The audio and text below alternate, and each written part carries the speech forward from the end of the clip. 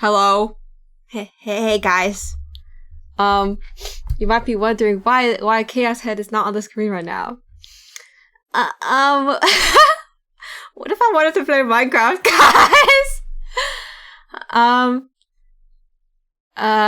Lol. I mean, if you guys really want Chaos Head, I'll play it. But like, I don't feel like reading today. I feel like playing a game. Well, not that it's not a game, but it's more, you know. Minecraft is awesome. It's okay. We'll still have Chaos Head. It'll just be probably on my question mark day instead. I don't know. I feel like I've been reading a lot lately, and I need to show some real gaming. But yeah. Hey. Sorry I'm late. I was doing the dishes. And if somebody tells me to do the dishes before stream again, I will actually ban you. Like, I like genuinely get annoyed. So don't do that, okay? This is actually not silly warning. It pisses me off. It's cause, okay, not to get too in depth, but like, my family bugs me. Like, my mom and dad are like really annoying about it. And then like, every single time somebody tells me to do dishes, I like, a vein pops in my forehead. Okay, so if I will keep saying that like I'm delaying stream because I'm doing the dishes because I am. But don't be sending me reminders. My parents are already constant reminders, okay? Yeah. It's okay, Rice Girl. I don't hate you. You just need to stop. Stop it, please. Also, yeah. This is my gentle parenting to the dingleberries, okay? Alright. Let's say hi to everyone. Sorry that I started on a rant, okay? I'm a little angry today, I think. Hello Anibo, and Chicken, and B, and August, and Mac, and Pocket That Rocket, thank you for 5 months. And also West, thank you for a year. I hope you're still not mad at me for letting your Zomboid character die. Yeah. And then also hello Coco and Rice Go, and I already said that. And Zenny, and also an Ano K guy, O or 0. He has a stretch. I just opened my arms were big. And then hello Hoppy, and I don't remember if I said Moosh. Hello Moosh. I'm just gonna do repeats though. Chicken, hello. Mac, hello again. Anibo, hello. And also Gozu, thank you for 11 months. Yeah.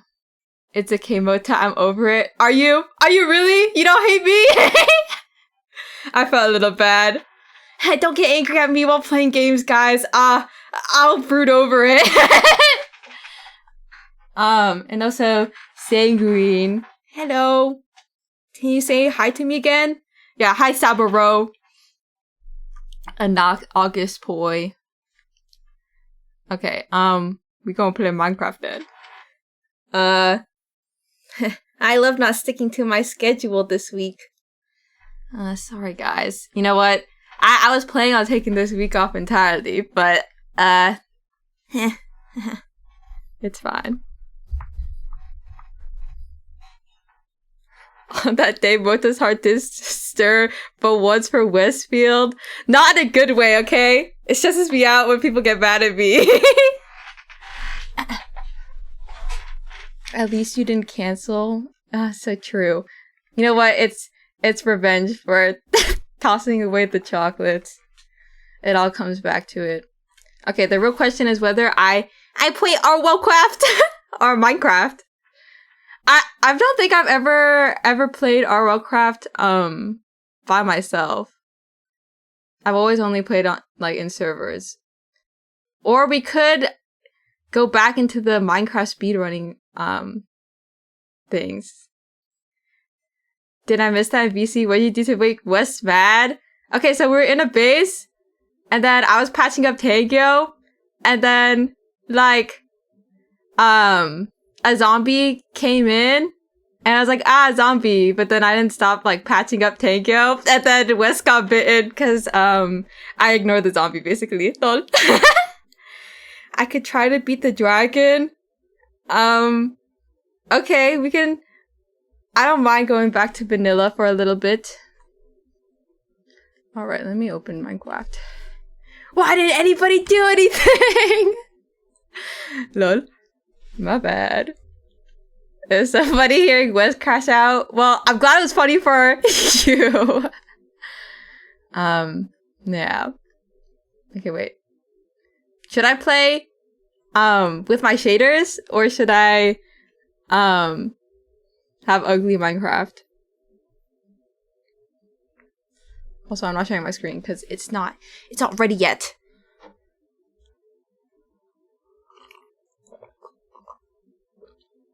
Will your shaders kill your frames? I don't think so. But what if that makes my run not legitimate because it's Optifine, and that's technically a mod? I really want to get on the leaderboard, guys. Also, I just have water, but thank you.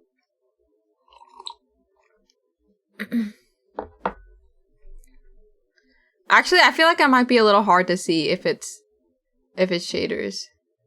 Optifine is okay in speedrun. Is it? Is it really? I feel like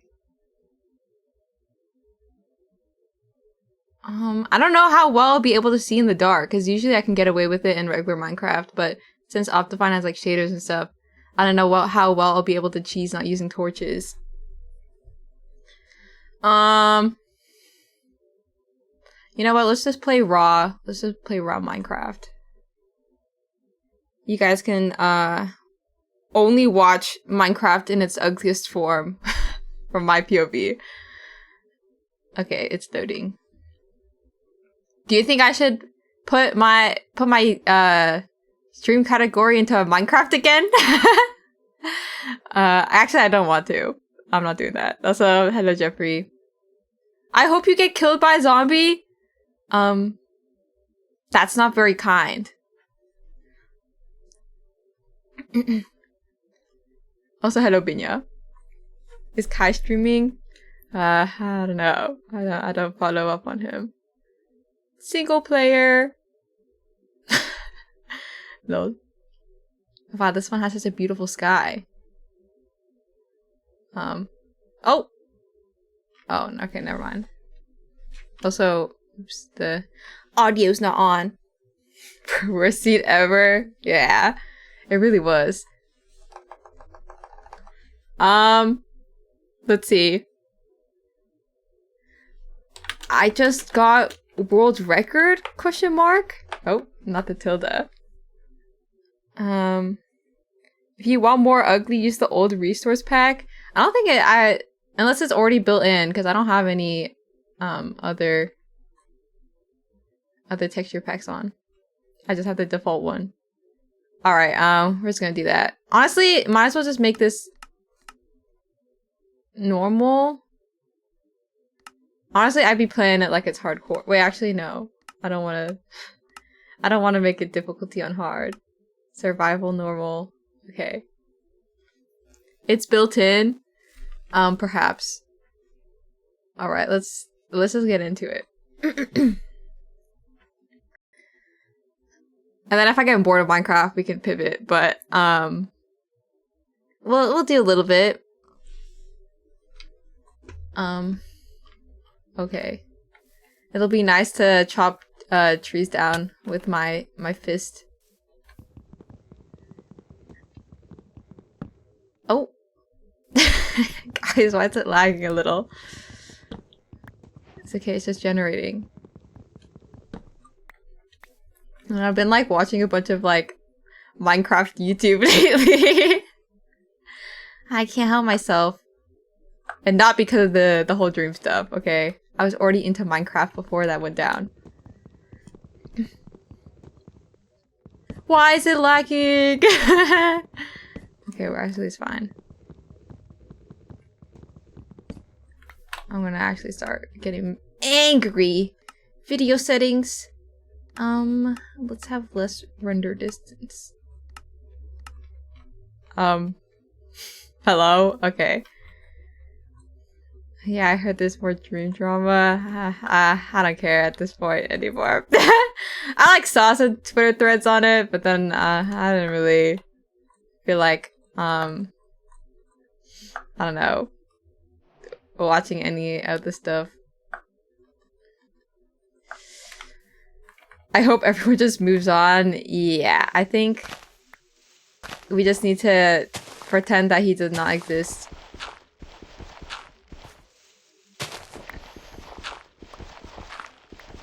Did he even make like YouTube videos after that?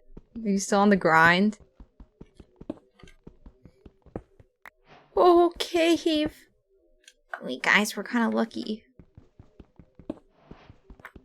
I do need stone though. I don't know, and I don't care. That's fair. Quick. Yeah, but I was watching a bunch of Minecraft challenge videos.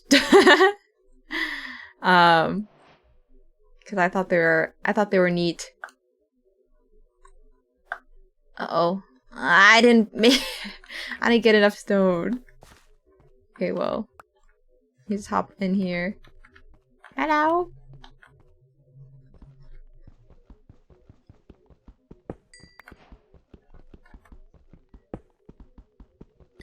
But yeah.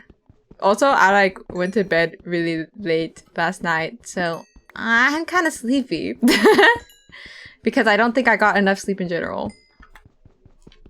But we push on. I stayed up until like 7 AM watching the new Squid Game. Not the Beast Game one. Just regular Squid Game.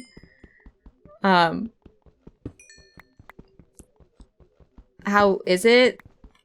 I mean, I think the first season was better, but I guess it was fine.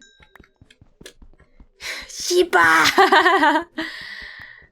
Did I finish it? I finished what was there. I was like, is it really only 6 episodes?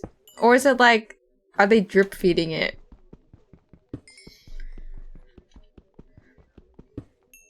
Yeah, they split it in half. Dog, when Nina was talking about it, I thought it was done.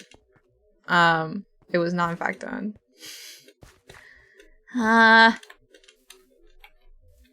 Whatever. I was going into it expecting that it was finished. And it was not finished. I got freaking baited. Alright, I guess we'll make torches, kind of. Actually, okay. Let's just make a bunch of sticks. Why do I only... Oh, I guess I didn't really mind. Okay. Now we are going to... Actually, we need food. Gold.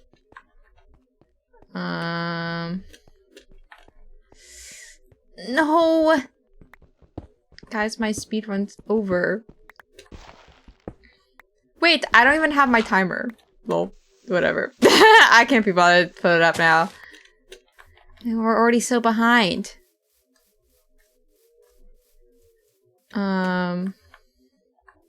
Where are all the animals at?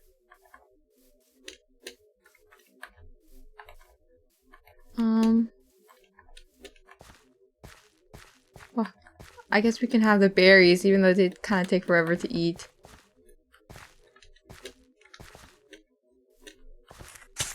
Ow. Like, I played Minecraft for 2 seconds, and I'm like, oh, maybe I actually want to play Chaos Head. We'll see how far this run goes. I might, switch. Lol. I just can't make up my mind. Here. I don't know. I thought I had more that I wanted to talk about, but I don't think I do. So. Lol. I've run out of things to say. Silent stream when? Dog, let's be real. Nobody wants to see a silent stream. I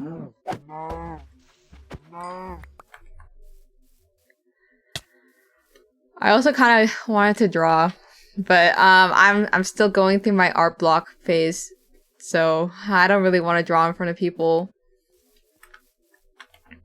Would you want to try any of those MC challenge videos that you watched? Hell no. Most of them were like, can you beat Minecraft? Like, on one piece of block? Or like, can you beat Minecraft from the void? Like, I'm not doing that. They like spend like hours upon hours doing that stuff, and I'll be like, I don't think I want to do that.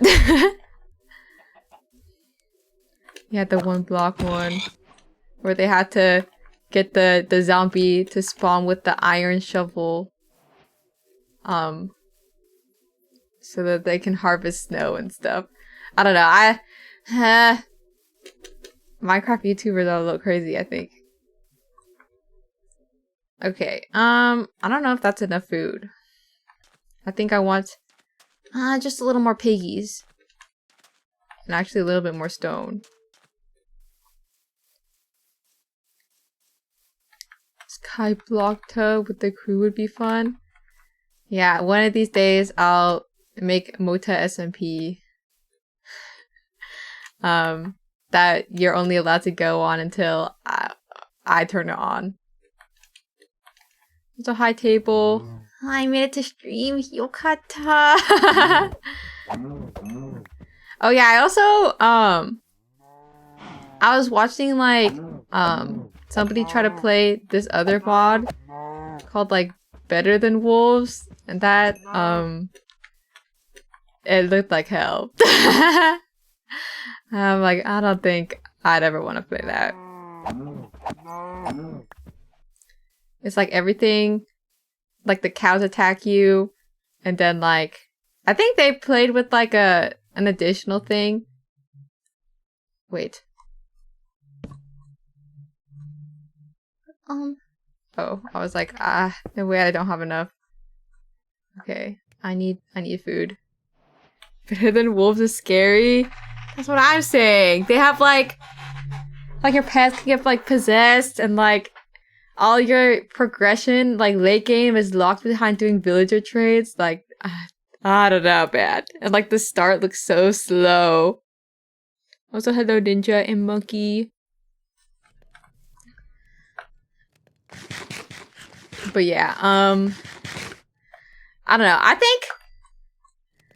I wanna get better at like, I wanna make it through more content in RL Craft, but like, I don't know. It's just so hard. And like I guess in also regular Minecraft, I still have not gotten past the end, or to the, well, I guess we got to the end that one time, but we did not kill the Ender Dragon. RL Craft is so grindy. I guess that's true. You do have to like get a lot of experience. Okay. Wait, I wanna do a little bit of digging while my stuff cooks.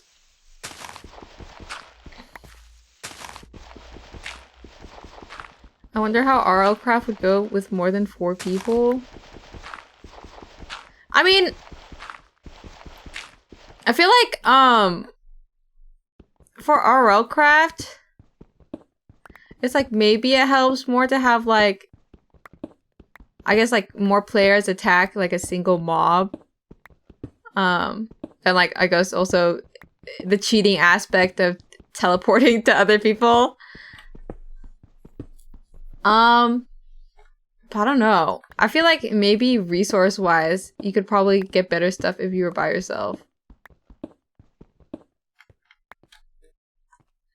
Helps you can focus on different jobs. I guess that's true, but that's only if people want to do that.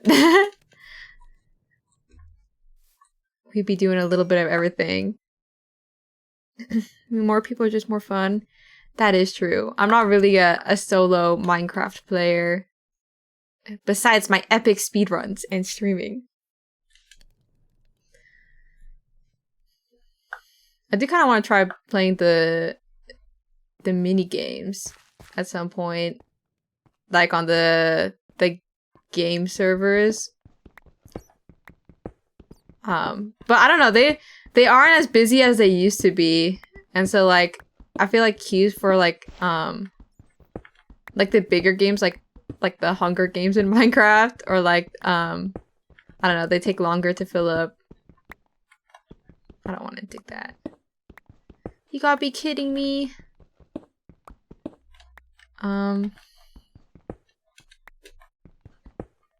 Brave. Okay, use dirt. Fix my stairs.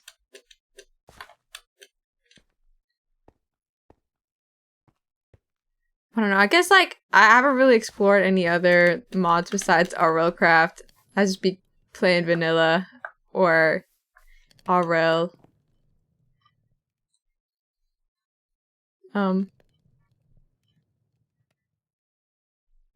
Okay, thanks. Then we're gonna take this.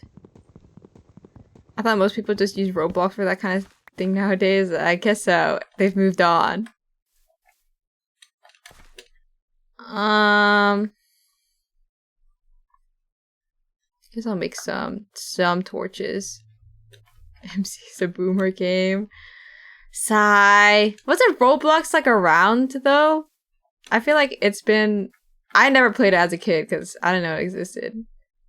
I don't like that skeleton.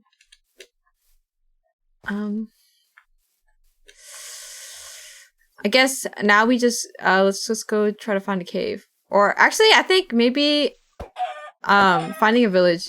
Oh. Okay, let's keep going. What do you think about those no-talking aesthetic home decorating MC videos?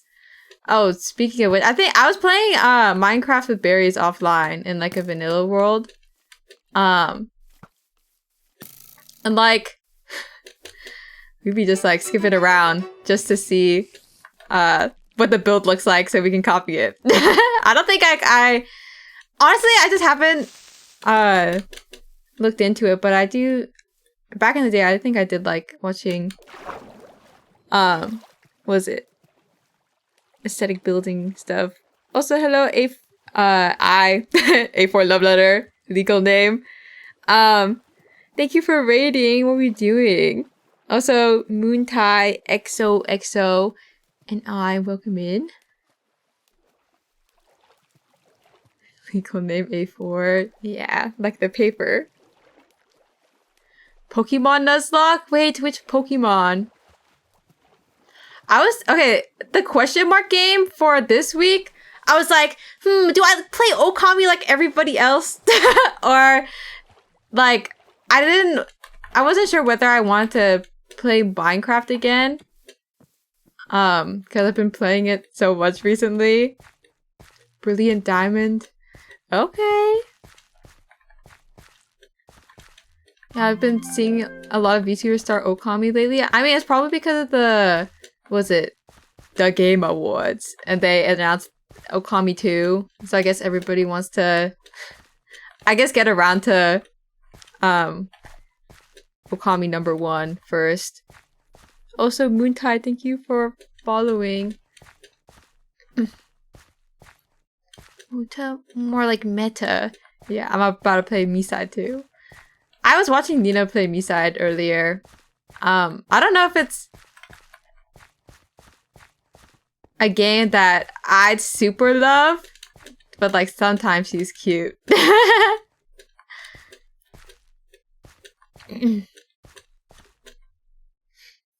Yeah, but maybe I'll wait until less people start playing Okami, and then I'd be like, okay, now I'll play Okami. Yeah, I'm kind of hipster. Seems like a game you'd like? Okami or Miside? I think for me, Miside's a little too fourth wall-y. Or at least from what I've seen. I didn't see like the start. I was only in there for like the middle. Yeah, but I like, as a kid, I tried to play Okami. And then I had Okami for the Wii, by the way. And I think I got stuck on a puzzle. Or not a puzzle specifically, but like I was stuck in like this town and I didn't know how to progress. And then I never made it any farther. I don't even think I beat any bosses. I think I was stuck in the tutorial. But maybe that was just my Wii. And I don't know. Like, I literally don't remember fighting anything. Like, I think I, like, briefly saw, like, when Henry Mimi was playing Okami. I didn't watch too much because, no spoilers. Because I basically, like, never really seen the game in its entirety. Like, dog. I really want to play it, though. Even though, like, everybody's playing it right now. I yearn for Okami. But then, like, I didn't know. I didn't know which version to play. I wasn't like, I heard that like the PS2 one has like the nice credits song, but then they had to get rid of it for like the versions after. So I don't know whether it's like super worth playing the OG just for like the, I guess, like the original experience, or whether I should just not be a baby and play the HD one. Where's the speedrun timer? I like forgot like 10 minutes in, so we'll just look at the stream time. My bad.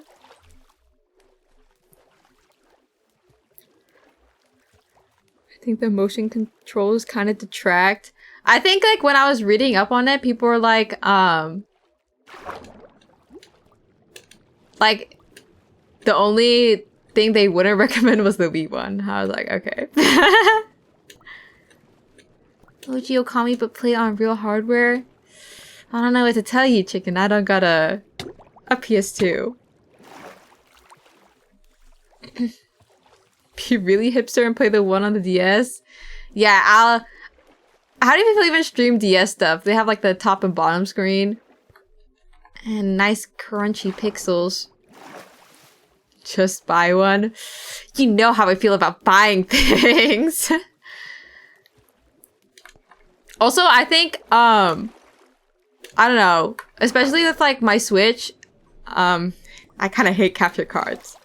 Why they keep frying my audio? Or not frying it, but like making it stutter every once in a while.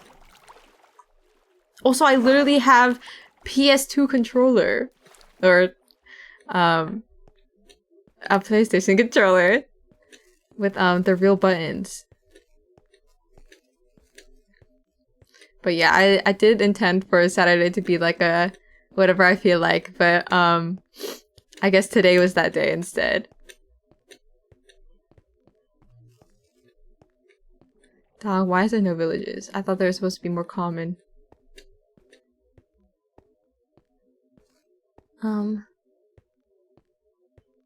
We find village and we kill the iron golem. We make buckets, we find lava, and we go into the nether. That's my game plan. Because I don't feel like mining. You know what? Real speedrunners don't mine either, so. Okami Den was fun. Is that like, was it just called something different for the DS? Also, the Reaper of World War II. Thanks for following.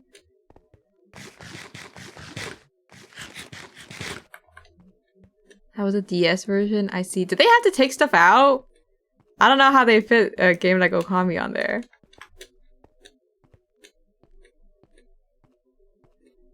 But yeah, I guess since we do have like a lot of like visual novels that I'm playing right now, I want to like find a game to play.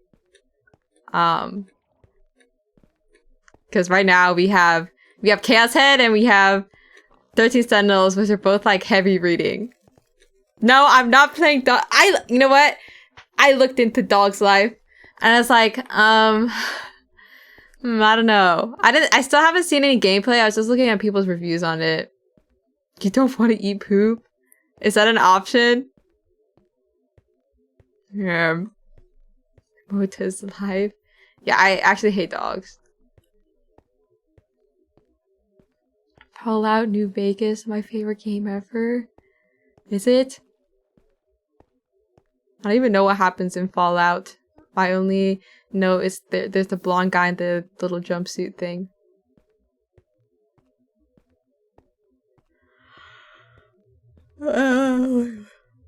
Why is there no? I'm just stuck in the snow biome. No villages. Should probably like Skyrim more. I mean, I've tried playing Skyrim once. I like got out of the, was it jail? Or was it that? I don't know. And then I was in the cave with the bear. And then once I got out, I didn't really know what to do after that. And then I think I probably died. Lol. Skyrim on the Switch? Yo. I do not think I'd be playing. Why would I play Skyrim on the Switch when I have a computer?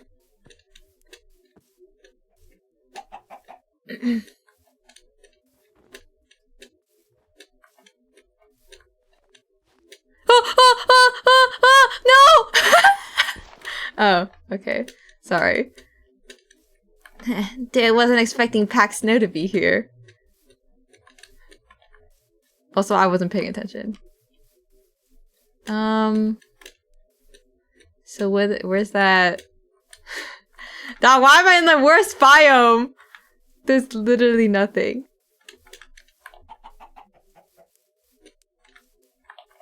Fable 2, it's mid, but it's very British. What the heck is this Fable?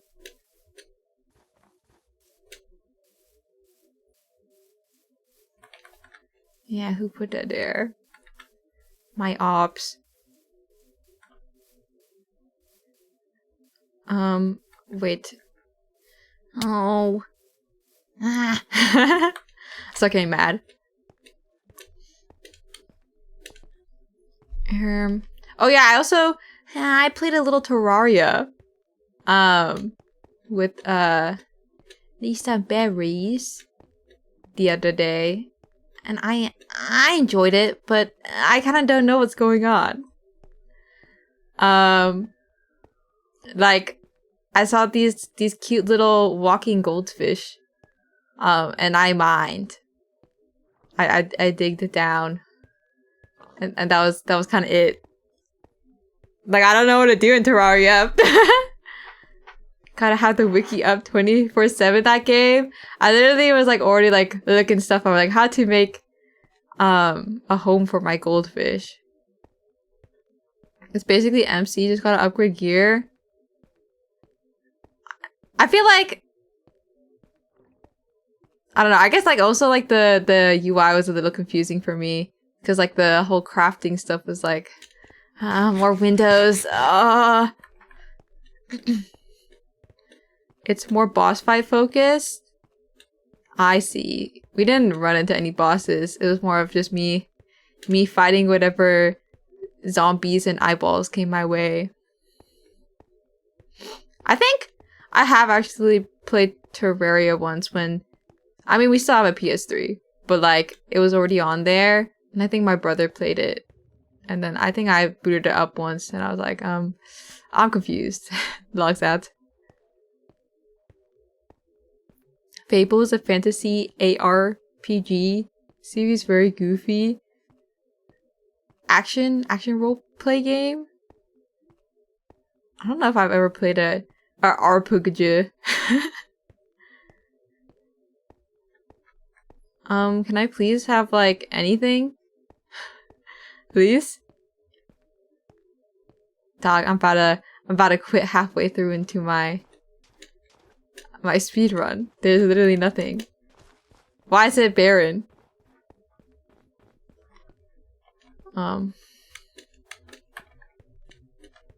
Hello? You jinxed yourself with the world name? Yeah, I should have been negative again, like last time. You know what? At least I'm not dying. I'm just wandering instead.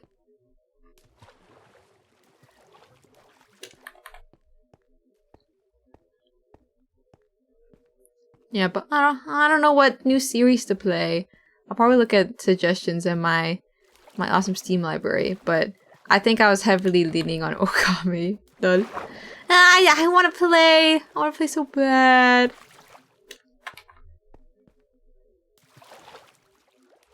But then also people have been like, just watch the credits on YouTube and just play HD, which perhaps.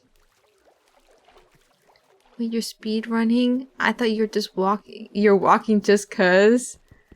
No, I'm trying to go. It's my brisk walk through Minecraft. Okay. I don't have the speed running tech. I only know some tricks. Okay, we finally found not a snow biome. I mean, most people that do speedruns, they like, if the seed's bad, they just quit and do another one.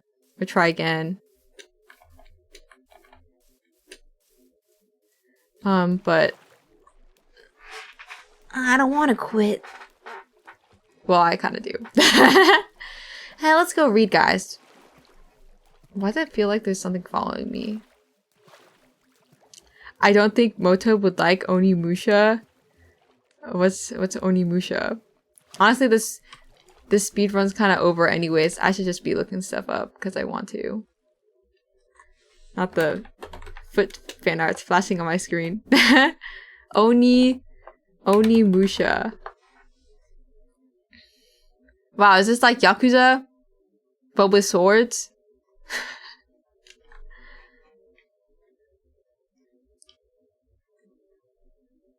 It's a samurai game. Guys, you can't compare it to Resident Evil when I've never played Resident Evil.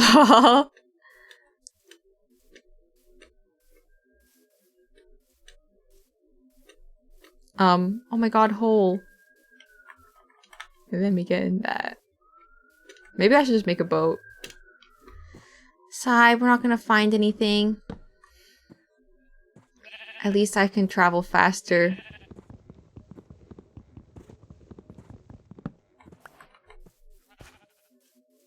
Alright. Oh my god, a village! Now we can finally make some progress into the nether. And then we can, dig up. And then keep... I don't think we're gonna be able to find a fortress that fast.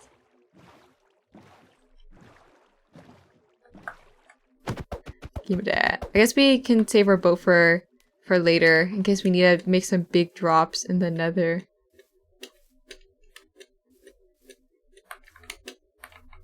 Okay. Oh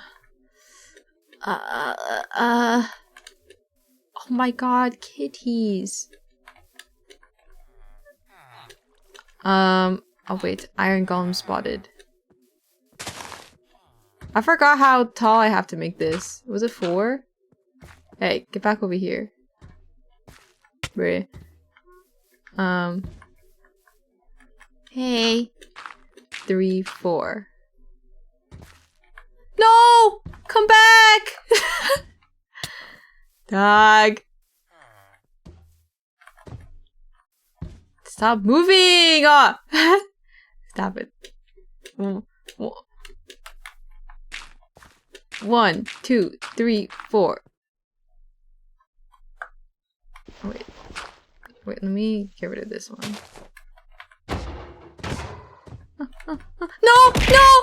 No! Oh.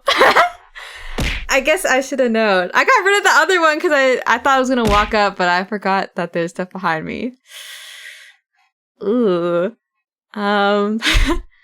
Thanks, Saba, for the Dinklefest.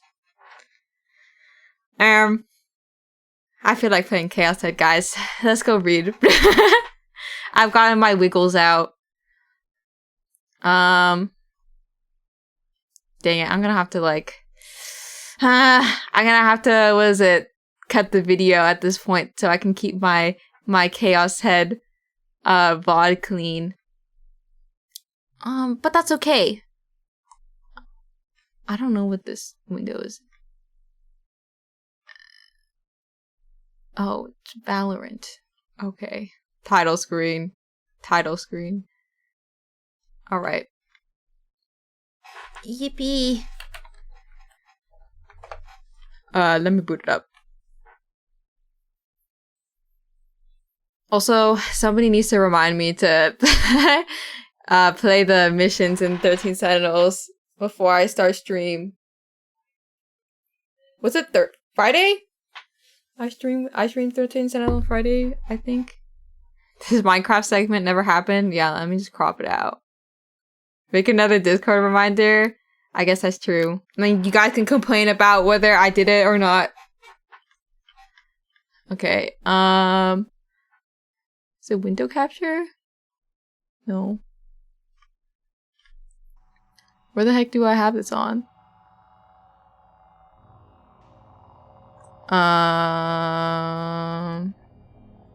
Oh, it's so tiny. Reset. Fit to screen. Why my head kind of big? Did you actually cancel your auto renewal? Yes, I did. Okay, I turned off the event once I did, so I could remember. Actually, I was playing on my overlay screen. Oh god, I'm not sponsored. Me when I lie. There. I have to play on my overlay because my big noggin's gonna cover part of the screen. Lol.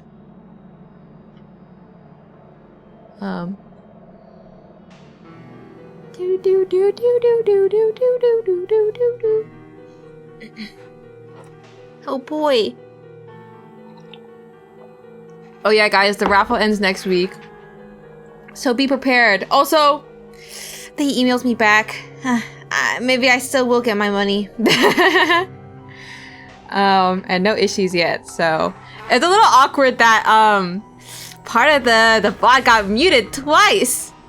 When YouTube lied to me and said that it was royalty free. Maybe it was only for use on YouTube or something. Dog. Why did they cut out my happy, cheerful, royalty free, copyright free music? But Mr. Emo Guy hasn't brought it up, so I'm just gonna pretend. It's just a Twitch error, guys. Lol. I mean, I guess it'll be fine when I upload the VOD on YouTube. Continue. Also, is the audio okay? Wait, it's not that one.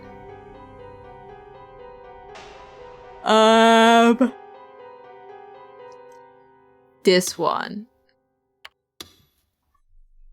Sounds fine so far, if you say so. Oh yeah, we were picking a new phone with our little sister. That's very cute.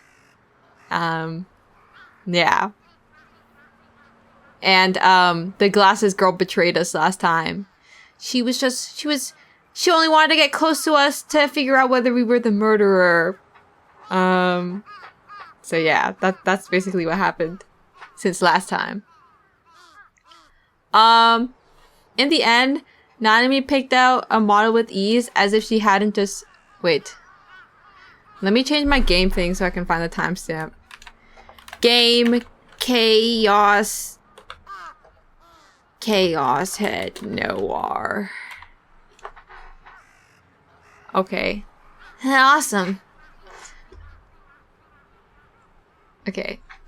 After spending around an hour on the contract and other technical stuff, I tried to finally head back home with my phone, but Nanami stops me. Uh-oh.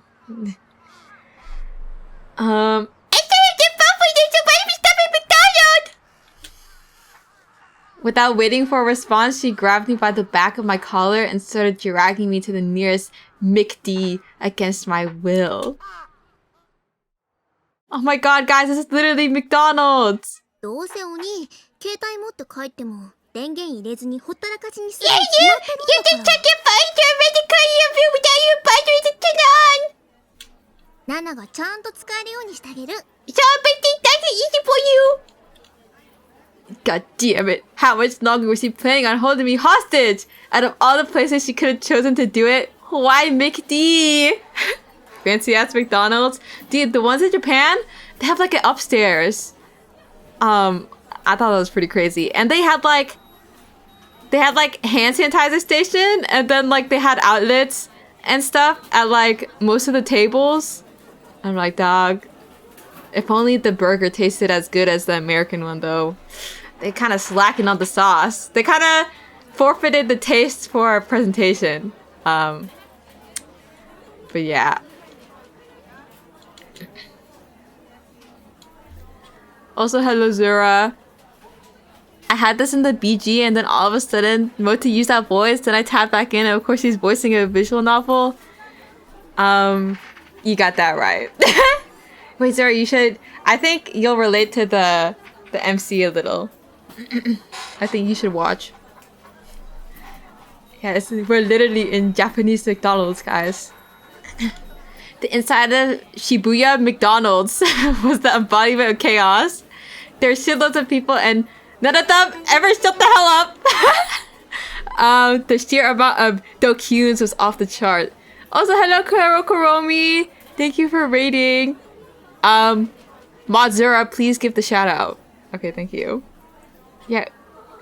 McDonald's, actually it's McD for this visual novel. I think they just call it McDonald's. Shut up, streamer. Oh. That's not very kind. Anyways, hello Baddest Kiva and Keo Kuromi and Grimm's Venus. Hey. What were you guys doing? I don't think I have a last played, like, bot thing, so I just have to ask manually. I hope you had a good stream and everything. At the table right next to us sat 3 Dokyun tier mothers with dyed brown hair, and to make things even better, they brought their kids with them. We're just co-working and watching Northern Lion, heh? I see. Dude, I hear so much about this streamer Northern Lion.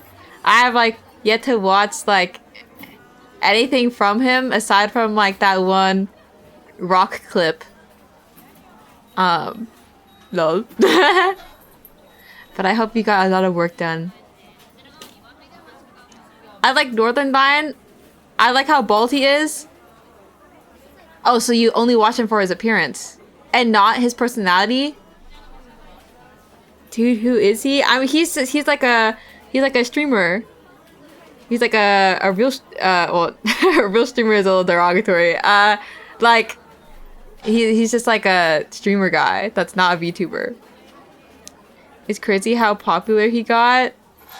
I guess like cuz I used to be like I guess like watched some of like the like top-ish, not top, but like popular like was it? I don't want to say flesh streamer, but I gotta say I don't know, a human streamer that's not anime.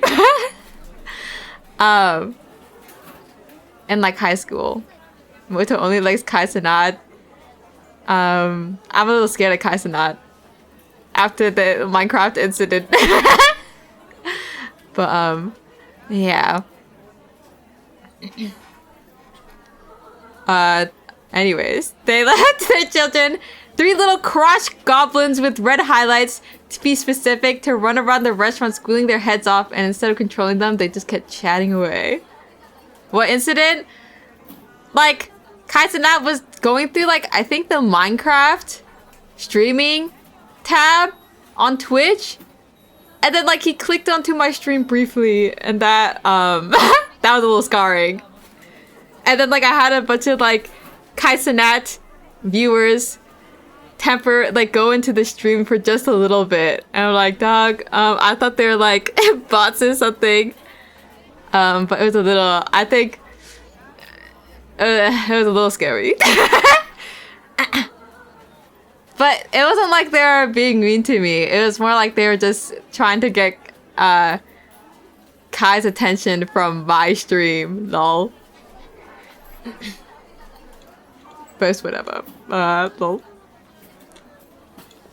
Damn, Moto was so famous. Yeah, something about me in particular made him want to click on my Twitch stream. But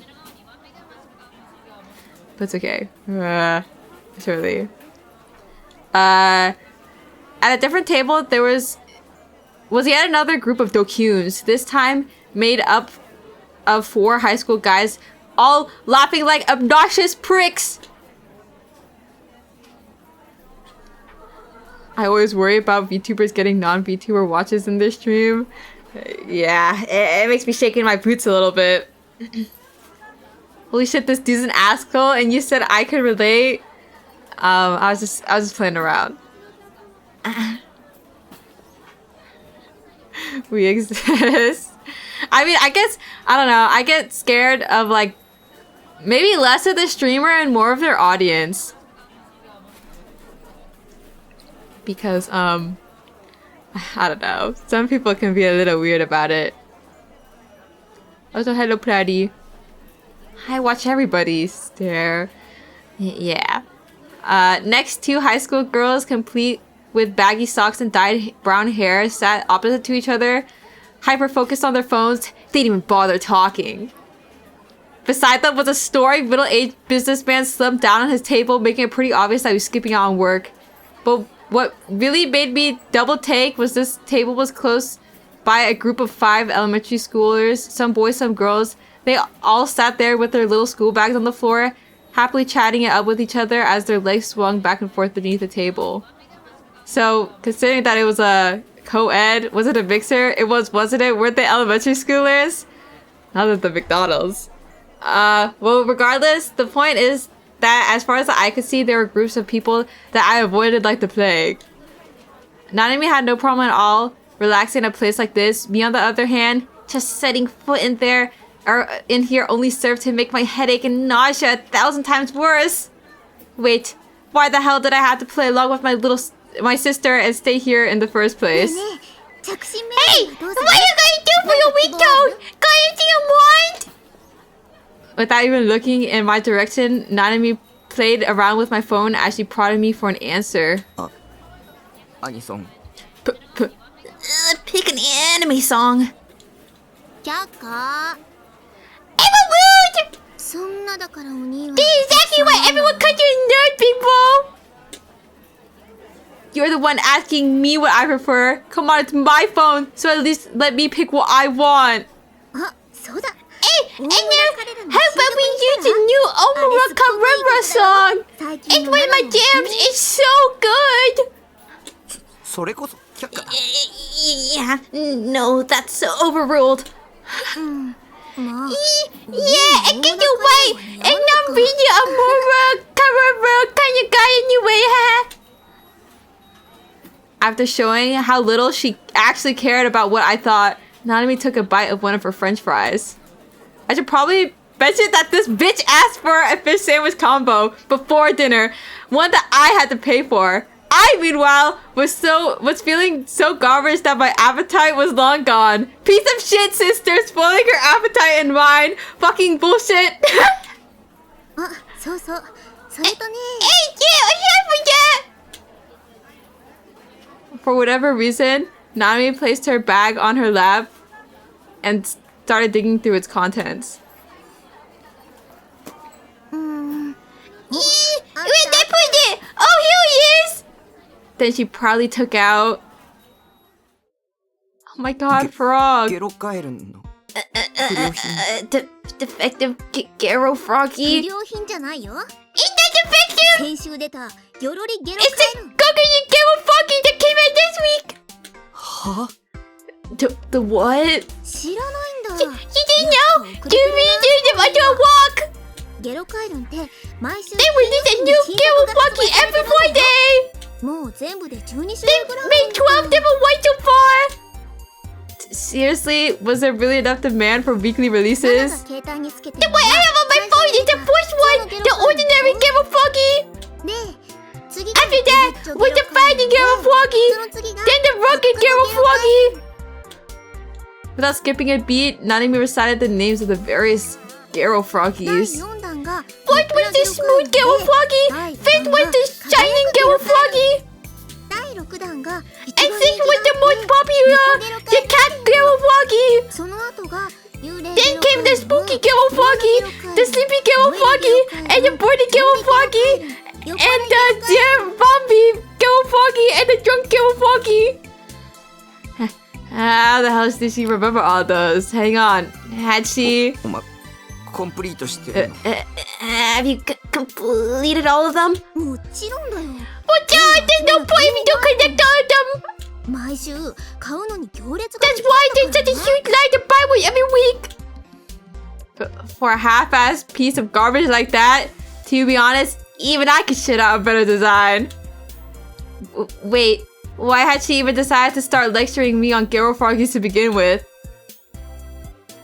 というわけで、この So yeah, I'm giving you this Dukery Garo Froggy. えなんで Why? このストラップを携帯に If つ you け hang れば on your phone, I bet you some of the girls at school will give you the Dukery eyes themselves. After saying that, Nanami started to put the strap on my phone. I don't want that! The fuck? コンプしなきゃ意味ないだろ There's no, Oh, sorry. there's no point if you don't collect them at all, right? 僕がそれもらったらお前 If 揃わない you ぞ give me that, your collection will be complete. 心配しなくても大丈夫。 Oh, don't worry about that. I bought two. 毎回2つ買ってるのか Do you buy two every time or? I was starting to seriously doubt her aesthetic 今 taste. 回だけだよ。 Not this time. I bought an extra one for you and your phone, Big Bro. わざわざ Purposely? わざわざ。 Perfect for you. Having now finished attaching the strap, Nanami gave a satisfied nod before wrapping her mouth with her soda straw. Then she suddenly leaned forward, startling me. 別に並んだの I don't. It's not like I ないよ。 stood a knife for you or anything. Lol.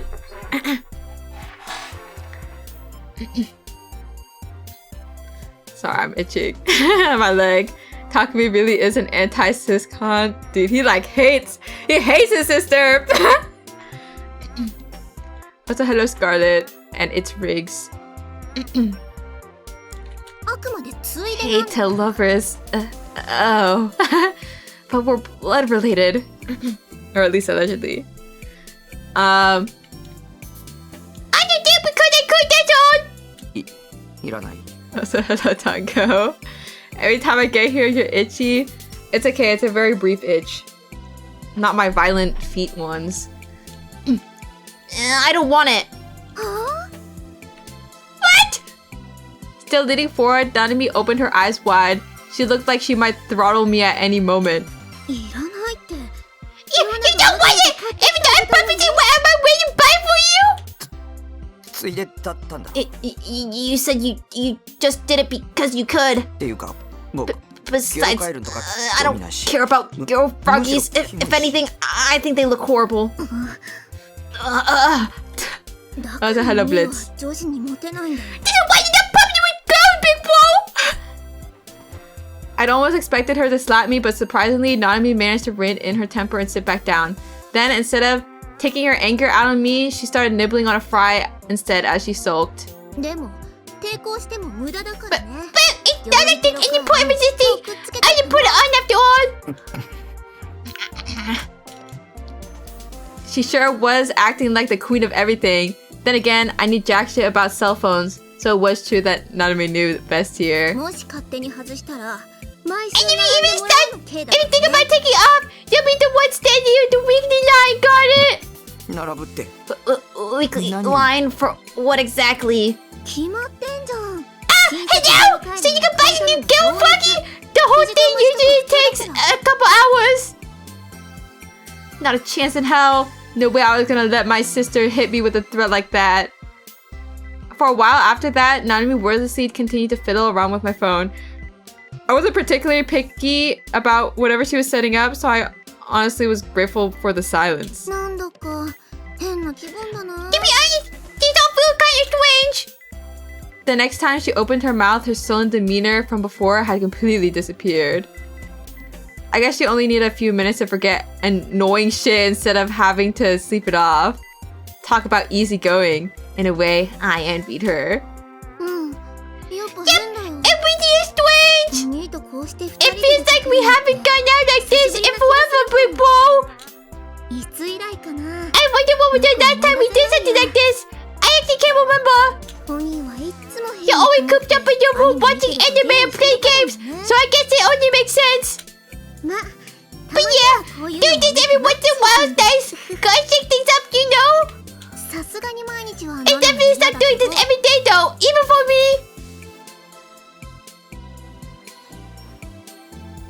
Oh my god! Burger eating CG. I need like the little anime girls that make noises every single time they eat. Help! Help! Help! Help! Yummers. Yeah, it is a cute CG. How can he hate her? I don't know. So he decided to read, huh? Yes. Nanami placed my phone on the table and picked up her fish sandwich. She happily undid the wrapping, then heartily sank her teeth in. Come to think of it, I feel like she said at one point that the fish sandwich here was her favorite food. Have fun getting fat, cow. Nanami instantly stopped moving. She glared at me menacingly.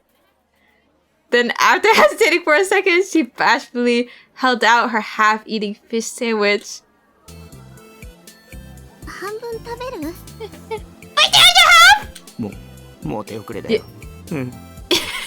You're already too late there.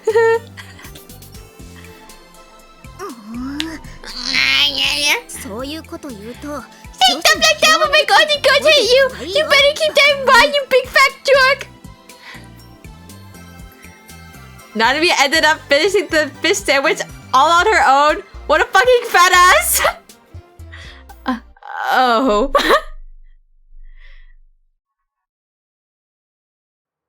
Damn, Takumi. The soul is non-existent in that woman. No, she has very moe eyes. This voice is pissing me off. Which one? The Nanami one or the protagonist one? After that, Nanami held me hostage with hours of useless chatter, and by the time I finally had my phone back, it was already dark. Also, rude tutor. Thank you for following. The annoying one. No. It's been a long, painful few hours, but eventually I was able to get away from Nanami and start heading back home. Am I Fujo? Damn, not even a hello first. I think I enjoy some of them. Yeah, he got you immediately. I'm a retired Fujo. I'm not as active anymore. Takumi ex-guy in the BG holding the cardboard sign. Yeah, judgment is nigh for this city. Okay, he kind of looks like Gray from Ib. Okay, maybe we can make this work. Well, I just happen to have wide shoulders. Are you an anime boy? If you're not, then I don't care. What's a Fujo in remission? Wouldn't it be the other way around? Isn't remission when it's like coming back? Fujo gene is dormant? Yeah. Fall seemed to be in full swing now, and the night breeze carrying a slight chill one. Oh, what the? Wait, with the night? Huh? I can be very animated. Okay. Thanks for letting me know. One that soothes my headache and nausea. What's a Fujo? Is that a genuine question, Mucky? It's when I don't know.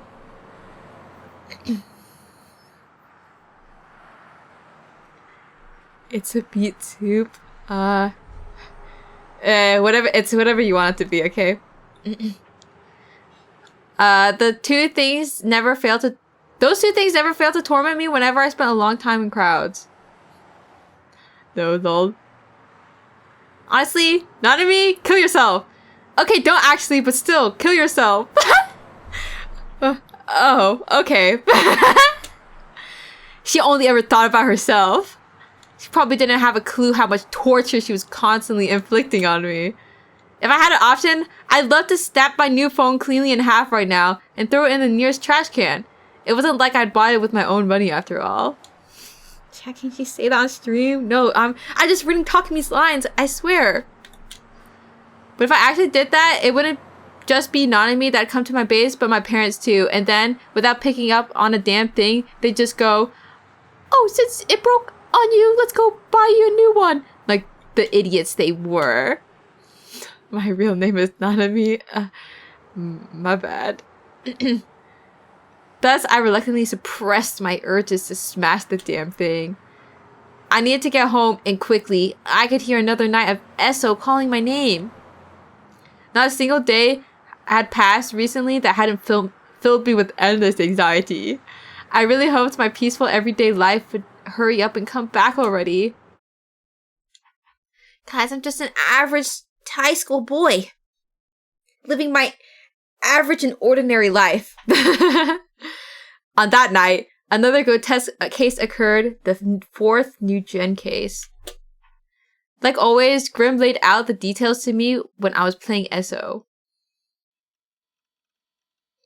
Oh boy, we're back at our den. Oh, type. Sup, Grim? I love reading chat logs. A bit later than usual today. Oh, sorry, wrong person. A bit. Oh god, they went too fast. I couldn't believe my eyes. Why did Grim know that phrase? I was completely taken aback. My fingers trembled on the keyboard. I didn't even know where to start with responding. Hell, even just looking at what he typed nearly took everything out of me. Oh. Whose eyes are those eyes? The fourth new gen case happened. Been following the shitstorm this whole time. Things be really heating up in Shibuya. This one's seriously fucking crazy, dude, lol. The victim's corpse had all the blood completely drained out. They found him dead in the Kashira station bathroom. The skin had turned green all over. Freaky, seriously goddamn freaky. Lately, I've been started thinking that the cult theories might be true. Something. Also, good night, Bucky. Oyasumi. Good night, Muck. I think Muck sounds worse than Mucky. It sounds like the little garbage slot Pokemon. My imagination came very close to forming an image, but I was just barely able to keep that delusion at bay. I took a gulp of cola from the bottle to calm myself somewhat. Damn, Grim. He had to be ambushing me like this on purpose. There's no way a person could do this. No reaction. How do you know so much about it? You're talking almost like you were there. Well, something like that. Also, I guess you're still not interested in this kind of stuff, Nineheart, new gen, and all that jazz. Not enough to follow it. Yeah, because Nineheart's so nonchalant. Doesn't care. Too busy grinding an SO. Never change. Oh, lightning fast Nineheart. A true video game addict that puts the rest of us to shame. That's why we love you. Something. I didn't really want to talk about new gen, so I somehow managed to fool Grim into bringing that topic to an end. That's why we admire you. By the way, take a look at this. What do you think? I'm sensing some serious bait. Like, last time he'd done this, he'd acted as if it was some gory shit only for it to be some random dumbass meme. This time, it could very well be the opposite. Huh, you seriously don't know about it? About what? Are you actually a wrong-sider, Neidhart? What the heck is a wrong-sider? Fuck off! Whatever that's supposed to mean. Fine, what is it? What if I said it was related to your precious Saberton? For real? Then I had to look. As far as I could tell, the URL looked like it linked some auction page, so it probably wouldn't crash my monitor or hit me with anything mentally scarring. Slightly excited, I opened the link. Type B in short supply. Huh? The thing I just said. It felt like I'd seen that title somewhere before. Might have been deja vu again. Anyway, more importantly, where'd that fap-worthy Seraton pic? I spun my mouse wheel and scrolled down the page. Oh my god, he's green. He's an ogre. I could tell at a glance that the image that came up on my monitor was obviously gore. I averted my gaze to the left monitor in a panic, then quickly closed the browser. The gore had only been on my screen for less than 3 seconds, and the time I spent actually looking at it had been even less than that. But even so... it's a picture of the corpse from the 4th New Gen case from before the mass media started reporting it. It's being sold on an auction like it's totally normal. It's like they're putting a price on the victim's tragic state itself. So basically the seller is 100% the New Gen culprit. Isn't that insane? The seller name is Vampire. Well, actually, it's probably just some throwaway. Even so, this had already caused a total shitstorm online. Been posted all over tons of image boards. There's even memes. It's like Rule 34. People do that shit way too fast, lol. Also, hello, Gertie. Oh yeah, did you notice the dying message in the image? Dying message? It's written on the wall with the victim's blood. Still can't believe it's there. The culprit probably did this for shits and giggles. Hello? Neidhart-san? You alive? Is your comp frozen? Dying message? He's such a whiny baby. He's just really weak to gore. He don't like it. This is a game. It can't be real. This world can't be real. This has to be a game world. The victim's last message, written sloppily in deep red blood, I've been burned into my mind. No matter how hard I tried to not think about it, the letters rose one by one on my closed eyelids, urging me to realize them. How was that phrase there? I need those words all too well. Words I often murmur to myself. Words I asked nobody in particular. The words Grimm had first said when I jumped on Esso. It was like they were everywhere now. Those words that I had never actually said to anyone throughout my entire life. Whose eyes? What are those eyes? Oh my god, why do they look like that? Even if they have no blood, why are they green? Chapter 3, Shogun. Okay, next chapter.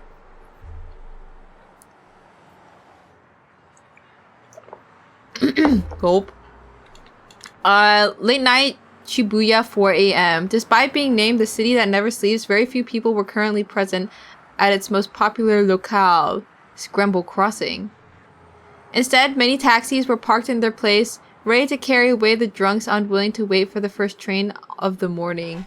A generous amount of drivers were reclined in their seats napping. The more diligent drivers leaned against their steering wheels as their eyes stared idly toward the hotspots, the most frequent ones being Center Guy and the 107 building.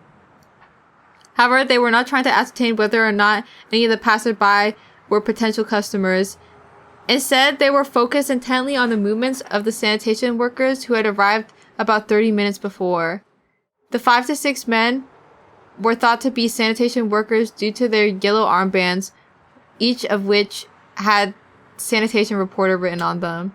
It was very likely that without the armbands, no one would have recognized them as such, for there was something particularly odd about the men. They were all wearing black suits. Furthermore, ever since their arrival, they had yet to show any signs of cleaning at all. Instead, one man held a strange instrument resembling a pendulum, and the surrounding men appeared to be measuring something. This was not restricted to just the one area, however. From the center of Scramble Crossing to the very edge of it, they left no spot untouched, writing all their findings down on various scraps of paper. Even now, they were taking measurements from directly beneath the traffic signals, silently observing the movements of the pendulum.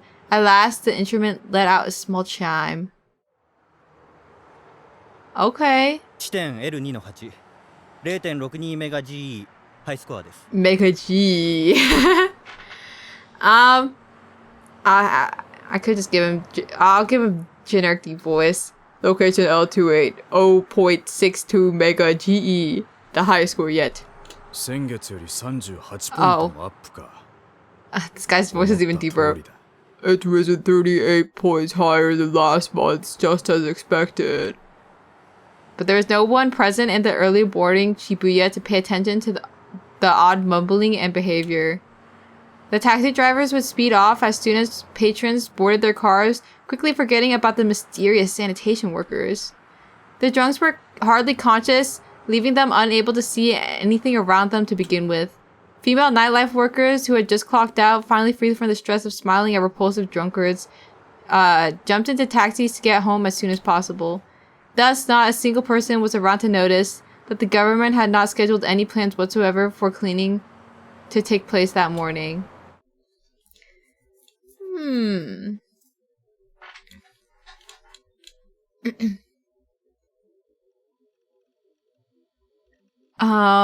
Okay. Even after the weekend had passed, the uproar brought on by the fourth New Gen case, now dubbed Vampire Incident, hadn't even come close to calming down. A man's corpse had been found with all its blood taken out, leaving the surface of the body as a sickly, inhuman shade of green. It's been discovered in a bathroom at Shibuya Station, a part of Ino-Kashira Line. In addition, it was uncovered that a photograph of the corpse had been posted to an online auction, and considering the abnormality and brutality of the murder, it was inevitable that both the mass media and ad channel jumped on it. Special attention had been paid to the headline of the auction page, which read, Type B blood in short supply. Tissue packs advertising an upcoming blood drive had been handed out in large quantities in front of Shibuya Station a few days prior to the incident, and the exact same message had been written on them. I had one of those tissue packs on hand. Reading back over it again, the insanely strange words didn't read like an ad for a blood drive anymore. They read like some kind of advanced message of the crime. The police had supposedly been searching for part-timers handing out the tissue packs, but they had yet to find any of them. However, there was one area where the vampire differed pretty heavily from the previous cases. While there had already been elements of it in the crucifixion case, the intent for it to be a theatrical crime was much more obvious from this one. A few media outlets had begun clamoring for an increased police presence via patrols or for a late-night curfew for people under 18. But the number of young people visiting the city showed no signs of declining. They were just as packed as usual, the people flooding every nook and cranny of Center Guy and Scramble Crossing. The internet was so thirsty for news, a group of people trying to be Snake had snuck into Shibuya late at night to post live updates, and there had also been a phrase that was trending among the city's younger population. Whose eyes are those eyes? It wasn't just online either. That phrase had penetrated the ranks of each and every dokyun walking around Shibuya. An ad channel had become a common practice to tack the phrase onto anything regardless of if it was related or not. This week's episode of Bloodtoon will have a serotonin. Whose eyes are those eyes? The new patch's weapons are so weak they're actually unusable. Whose eyes are those eyes? What whose eyes are those eyes is that from? And so on. To people my age, New Gen was probably just something new and exciting to follow, the newest shit show to obsess over, but to me it was the most aggravating thing possible. Takumi's different. Solid Snake and Shibuya? Yeah. Regardless, a whole 3 days had passed since the vampire case, so I'd been able to calm down a little. Of course, there was still a nagging uneasiness in the corner of my mind, but by losing myself in Esso over the weekend, I've been able to temporarily forget about all that irritating, inexplicable garbage. She's the most petty person and I love it. I guess he's like a little petty, but I feel like he's just, he has a lot of hate in his heart. Or I guess like, I don't know. He's like interesting from like, he is like a creature perspective. To be fair, he does see some fucked up stuff. Yeah, he's just really stressed out. Yeah. Even though I'd had to go to school today, I've been able to get through my classes by either sleeping through them or thinking about the stats and frame data of Esso's rarest items. I guess I'd leveled up a bit.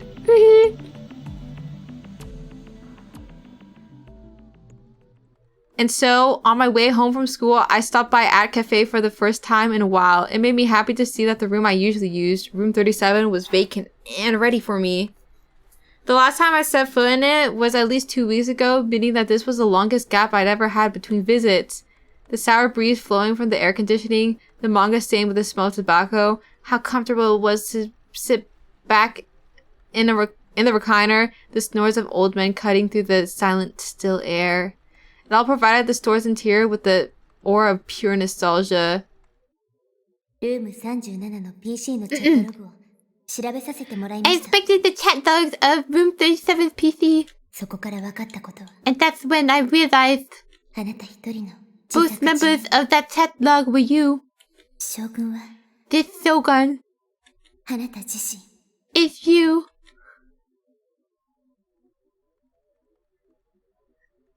Remembering Yua's words, I cautiously glanced over at the neighboring room 36. I'd made sure no one was there when I'd entered the cafe, and since I wasn't hearing any noise, it was probably still unoccupied.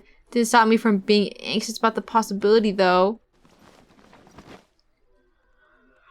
I got out of my study period over the divider and saw that room 36 was still empty. Relieved, I stepped back into my recliner.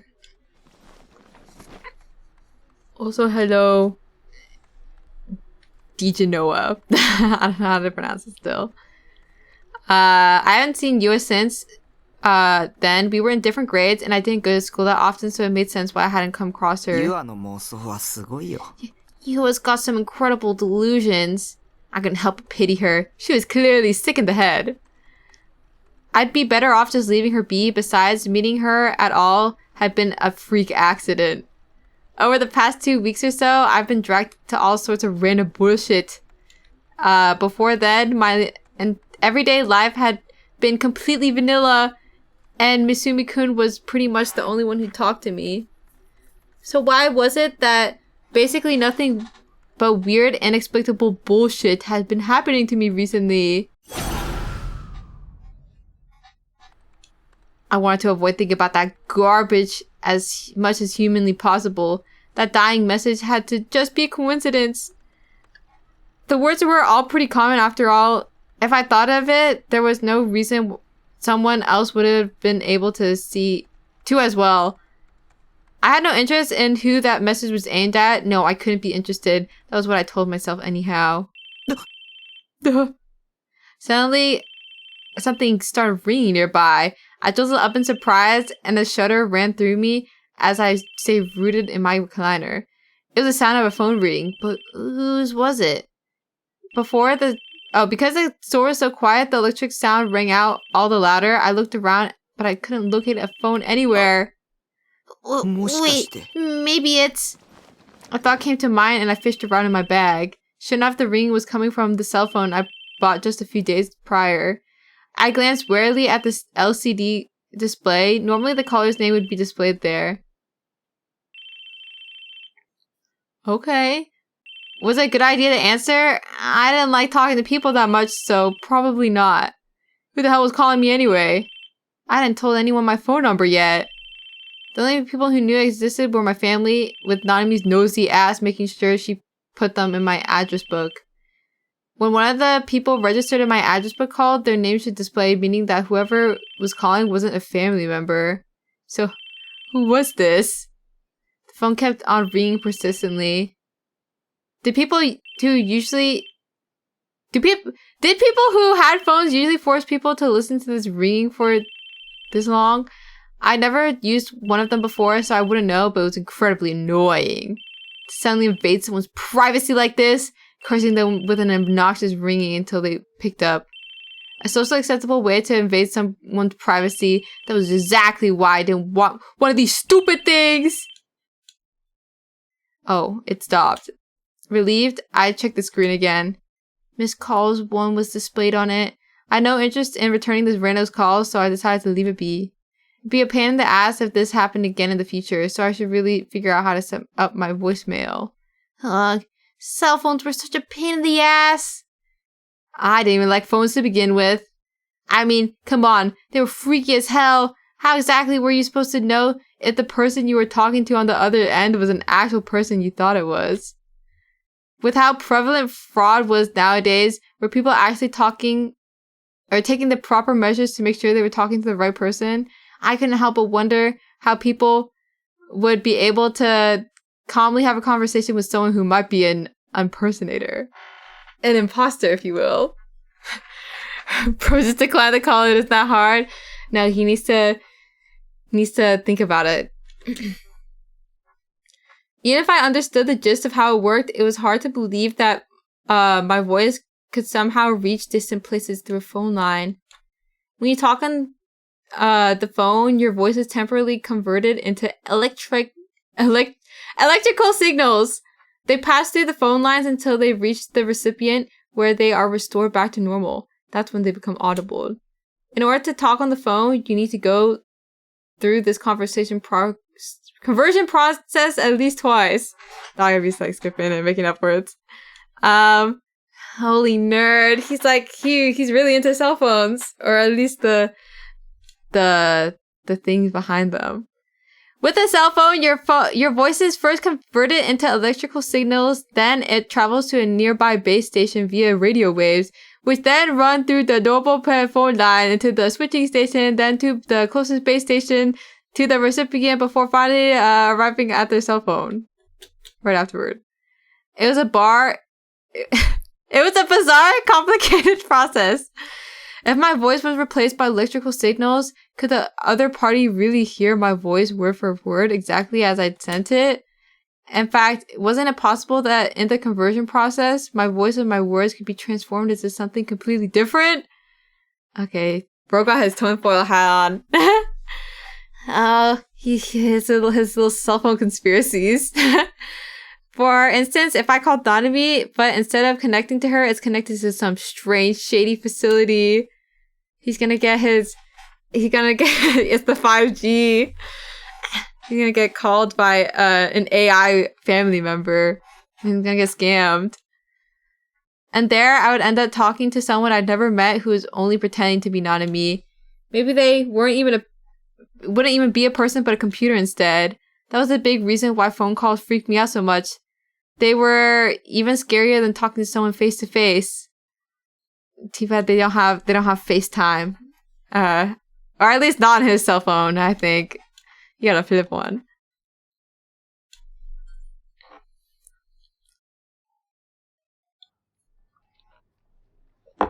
Cross them if they're real every call. Yeah. Then when I'd logged into ESO as Liselot, as was often the case, 3 hours passed by in the blink of an eye. It'd been 2 weeks since I'd last used her, but she made for pretty good support, so I was feeling pretty satisfied. Also, hello, magical muffins, Ian. I left at cafe in a good mood and started heading home. Center guy was as packed and noisy as usual, which irritated me. For the scene being written probably 2007, it's crazy how much of the anxiety of technology is it captures and still remains relevant. I guess that's true, but we got a little bit of different issues to face now.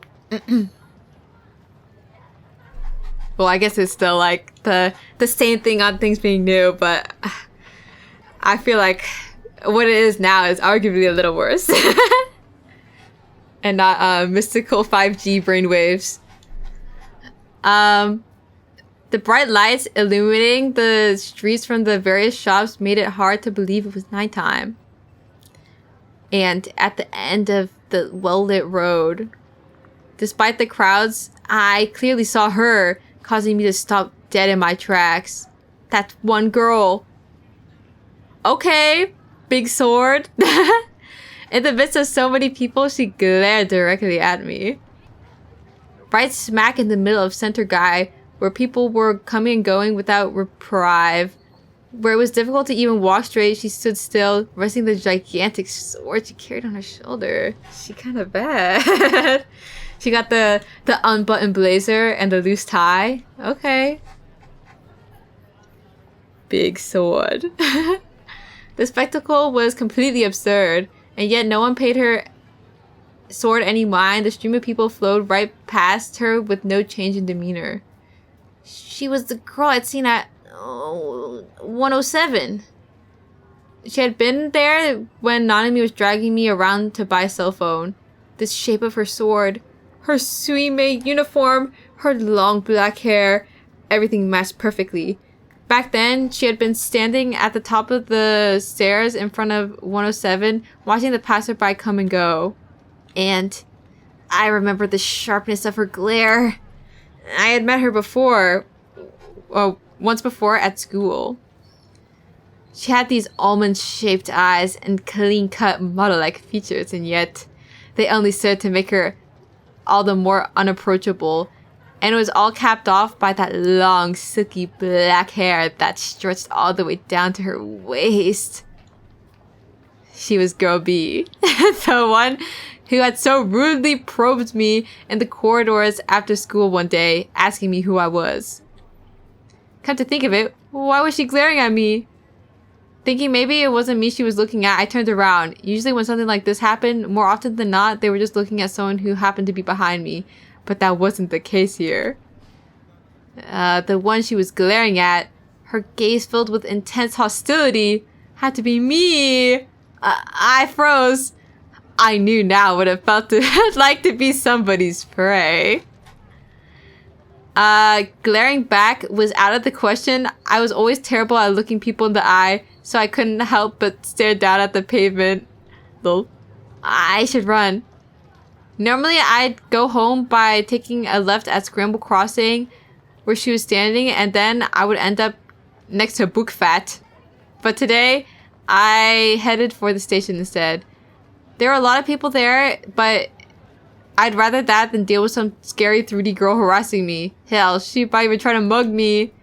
Or maybe she was only feigning being alone, and she actually had several Dokyun lurking nearby, waiting for her to lure me in so they could beat the shit out of me. To be honest, they'd probably one-shot me.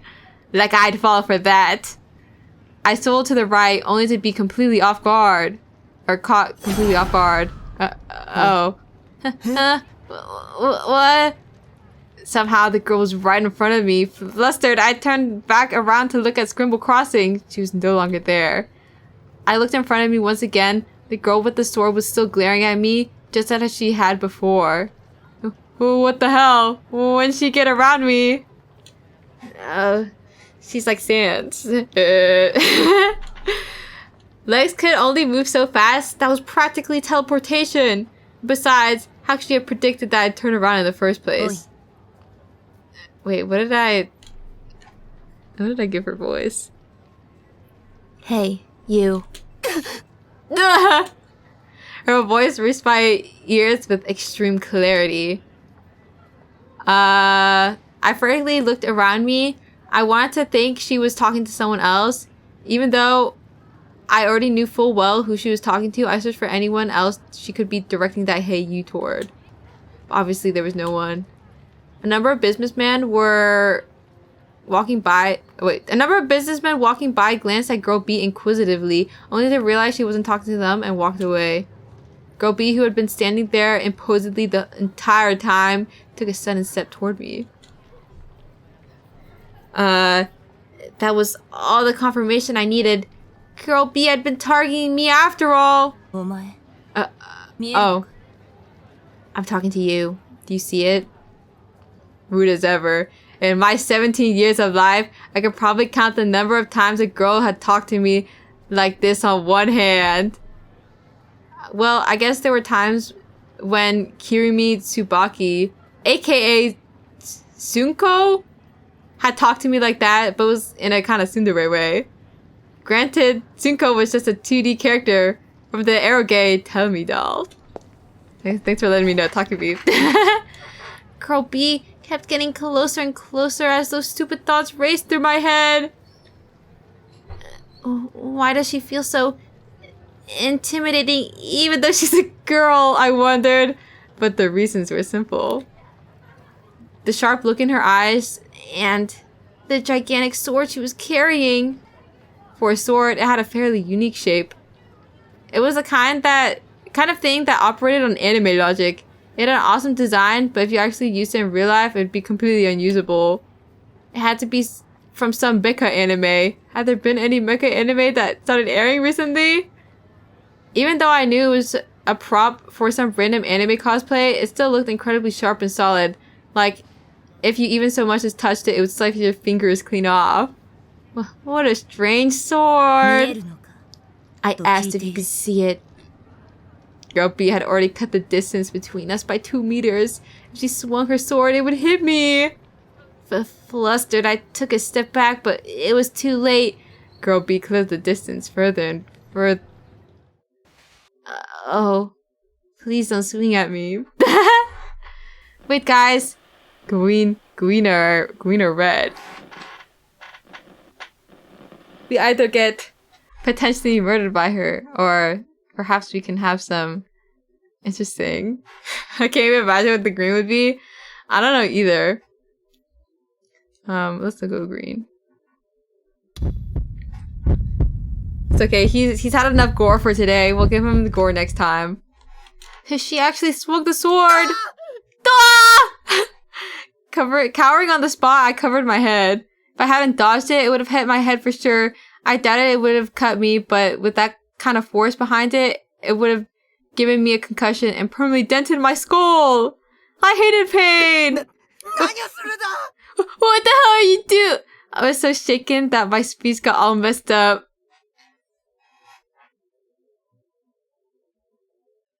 Oh. Okay, CG. Girl B looked down at me coldly.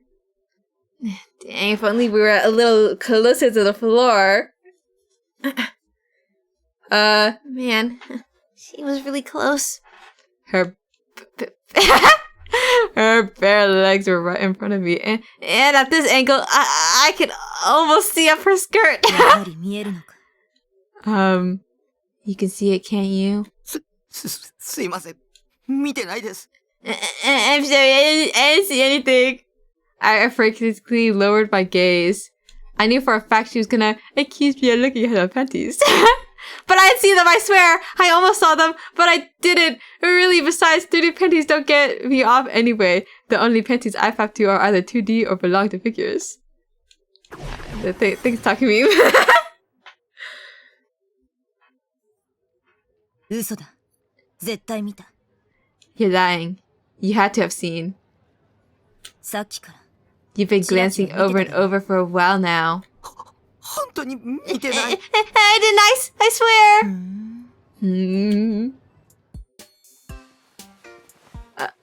Uh-oh. I'm scared, guys. And then, for some reason, I couldn't comprehend. Girl B slipped off one of her shoes and then began to take off one of her knee socks. And in the midst of this, the area where her skirt threatened to become visible again. Threatened to become visible yet again, leaving me at a loss for where to look.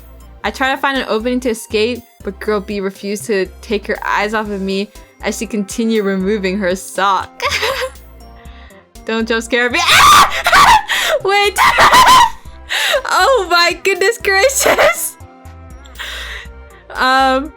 It's okay. She's wearing like booty shorts or something. Oh my goodness. Hey berries.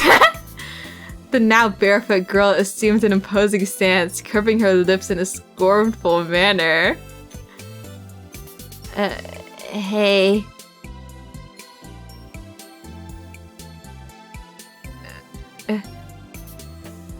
Okay. I'll make you confess.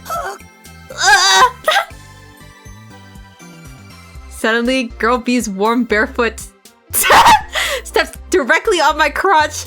The sudden humiliation rendered me hopelessly embarrassed. There we go. How does that feel? Up and down. Wait, stop! The people walking around didn't even look at us. Oh, why couldn't there be at least one person who came to my rescue? What a cold society we lived in. Oh. It's getting bigger and bigger. Having this happen to me, and right smack in the middle of Center Guy, it was mortifying, but I was also enjoying it.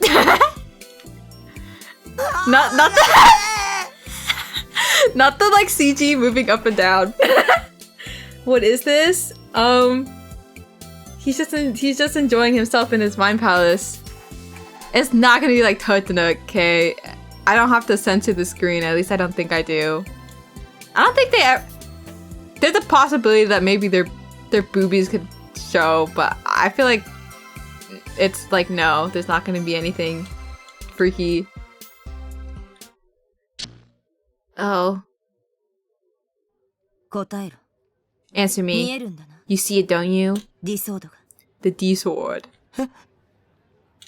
There are no explicit boobies in this game, but it sure comes close at times. Yeah, they probably do like the boobies, but then like they censor the nipples somehow with like a beam of light or like a piece of like clothing or something.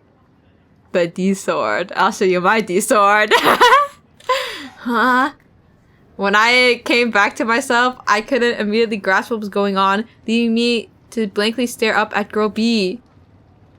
She was still wearing her shoes, and she wasn't stepping on my crotch or anything. What the? Had that been a delusion? So she wasn't trying to accuse me of seeing her panties. Tongue in the costume patch for since Sarah sprite is on screen will reveal wonders. Wait, is it when she's speaking to you? Like in the Mind Palace? Or was it just like the school version of her? Not school, but like her 2D version. Oh, what the? Had that been a delusion? So she wasn't trying to accuse me of seeing her panties. At any rate, a D-sword? What the hell is that? Wait, I haven't seen her in her lingerie. I might turn it on. Just to see. It was the first time I ever heard that word. Girl B said it was a sword. And whatever she was carrying was definitely shaped like a sword, but surely they're all black. I think my bet is black, white, or baby pink. Like a very light pink. That's my bets. Was she asking me if I could see? Why was she asking me if I could see it? I decided to just nod. I mean, obviously I could see it. There'd be something wrong with me if I couldn't. She seems like a purple gal. That also has potential. Looking around the sword, that large and conspicuous, and in Center Guy no less, I'd be willing to accept it if this was Akiba, but in Shibuya of all places. I see. So you two have been gathered. Gathered? Who? And by who? At the very least, I was definitely here voluntarily. Have you seen an error before? In Japanese, please. Was what I wanted to say, but unsurprisingly, I wasn't brave enough. Then again, if I said the wrong thing, she'd probably stab me, so... Regardless, this chick had been spouting nothing but nonsense ever since she first opened her mouth. Tell me if you see one. Wait. Okay, wait, let me save. Spin a little bit. Let's go into that config and let's just take a little peek. Oh. It's okay. I guess like the shape of it is cute, but maybe it's just this angle. It looks like a little I don't like the red rim part. The butterfly, I like the butterfly, but this it's like not lacy. It's just like flat. After she said that, Gopi, I want to wait until she moves into a different pose, and then I'll turn her back. Well, her skirt fluttered in the breeze. I could almost see her panties. Well, I hurriedly shut my eyes. Wait. I'm Aoi Sena, a third year. You found me on this train in front of the station. Wait, no, don't go yet! Dog. I opened my eyes. The girl calling herself Sena had vanished. I was completely stunned, and it wasn't until I arrived back at my base that I realized I hadn't understood a single goddamn word she said. Okay, well, we'll put back on the regular outfits until another lady appears on screen. Actually, I wonder if our bestie, our male bestie has an outfit change too. Probably not, but it'll be worth a try.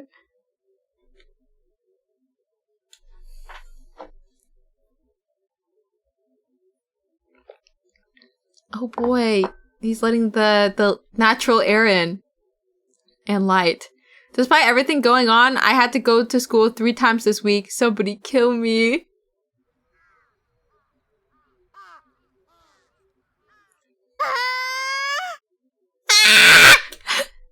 A mysterious screech resounded from far away. The sudden nature of it made me jump, and when I slowly looked in the direction it came from. Wait, guys. I'm just curious. I'm guessing white. White or pink. Oh, she has the white and blue stripe. Interesting.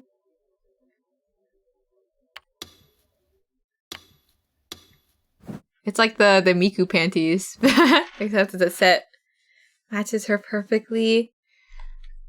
I mean, it kind of does. I guess I was expecting more. I don't know why I'd be thinking that all of them are just gonna be white. Shimapon, teddy bear print. Yeah, or like something animally. What did I come back to? I don't know. Shit. Oni! Big Boo! Nanami rushed toward me with a staggering speed. I tried to run away, but it was already too late. She already circled around me and blocked my path. She always did have amazing reflexes. Hey! Why you stop me? Maybe because you're incredibly annoying. You're always so quick to climb up like that!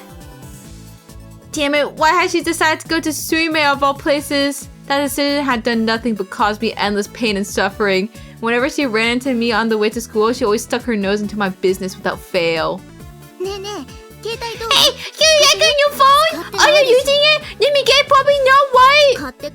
It's been days and days since we bought it, but you still haven't called home a single time. That's how I know. Doing my best to break free, I started speed walking, but Nanami was determined to keep up. You can just go home and just know you're alive, you know. That's why we bought it in the first place. And if you can't bear to do that for whatever reason, you can just call me. Because Mom's worried about you. Has you been eating white? Why not even ask you? You're probably surviving yourself and nothing but just the stuff at the convenience store. I knew you'd be happy living on your own. Just come back home, you butt. Do you have any idea how I feel whenever I come to check up on you? I'm always worried about you. I just can't help it. Shut the fuck up! What the hell is your problem? Are you my mom or something? And stop talking about shit like this when we're on the side of the road. It's humiliating. I'd already been feeling like shit, yet this bitch somehow managed to come along and make me feel worse. Sorry, sis. There's nothing on this earth more embarrassing than walking to school with your younger sister. This situation came about quite often in Eroge. Hell, I'd always longed for it to happen to me, but Nanami was nothing compared to 2D little sisters. Less than nothing. Damn it, world. Give me a cuter younger sister. What is he on about? Yeah, he's just a hater. I don't know what he finds annoying about Nanami. She's literally so cute. She's cute and she cares. Whatever. A slightly tense atmosphere hung in the air between us as we walked side by side toward school. I looked at Nanami to see if there was any chance of escape before we reached the gate. Yeah, she's got such a nice voice.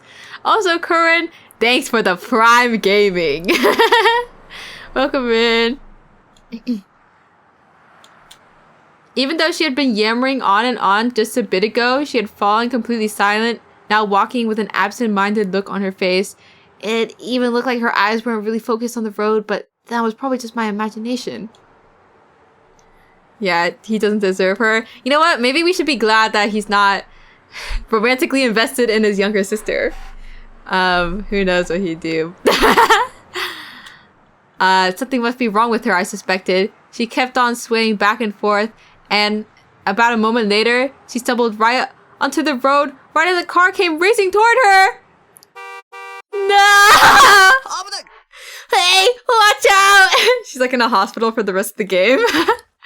Panicking, I grabbed Nanami's arm and yanked her back.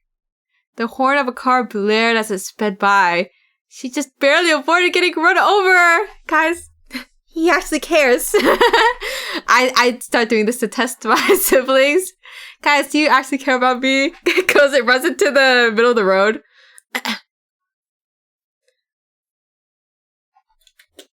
Ripota? Nuh-uh. I think they care about me. I'd do that to my parents too. What the hell are you doing, dumbass?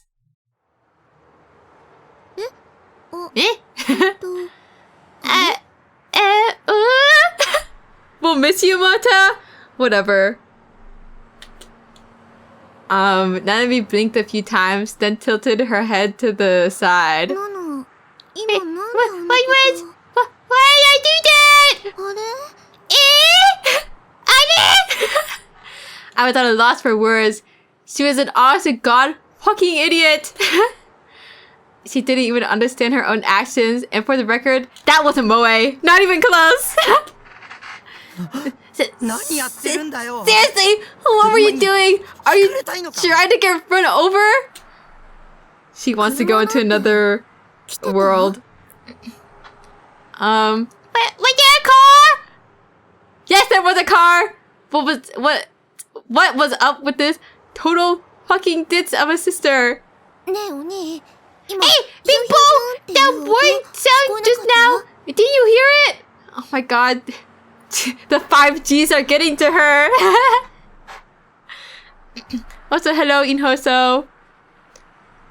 Trying so hard to take the voice seriously. I think I've gotten used to it by now. She just has a she's just a little squeaker, and that's okay. What was she talking about? I hadn't heard jack shit. I want to say the R word. Whoa.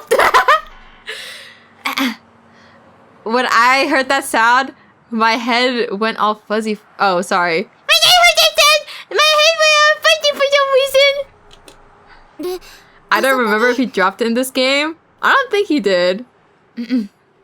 Also, hello, Kawaii Crew Forever. Yes, it's Miss Chungus Nanami. She almost got run over by a car. Nanami pointed at the corner of the road.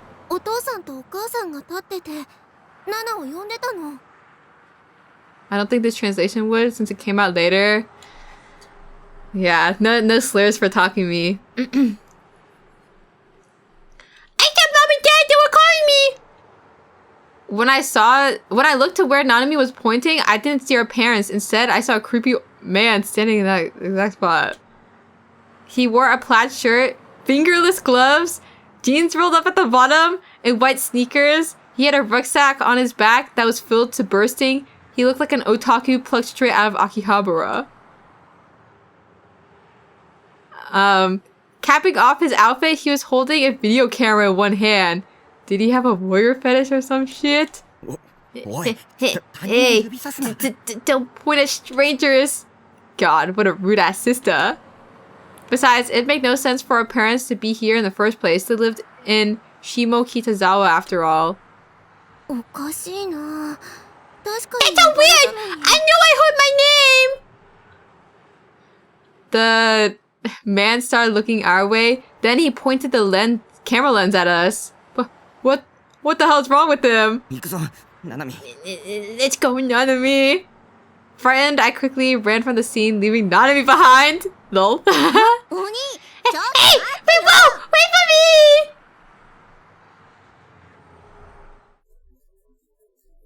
me! Next Mota outfit? No, I'm not gonna be dressing like a creep. I'd continued to ignore Nanami until we got to school, upon which I ditched her to walk down the noisiest ever hallway toward my classroom. When walking down the hallway, stay close to the edge, don't walk too fast or too slow, don't make eye contact with anyone. Those were the 3 rules I always followed.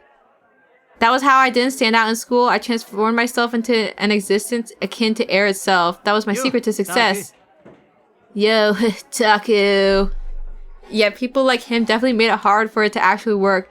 Catching up to me from behind, Misumi greeted me in his normal, overly friendly fashion by clapping a hand on my shoulder.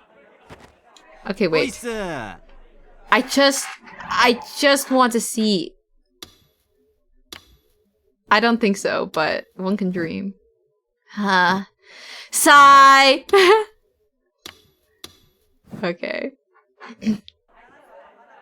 His hair looks like a wet dog. He just styles it like that because he's cool. What's up? Wait, what's this about costumes? Most of I think all of the main girls have a like a lingerie alt. But he's not I don't think he's a route, so. Also, hello, lobster. Come on, you could at least greet me back. Well, whatever. I already know you're not really that kind of guy.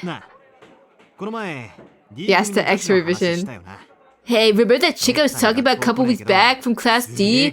You know, the super cute one that doesn't come to school that often? Her name's Kishimoto Ayase. Anyway, I discovered something absolutely insane about her. Misumi-kun suddenly lowered his voice, then looked around us. It was just gonna be something vulgar, wasn't it? Already tired of his BS, I almost let out a sigh. So you know Fess, right? But what he said made me bite it back. That Kishimoto chick? She is Fess. That really threw me for a loop. I can't believe Fess is a student at our school.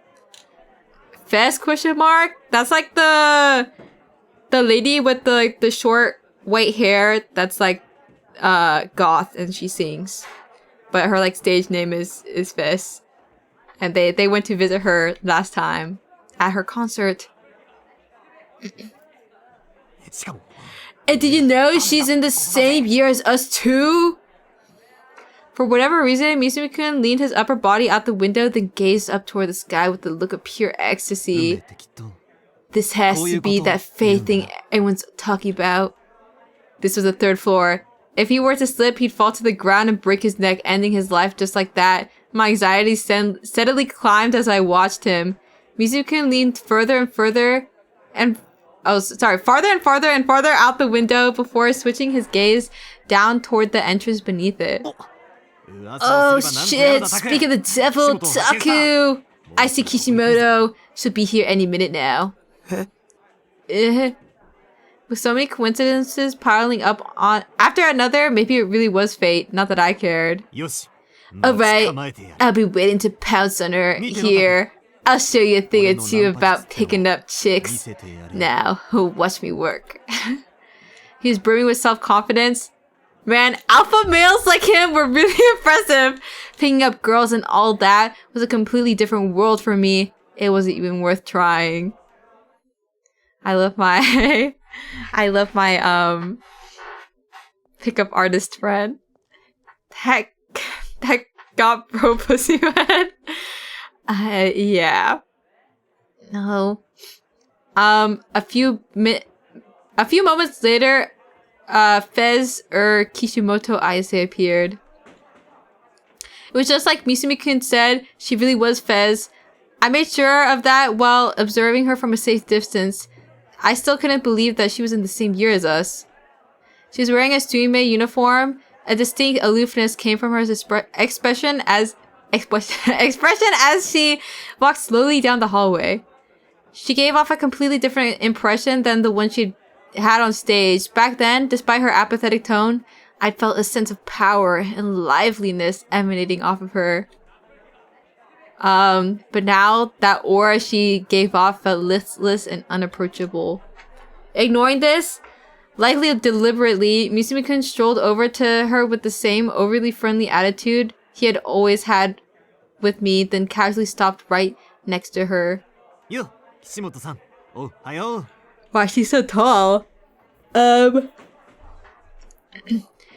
Kishimoto-san, good morning.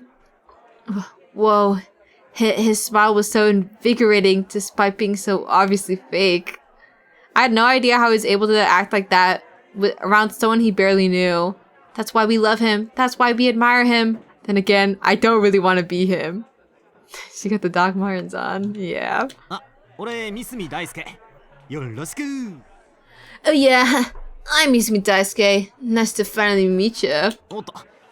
Oh wait, that might make you think we haven't met before, right? But nope, not true.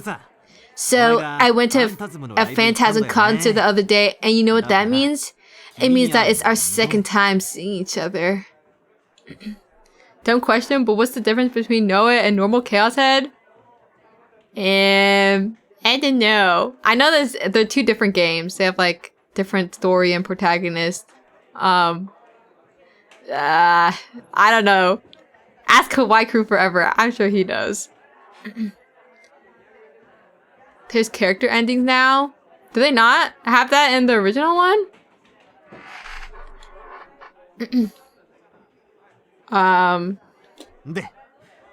Nope, just two endings before. Oh, I see. New fonts, better formatting, plus translation. JK, I don't know, lol. Don't they have like the different girl and like different uniform, or is that like a I don't know. Unless that's like just a different thing, and I don't know. I was looking at then. And I just want to say, your voice from back then, how do I put this? It gives me the chills. And it's not like I'm the type of guy to follow the herd, you know? Sure, I was taken in by your lyrics and how cute you are and stuff like that, but what impressed me the most was how perfectly in sync you and your band were. You know, like how perfect their sound and your voice work together? You guys showed what real harmony's like. Fun fact about me, I've always wanted to start a band, so if it's cool with you, could you tell me how to find some bandmates or any other tips you think I should know? Oh, but that's kind of putting you on the spot, isn't it? So maybe not. Well, I know. Are you free after school today? How about we go and take some time to talk about it? Also, in water. Dog, he's like going on, and she has not said anything. Misumi-kun just kept on talking and talking with no breaks. His tone was different than usual, and it was obviously fake. Not only that, but he wasn't hitting on her directly, instead using the band angle in order to invite her somewhere nonchalantly. I've never heard this fun fact about Musume-kun wanting to start a band before. It had to be a lie. He was willing to go that far in order to win some points, to force a flag rather than obtaining it naturally. But...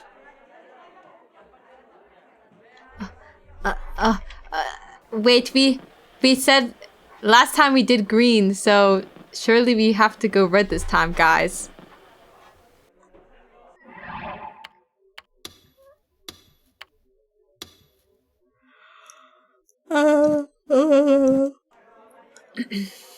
Maybe this guy would get killed. Maybe. Sorry, Musume-kun.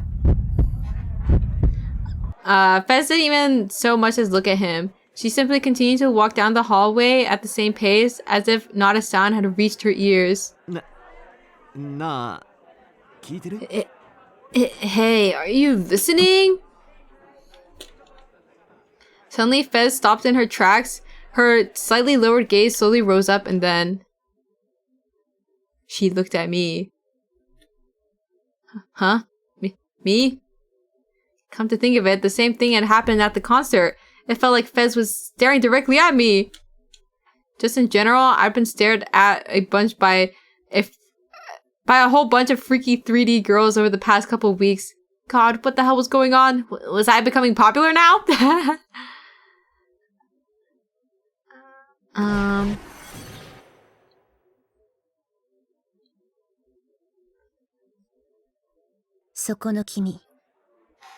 You over there. Hi. Yeah. And when she called to me, I snapped to attention and replied. The otherworldly aura radiating off of her body had me viewing her as someone older than myself. But then again, I knew for a fact that she and I were in the same year of school. Stink line, she does not smell. Fez signaled toward Musume-kun, who had been following her around with a jerk of the chin. You shouldn't associate with someone like him. Oh, come on, that's not cool. That bites, you know? Talking about someone like that. Besides, what's someone like him supposed to mean anyway? A troublesome person. Huh? Excuse me? Oh boy. The look on Musume-kun's face turned very clearly sour, but Fez left a sharp glint in... But Fez left the sharp glint in his eye unanswered, letting it pass her by without any interest. Also, Bastet 185. Thank you for following. What a nasty atmosphere. I didn't want to be involved in this. Why is it Christmas? I have to make the most use out of my outfit, okay? Also, hello, T-Sen. His face? What? Misumi's? I was a total embarrassment when it came to fighting, be it physically or verbally. Besides, if I caused any problems at school, it'd have an impact on my evaluations. To avoid getting caught up in it, I should probably get out of here right away. What? Kishimoto-san? You trying to make me look stupid? Not particularly. You are simply a nuisance. Oh, I see. So that's what's happening here. That's just how you talk, Kishimoto-san. Hey, here's an idea. Let's go somewhere where we can be all alone. Then we can talk all you like, nice and slow. Musume-kun placed a hand on Fez's shoulder, his smile trembling with rage. Her eyebrows twitched in response. Do not touch me. Oh, don't be like that. Come on, let's get to know each other better. I told you not to touch me. Oh, shut the fuck up! I told you to come with me! Fool. It happened in an instant. Even though I'd seen the whole thing, I still couldn't comprehend what exactly had happened. Oh. Okay, period. Before I could even blink, that awesome mic stand, or maybe it was a sword, was now being held tightly in Fez's hand. I had no idea where she retrieved it from, but she now brandished it with incredible ease. And then...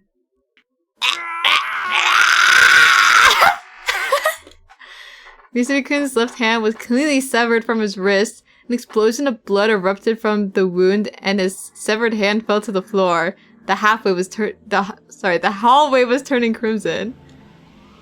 I hadn't seen anything. I hadn't seen anything at all. I hadn't seen her draw her sword. I haven't seen the trail of light it carved while it was swung. I haven't seen Misumi-kun's arm got lopped off. It all happened in a blink of an eye, and by the time I realized what had happened, it was already over.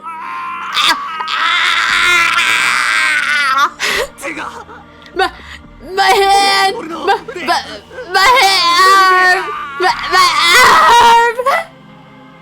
arm! Misumi-kun collapsed on the spot, frantically picked up his hand and tried desperately to reattach it to his arm.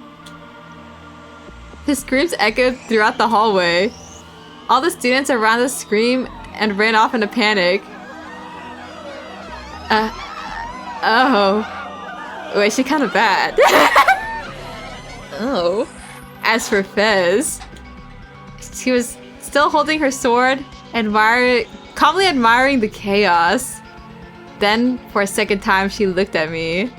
As she's blushing, her red tongue slowly cleaned her lips as a fierce blush dyed her cheeks, her smile stretching the color across her face. Oh. This feels heavenly. End scene. No such carnage had unfolded. While I was over here drowning in my moronic delusions, Fez was murmuring something in a low voice, only to up and disappear soon after. You've lost your touch, Daisuke. Kuso! Misumi-kun was sulking, having been completely and utterly disregarded. Considering how she was able to deter an alpha male of his caliber, like he was no lower than a spur on a boot of hers, to deter him like he was nothing more than a typical monsieur. Maybe the other team was what Fez preferred, a true Yuri connoisseur. Also, good night table. What do you mean she doesn't want, what was it, Misumi? She must be a lesbian.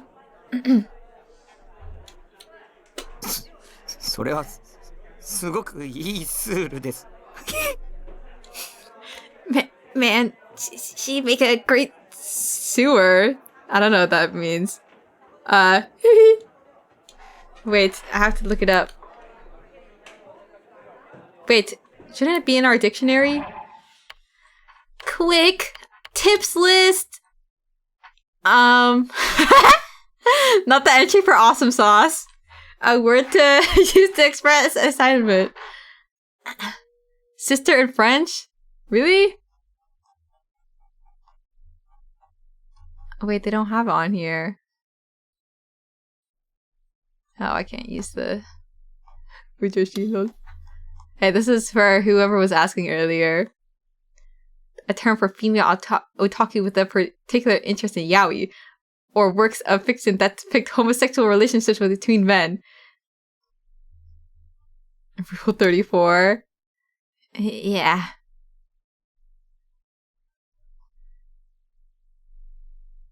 Okay. I guess we'll never know. Swear French meaning. Sister or nun? Oh, okay. I see. No! I cannot be clicking the escape button. Guys, I need to go to the toilet.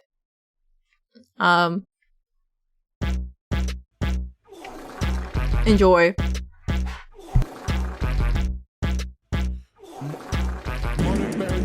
me what's the reason why you always fetting. Yeah, I'm kinda fed up, but I know you never gonna stop obsessing over poop smelling. I'm trying to keep it daddy, man. Fuck every hater trying to see me take a fall.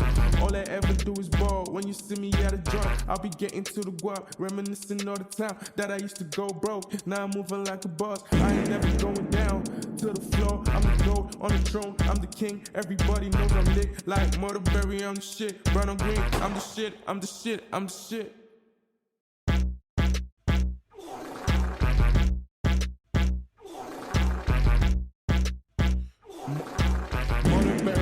Tell me what's the reason why you always fetting.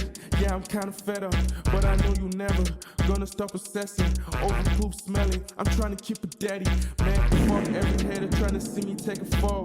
All I ever do is ball. When you see me at a joint, I'll be getting to the guap, reminiscing all the time that I used to go broke. Now I'm moving like a boss. I ain't never going down to the floor. I'm the gold on the throne. I'm the king. Everybody knows I'm lit like Murderberry. I'm the shit. Brown on green. I'm the shit. I'm the shit. I'm the shit.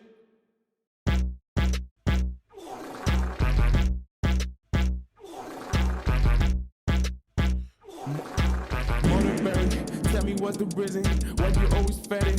Yeah, I'm kinda fed up, but I know you never gonna stop obsessing over poop smelling. I'm trying to keep it daddy, man. Fuck every hater trying to see me take a fall. All I ever do is ball. When you see me at a joint, I'll be getting to the guap, reminiscing all the time that I used to go broke. Now I'm moving like a boss. I ain't never going down to the floor. I'm the gold on the throne. I'm the king. Everybody knows I'm lit like Murderberry. I'm the shit. Brown on green. I'm the shit. I'm the shit. I'm the shit.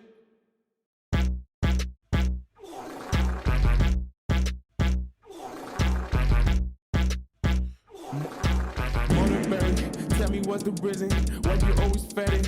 Yeah, I'm kinda fed up, but I know you never gonna stop obsessing over poop smelling. I'm trying to keep it daddy, man. Fuck every hater trying to see me take a fall.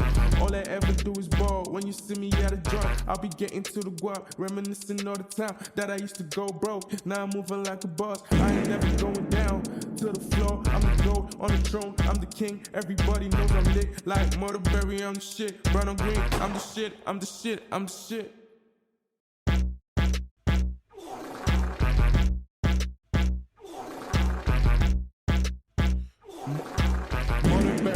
Tell me what's the reason why you always fetting.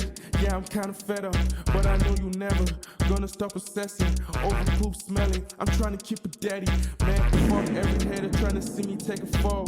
All I ever do is ball. When you see me at a joint, I'll be getting to the guap, reminiscing all the time that I used to go broke. Now I'm moving like a boss. I ain't never going down to the floor. I'm the gold on the throne. I'm the king. Everybody knows I'm lit like Murderberry. I'm the shit. Brown on green. I'm the shit. I'm the shit. I'm the shit.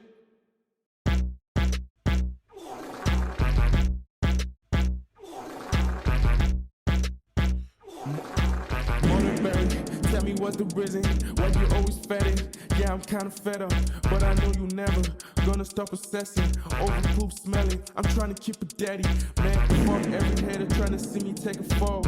All I ever do is ball. When you see me at a joint, I'll be getting to the guap, reminiscing all the time that I used to go broke. Now I'm moving like a boss. I ain't never going down to the floor. I'm the gold on the I'm the back. Like Hey. Such a powerful BRB screen. Yeah. Hi, back. I'm Dad. Yeah. Also, if you're still in here, CC, thank you for the, what was it? The throne gift of me buying art for myself. Lol. I guess I could probably go and look through my skip following. Or maybe, well, we'll see. I'll take a look-sees. Oh boy, art for myself that I don't have to draw.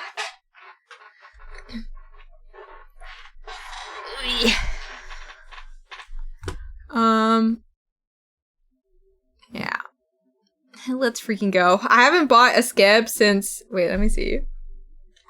Skib. Last skib I got was, it doesn't say. Wait, let me sign in. author-wise.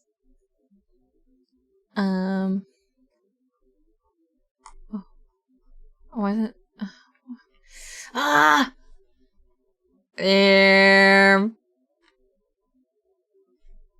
Wait, I think I'd have to go through my email. I want to see how long it is. I'm just curious. And then we'll continue playing. Skip.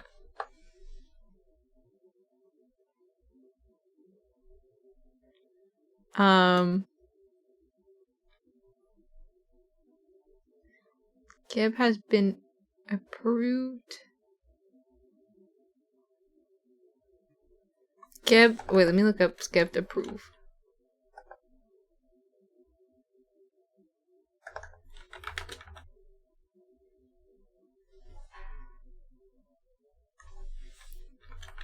Was it the pink one? What? No, that was there's one after that. There's just like a regular Skip that I got. And it appears as though has been approved. So I'm seeing 2023 and 2 from 2024. One in March and one in what's the 5th month?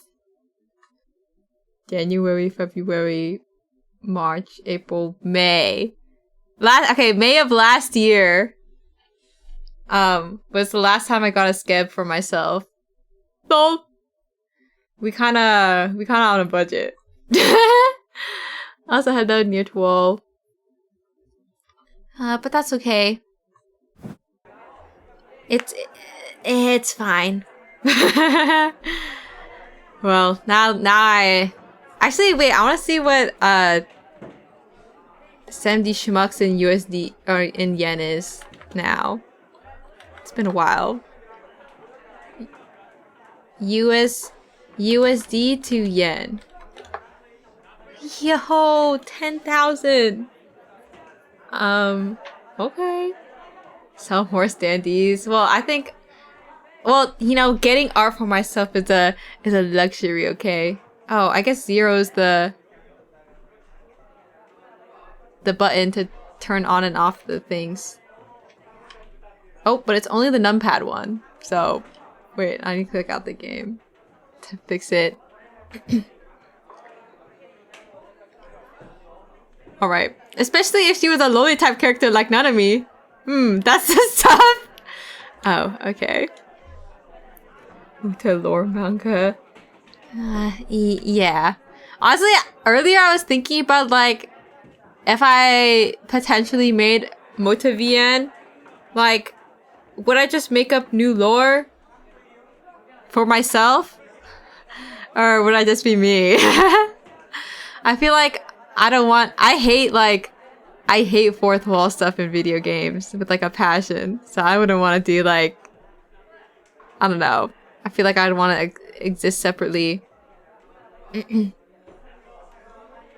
Just make shit up. I guess I could. You'd want to write something? Yeah. I mean, I've always wanted to make like a VN. And I guess like I'd use the Moto one as practice. Because like, you know, ideally I'd make up a new character.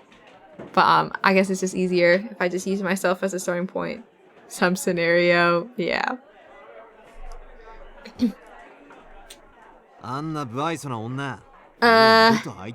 wouldn't even bother trying again with an antisocial bitch like her. God damn it, this sucks ass. What was up with that finding a sword shit anyway? Made no sense to me. Ken. A sword? Yeah, that's what Kishimoto's going on about. Were you listening? Find a sword. If you do, you'll be granted salvation or something like that. Salvation? Hey, Taku, are there any Phantasm songs with lyrics like that? The sword. He's trying to break free from her former job of being a dishwasher, and now she's a famous VTuber. Yeah. Dog, I didn't even get paid for doing the dishes. It's mandatory. And I still pay rent. I love being a little bitter about it. Could it be that thing from my delusion earlier? That bike stand that I hadn't been able to figure out if it was a sword or not? Come to think of it, there'd been another person a couple days ago that interrogated me about a sword. Dang, everybody wants my sword. That Senna girl. That one who was the one who was absolutely terrifying. I actually thought she was going to slice me in two. The sword she'd been carrying was a different shape than the one Fez had, but they had a similar aura to them. Could the two of them be connected somehow? Oh, I didn't know. There's too much shit I didn't know. Shogun. The demon girl. Yua. Fez. Senna. Swords. As was my old habit, I jotted down a list of things that I didn't know enough about in my head. I meant to put myself as one final item on the list, but decided against it. I was completely normal. It was the stuff happening around me that wasn't. That was the most obvious conclusion. Dang, the moon's really bright out. I can like see it peeking from my blinds. I'm like, dog, what's that light up there? And it's the moon. Okay, I'll save.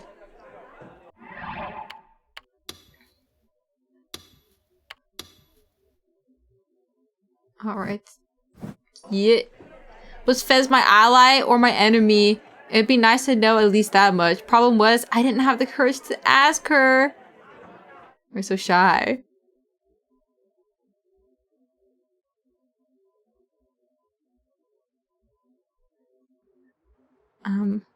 Today I headed straight for Animate, without stopping by at Cafe.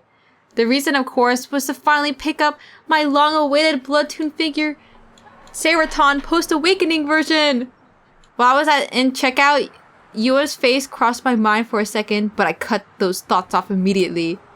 I glanced at the Seratons that were set on display in order to attract customers, but since the sculptor was Kijima Yoshio, not a single word needs to be said about their quality.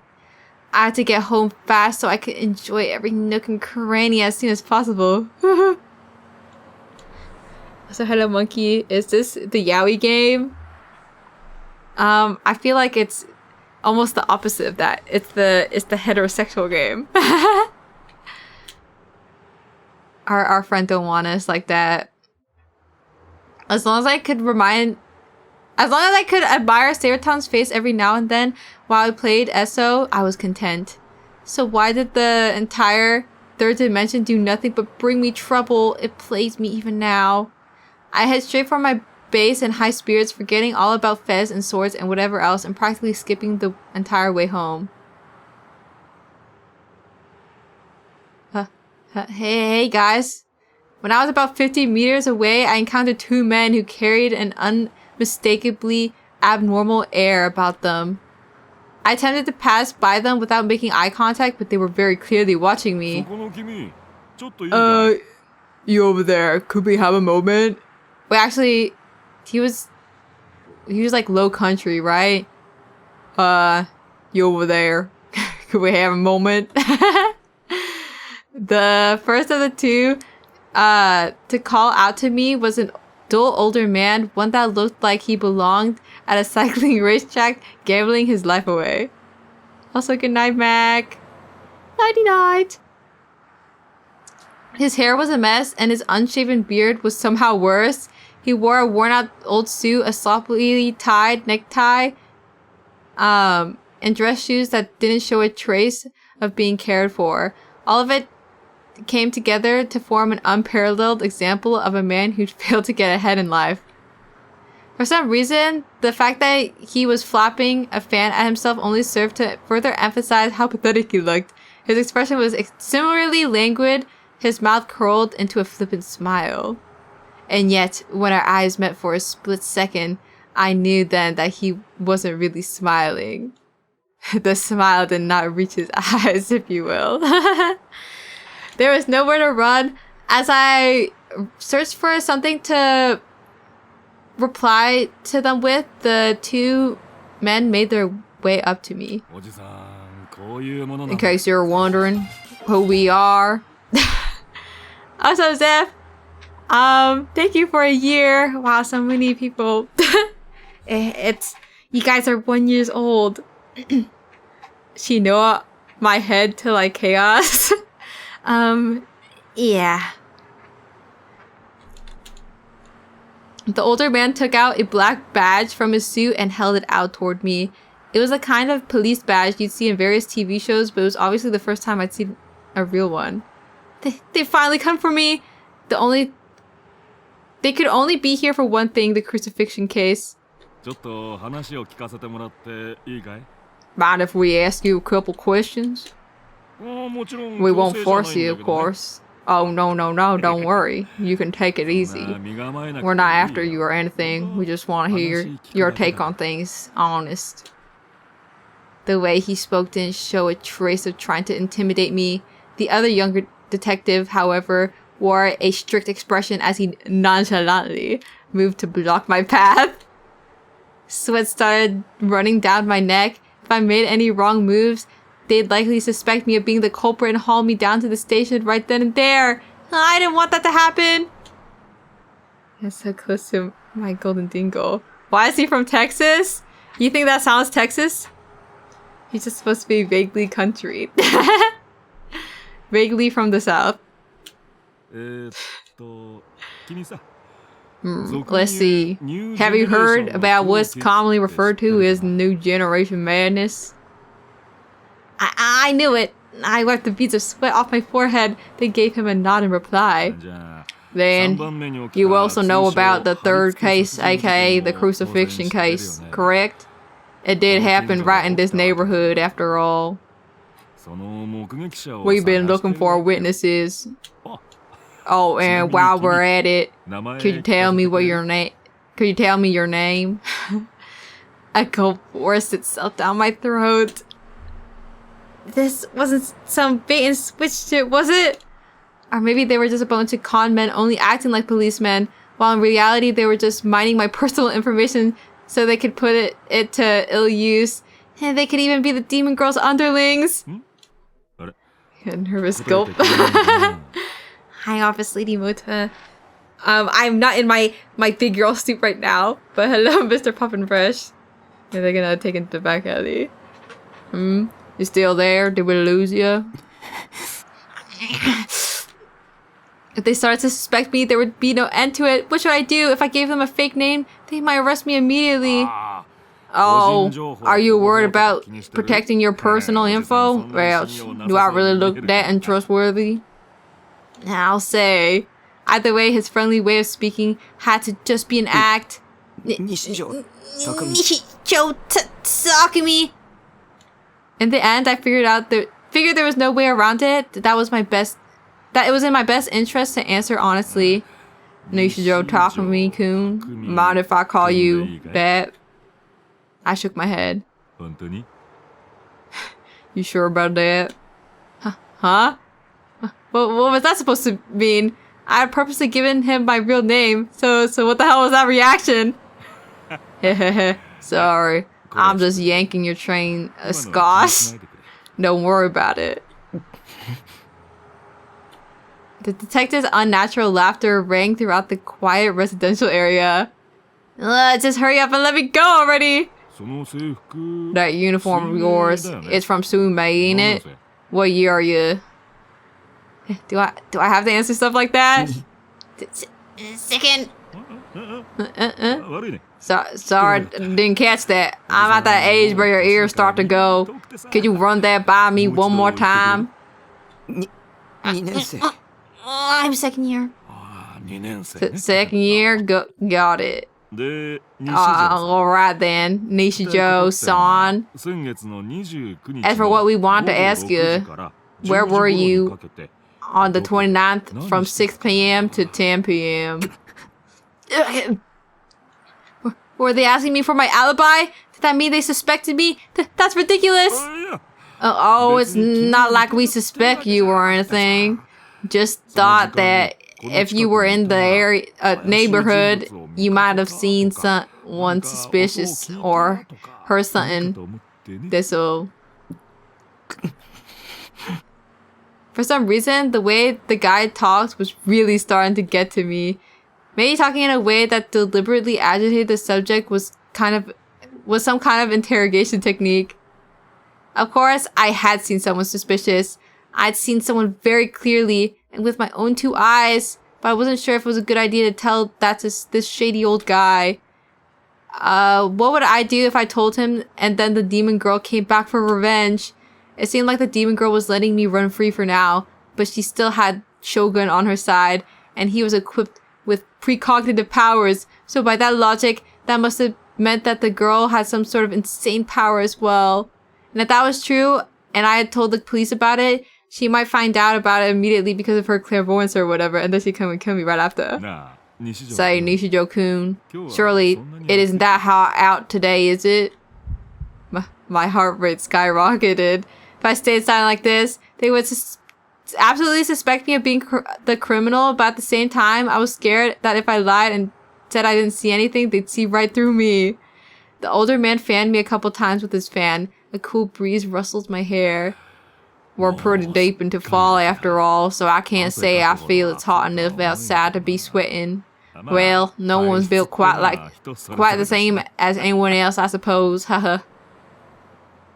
Ironic considering he was the one walking around with a fan, but he was right. It wasn't all that hot out today. It was perfect, actually. The kind of temperature you'd actually enjoy spending time in. I'd wiped the sweat off my forehead with my sleeve countless times now. I didn't do it! The look in his eyes shifted. I realized that I slipped up, but I had no idea what exactly had tipped him off. What do you mean? Exactly. I didn't kill him, guys! Oh. What do you do?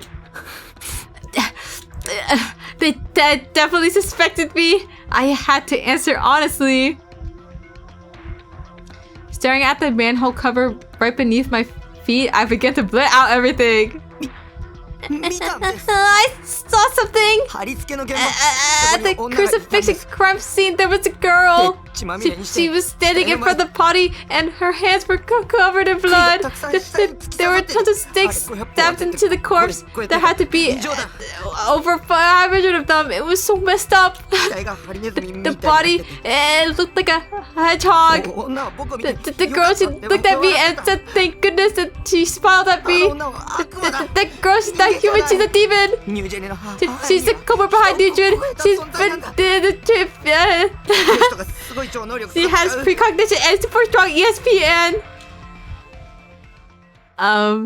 Upon saying that much, I realized that the 2 detectives were staring at me with their eyes wide.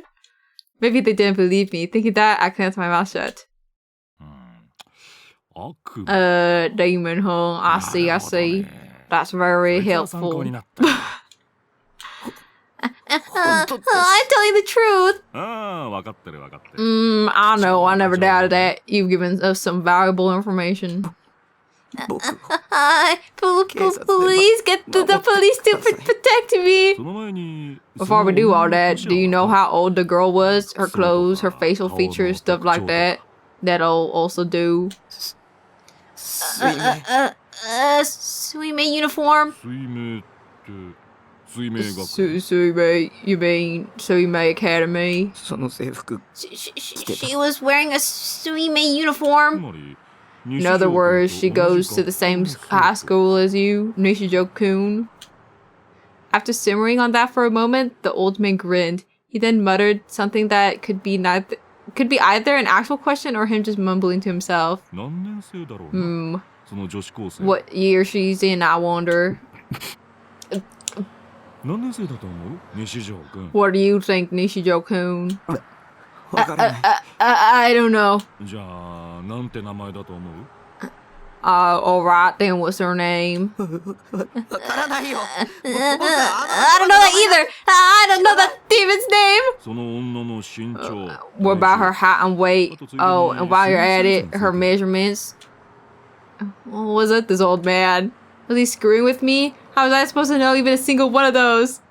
Did he think I could instantly get all of those measurements with a single glance? Oh yeah, sure, I absolutely had such stupid power. Oh wait, no I didn't, because it's in some goddamn rom-com kid makeup. So you clamming up over there, telling me that you don't know. No big deal. You've been a big help today. I've got to go back to HQ and consider all of this carefully. Sir, are you serious? Waving his hands to silence the dumbfounded younger detective, the older man signaled something to him with his eyes. Oh, before I forget, Nishio-kun, could you tell us how to get a hold of you? Why? I knew they wouldn't believe me. They wanted to label me as some nut job and falsely accuse me of everything. Well, you said there was a demon, didn't you? We gotta protect you from it somehow, no? Give them your app, bro. No. They can't know what he's up to. Oh, so that was why he'd ask. Oh, thank God. They actually believed me. Dog, I can't stop looking at, like, the old guy's bulge. I guess it's not, like, super bulge, but it's, like, the shading. No, guys, please. Like, don't question mark me. It's literally, like, different from the other guy. That's just pants, bro. Okay, but it's like the... it's like the bottom shading, and then the top kind of makes it look like he got something in his pants. Okay, whatever. I mean, you are wrong. Oh, well, whatever. You guys just hate me, I think. His eyes are up there, Bota. Yeah, you're giving me that winky face. He's telling me to look back down. If I could get the police to protect me, it'd be incredibly reassuring. Yes, the enemy was a demon, so the police would only get one shot if they went up against her, but it was better than being unarmed. I mean, you aren't wrong, his hands are in his pockets? Okay, but that's like his jacket pockets. Not his pants ones. Unless he's like doubling up and putting both in there, but I don't think he's doing that. Feeling slightly relieved, I took out the phone I had bought a few days prior and showed him my phone number. The younger detective scribbled it down in his notebook. I think you need an eye tracker. No, that'd be over for me. I'm bad at staring, okay? Well then, time for us to jet. Thank you for your time. We'll keep you safe, so don't worry. Alrighty, if we have any more questions, we'll give you a ring, so keep your ears peeled. Make sure not to pretend like you're not there or something, you hear me? As of now, you're a valuable asset to the police. Also, Ruwood boy. Thank you for following. He's just fidgeting with his jewels like men always are. Yeah, guys, what's up with that? There's a saying, a man with a hole in his pants pocket feel cocky all day. Is that a saying? I don't think people are using cocky, the word cocky ever. Hey man, sometimes you just gotta move it a bit. Okay. It's like how women fiddle with their boobaloobies. I guess. Whatever. Best part of being a guy was like holding. Oh, actually, I'm not gonna say that. Let's move on.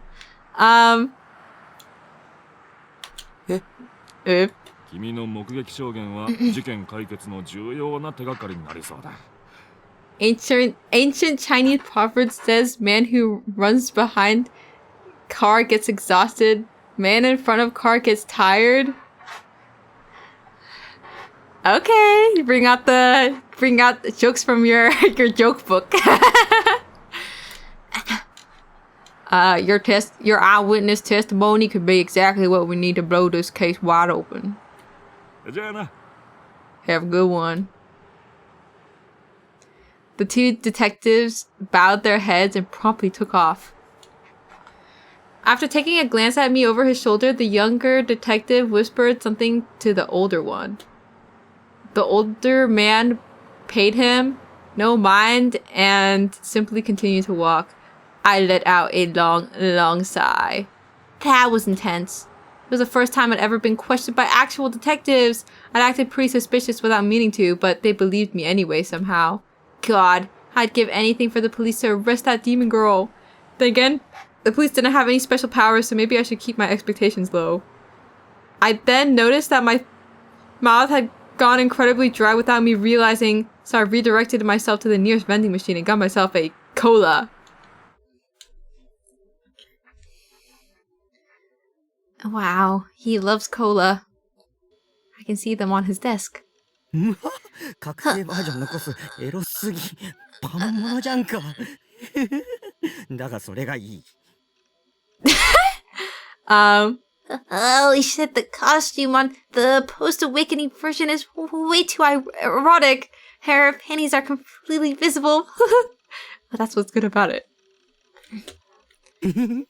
顔かわいいよ顔 Sarah, your face is so cute, Sarah. The attempt to match the anime is somewhat lacking, but oh my god. The attempt to match the anime is somewhat lacking, but her face has that distinct eroticism to it that permeates through all Kojima. I was about to say Kojima. Kijima Yoshio's works, which more than makes up for it. One of your best works, Kijima-san. Good job, my lord.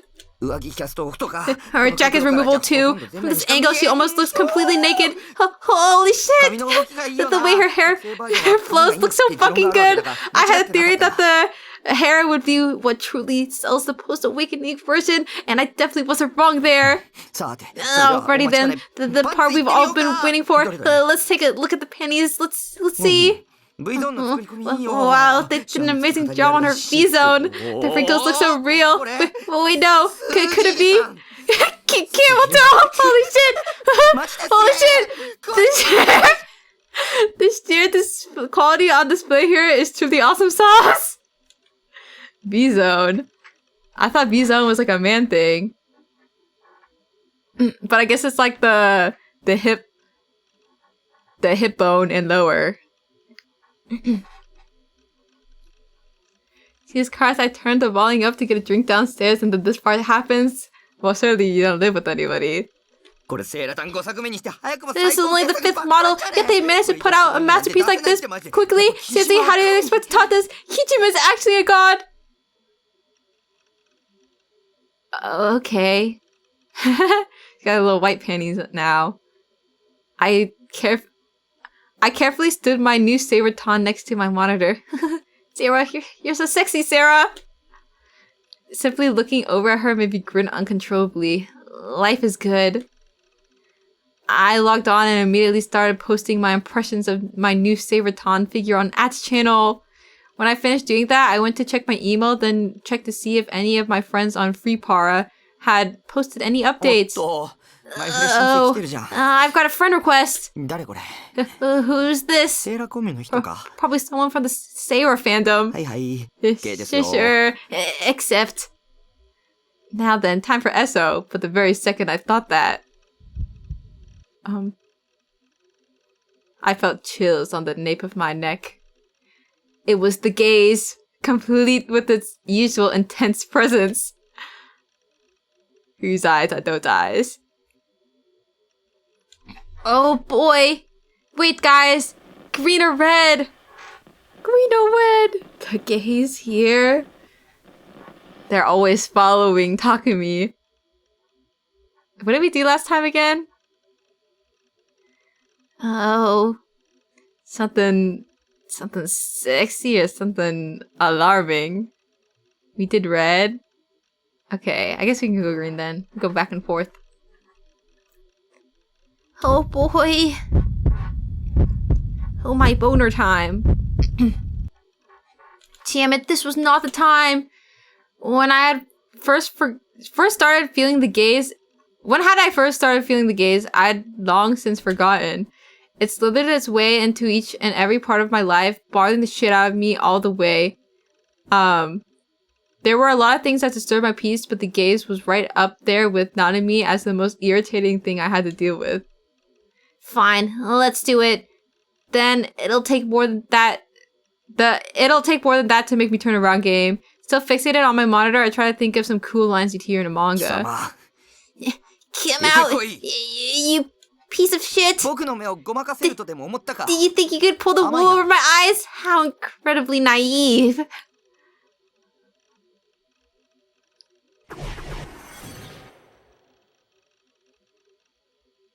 Gulp. Uh-oh, female voice.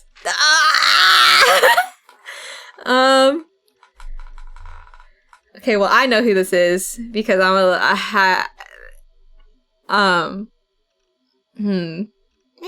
voiceover.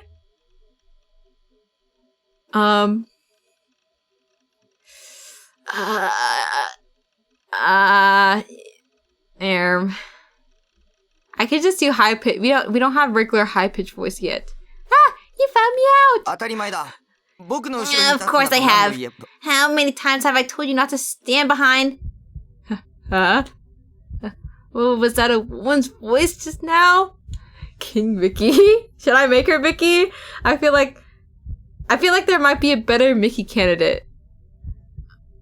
But actually, no. She's kind of giving mascot. So maybe I'll consider Mickey. Oh, like she's like. Oh well, whatever. Gusto said all over my body. I had the reclusive owner of the gaze finally decide to show up themselves. Was that even possible? Should I turn around and see who it was? But what if she attacked me the moment I did? It was a fairly cute sounding voice, but what if in reality a monster far removed from anything human was standing there? No, if that were the case, wouldn't that mean they were getting ready to attack me now? If I didn't turn around now, I wouldn't even notice if they killed me. Maybe I should say something else to see if they respond. It was possible that the voice I'd heard was just a hallucination or a delusion or something, so that helped confirm it. And I mean, I talked to my Seraton figure all the time in my head. It had to be the same thing. But I tried to be bold and ask, who are you? But I hesitated. If I was to provoke the attacker, it could have very easily spelled the end for me. It could have caused her to finally stop waiting and attack me. So many delusions ran through my head and I found myself completely paralyzed. What should I do? Maybe the whole thing was a product of my own design and I was just being the world's biggest dumbass. I swear if the owner of the gaze wasn't here, I'd just be sitting here trembling in fear over nothing. I was gonna kill myself. Taku, why are you so tense? Oh god, it really wasn't a hallucination or a delusion. There was someone right behind me. Startled, I reflexively turned around. Hey. What's she doing in here? Hiya! the demon girl! The girl sitting on the sofa was undeniably the same one I'd seen at the crucifixion crime scene! And now, for some reason, I couldn't comprehend. She was just standing there looking at me, smiling. Oh fuck, oh fuck, oh fuck! She finally come to kill me! It had to be because of the detectives I talked to, she'd seen me do it with her clairvoyance! After that, she'd infiltrated my base without making a sound, took a position in which she could kill me at any moment, and now she's reveling in my fear as I cried and screamed in terror. It couldn't be anything else. Don't kill me, I tried to scream, but I was too terrified to make a sound.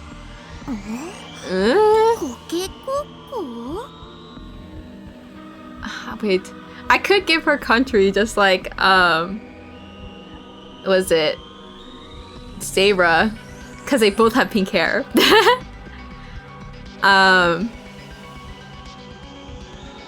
I don't know if I want to give very main girl country accent.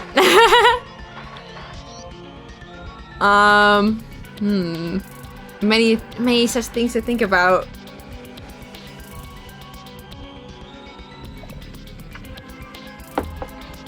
Are those didgeridoo? Didgeridoo? I don't know. Tilting her neck to the side, the demon girl unleashed a strange incantation. It had to be some demonic tongue. She was cursing me. In hopes of gaining as much distance as possible from her, I went to hide underneath my desk. Problem was, I was so shaken that I ended up bashing my head into the edge of it, rendering me unable to move as I writhed in pain. What are you doing, Taku? Or I could give her badly. That was a crazy loud sound you just made. Bonk! Even now, the demon girl was keeping up her amused smile. But it had to be a trap. One built to lull me into a false sense of security. The second I let my guard down, she'd swoop in and end me. Or maybe she already had with that curse that she'd placed on me a minute ago. In a few days, my entire body would suddenly start spewing blood everywhere, and I'd die right then and there. I beg you, don't kill me. I got down on my hands and knees, cradling my head between my arms. Those goddamn detectives had completely fucked me over. I'm sorry, I talked to the police, so please. Huh? And even when I told them everything, I didn't believe a word they didn't believe a word I said. It was a lie meant to buy some time. The older detective had said he'd guarantee my safety. If he was doing his job properly, he had to have sent at least one officer over to my place. Upon thinking that, I suddenly realized I had given the old man my phone number, but I hadn't given him my address.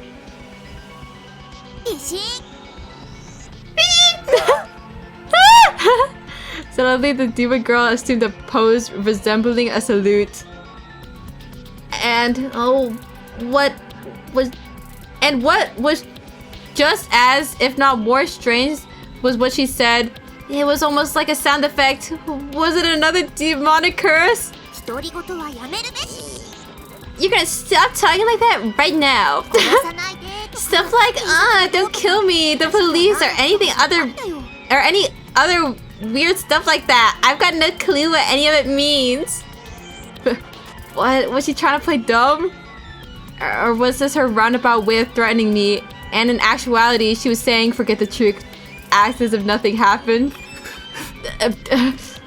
What the hell was she thinking? How did she come here to kill me? Come on, can you stand here? Let me help you up. I can't.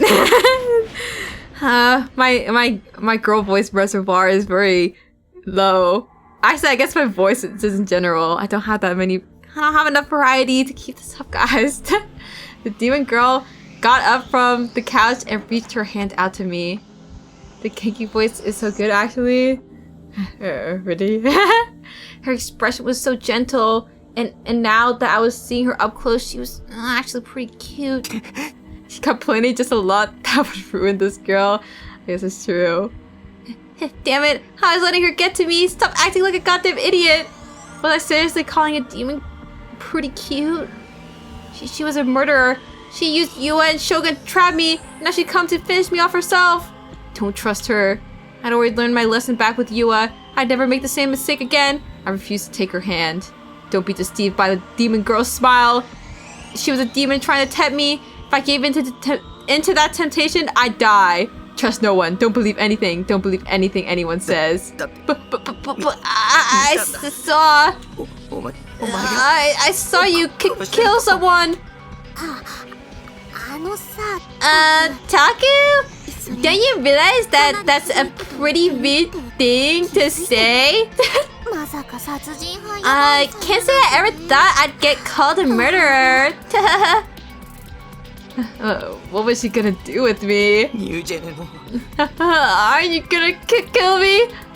Just like that guy in the fourth case? Was she gonna... for new gen?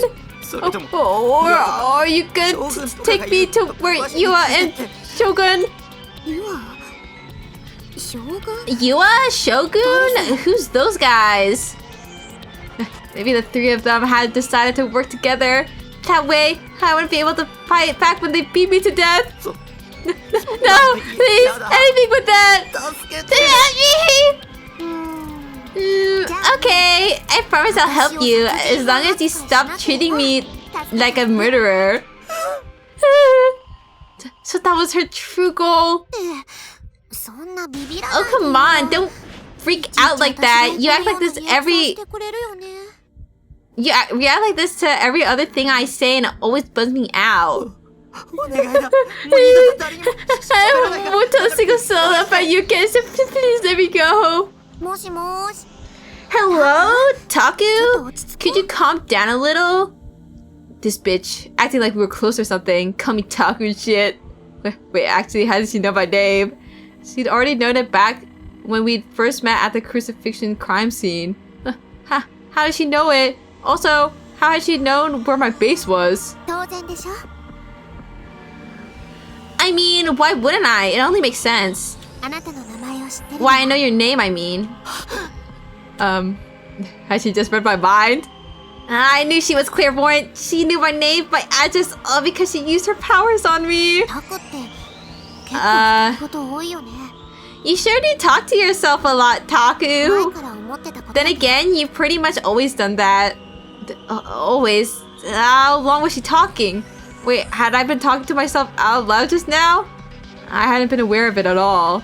Was that really true? Had I really been talking to myself out loud? Was it possible that she was just lying to me and in actuality, she'd read my mind? Why wouldn't I know your name, Taku? I mean, I know I'm not great at remembering stuff, but I always remember the names of my friends. Friends? Also, Taku, are you making fun of me? Sure, my test scores aren't that high, but it kind of hurts when you say that sort of thing to my face, you know. Was someone here crazy? Well, who was it? Me or her? Could you be a transfer student? Oh yeah, now that you mentioned it, there's apparently a transfer student moving into our class soon. Mr. Sukachin said something like that. There were two different conversations going on here. My terror from earlier, together with the anxiety of having no idea when I'd get killed, was starting to fade. But rushing in to replace it was a completely new kind of dread, slithering into slowly erode my mind. Hello? Judging by your face, I'm guessing you still don't believe me. Who are you? Who was she? A murderer, a demon girl. That was who. Wow, you can't even remember your own classmate, looks like. I can't believe you. Did you say classmate? So we weren't just friends, but classmates too? Well,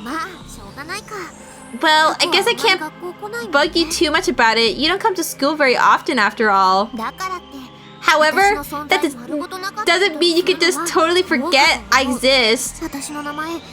Have you really forgotten my name? There's no way, come on, you have to know it. I know. You know. Do I? Remy. Oh.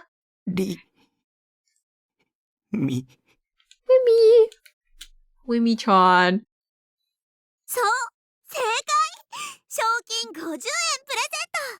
That's it, right on the money. 50 yen to you, contestant. Yep, Sakihata Rimi reporting for duty. Wow, wowie! You really do remember me. Glad to hear it. How? Was it true? Was the demon girl's name really Rimi? Why had that name suddenly popped into my head just now? How did I know this girl's name? Maybe she really was a classmate and friend and I just forgotten. No, there was no way. I never even heard of the name Sakihata Rumi. It had to be a fake name. It had to be that when I said Rumi, she just decided that'd be her name right then and there. It was like those spam emails from a Nigerian prince that used your personal info. Besides, other than Yua, I'd never met a 3D girl who talked to me like we were this close in my life. And Yua was this demon girl's underling. Wait, that was it! What the girl calling herself Sakihata was doing right now was exactly the same as what you had done. This temptress knew I wasn't used to interacting with 3D girls, so she was trying to attempt to lead me into a trap by behaving all friendly and trying to seduce me. It was the same exact strategy. And the thing is, while I barely remembered my classmates' faces at all, and I didn't plan to either, I could say with absolute certainty that I'd never seen this girl's face in the same classroom as me before. Probably. Damn it, I couldn't completely rule it out. After all, whenever I was at school, I was usually glued to my desk until the final bell, pretending to sleep, having delusions, staring at my desk, or feigning reading my textbooks. I didn't do anything else. I had next to no memory of my classmates' faces and names, so I didn't even try to remember any. Which was it? Was she telling the truth? Or was it all a lie? No, it didn't matter whether or not we were classmates, because the one thing I knew for sure, the one hard, indisputable fact, was that she had committed murder. Are you really having trouble remembering? Did you get amnesia when you hit your head a little bit ago? The demon girl reached for my head. I retreated back under the desk to try and avoid her. Taku, you're being weird. I know. How about you ask Daichin? If you do, maybe you'll remember then.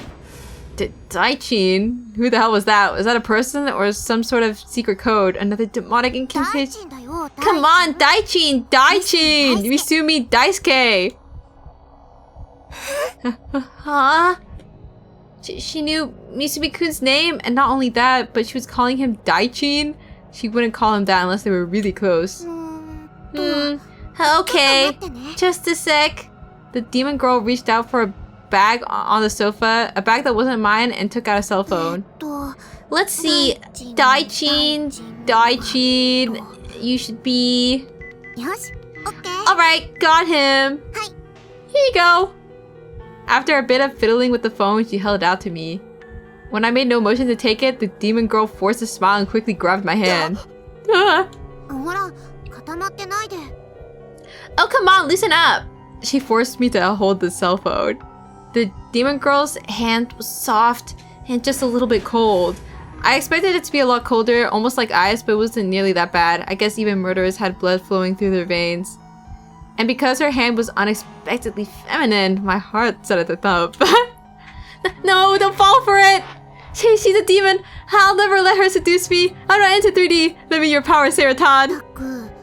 Taku, have you not used a cell phone before? You're supposed to put it up to your ear. Tilting her head, the demon girl peered at my face from point blank range. With her hand still grabbing mine, she brought the cell phone up to my ear.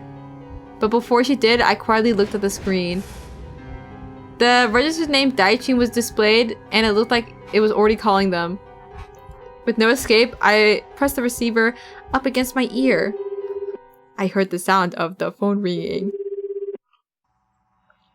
Ring, ring, ring. Eventually, the sound stopped, and in its place... whose eyes are those eyes? Were they saying that to me or to the demon girl? Why had they just said that? The person on the other end remained silent and didn't say who they were. It sounded like they were downtown or something, and I could hear a bunch of noise coming through the receiver. I was so confused. My voice wouldn't come out. I had no idea what to say. Or so it goes. Did I use it right? I know that phrase is pretty popular nowadays. Music-kun, or at least that's who I thought it was, quickly reverted to his normal tone. Okay, so what's up? Rimi? Sakihata Rimi? Misumi-kun knew her? Well, it wasn't like that.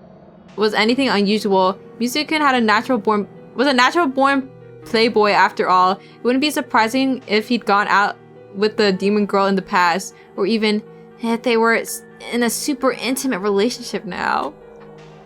That didn't matter to me though. What I needed to know was whether the demon girl was my classmate or not. タク、大地出た？ Taku, did Daichin pick up? The demon girl once again peered at my face. She was way too close. I turned my back to her and spoke into the receiver. It's Nishijo. What is Taku? You with Rimi? Why had he responded so nonchalantly? Him acting so natural made it sound like me being with a demon girl was an everyday occurrence or something. She's dragging you along again? Man, you've got it really bad. But do you mind if I give you a piece of advice? Go buy your own damn phone already. Huh? That's what I'm saying. Hey, I never got far enough to figure out what was up with this. Was the person on the other end really Musume-kun? For example, there was a possibility that the demon girl had made a phone call to someone who only sounded like Musume-kun. Maybe this person who sounded like Musume-kun was just another underling of hers, and he was only pretending to be Musume-kun in order to trick me! I was starting to doubt anything and everything. I didn't know what was true and what was a lie. Hold on. What the hell kind of trap was the demon girl trying to make me fall into anyway? Why bother with a trap this elaborate? In a situation like this, wouldn't it be easier and quicker for her to just go ahead and kill me already? Or was there some reason behind it? Some kind of prerequisite saying she had to trick me, even if it meant taking it this slow? Also, hi Tobes. No, maybe it was some hidden camera type thing spearheaded by Musume-kun. The girl wasn't actually my classmate, but Musume-kun's girlfriend, and he sent her here in order to screw with me. As fucking if! If that were the case, how the hell would I explain everything that happened at the crucifixion crime scene? So what's up, Taku? Though, to be honest, I can't say I'm all that happy about getting a call from a dude, The tone of his voice sounded exactly like Musume-kun's. The more I heard, the more convinced I was that the person on the other end had to be him. You looking for advice on how to seduce chicks or something? Pfft, as if you'd ever call me up about that. Should I start talking? I sensed a gaze on my back. This girl was staring at me. The chills on the back of my neck still haven't gone away. What kind of expression was the demon girl making? I wanted to turn around to see for myself, but I was too scared. Okay, seriously, what is it? I'm with a girl right now, so make it quick. You what? Hurry up and spit it out. Our class?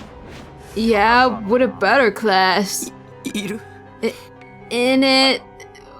What's in it? A girl. Who? Sakihata is her name. Despite steadily becoming more and more incoherent, I somehow managed to explain myself. Suddenly, Musume-kun stopped responding. Silence.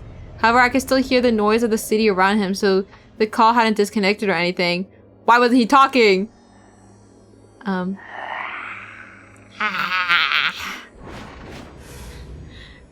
The neurosis music and his stuttering got me tweaking. The little, like, whooshing noises.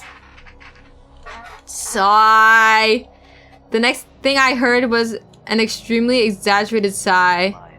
Look, you sure you haven't got gamer brain or whatever? What? Where'd that come from? And not only was it completely out of left field, but he brought up that bullshit condition that had been coined despite having no scientific backing whatsoever. Oh, can you guys hear this chair squeaking? I'm like shaking my legs. I'll stop if you can hear. You're talking about Rumi, yeah?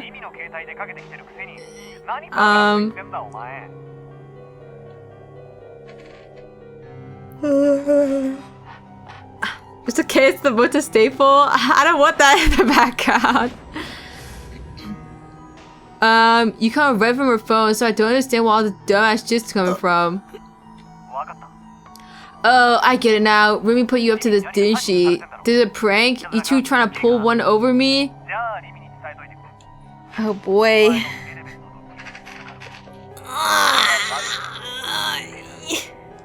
There's a switch. And there's my water. You know, I was afraid your chair would get you killed during Lethal Company. What do you mean? What about my chair? So let's see another stretch.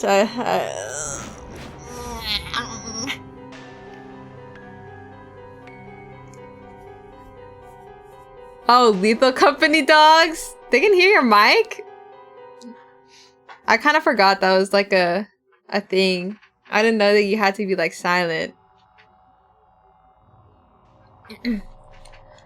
Alright then, give Rumi a message from me. Tell her I'm not stupid enough to fall for your garbage pranks. Is she really? Huh? Is she really what? Is she really our classmate? Dude, look, I get you barely come to school, but do you seriously forget? Are you really that far gone? Forget me, you've been in the same class with her since first year of high school, if I remember right. I mean, come on, the three of us saw a movie together pretty recently. Meh?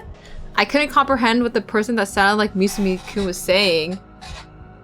He said that the demon girl and I had been in the same class since first year and that the three of us had seen a movie together pretty recently, but when exactly?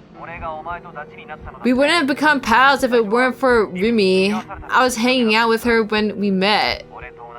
After all, she and I meshed real well together, you know? With how whimsical we both are. Wow, they're full of whimsy. This world's pretty huge, but even then, Rumi and I are just about the only ones who bother talking to a NEET like you. Oops, that might have been a bit harsh. The words I heard on the other end of the call, not a single one of them felt real to me. I had absolutely no memory of it. I couldn't acknowledge that any of that had happened in the past. I just couldn't. It was all some story that some person who sounded like Misumi-kun had made up. It couldn't be my past. The past could only be established as truth if a person remembered it. So if I didn't remember it, it wasn't true. Lol. Well, while we're at it, I've been meaning to say that Rumi doesn't really act like much of a girl at all, does she? Kind of throws me off, but don't tell her I said that. Who are you? Whoa, have you seriously lost it? If you forgot even me too, then you really have been playing too many games. Unable to take it anymore, I hung up the phone.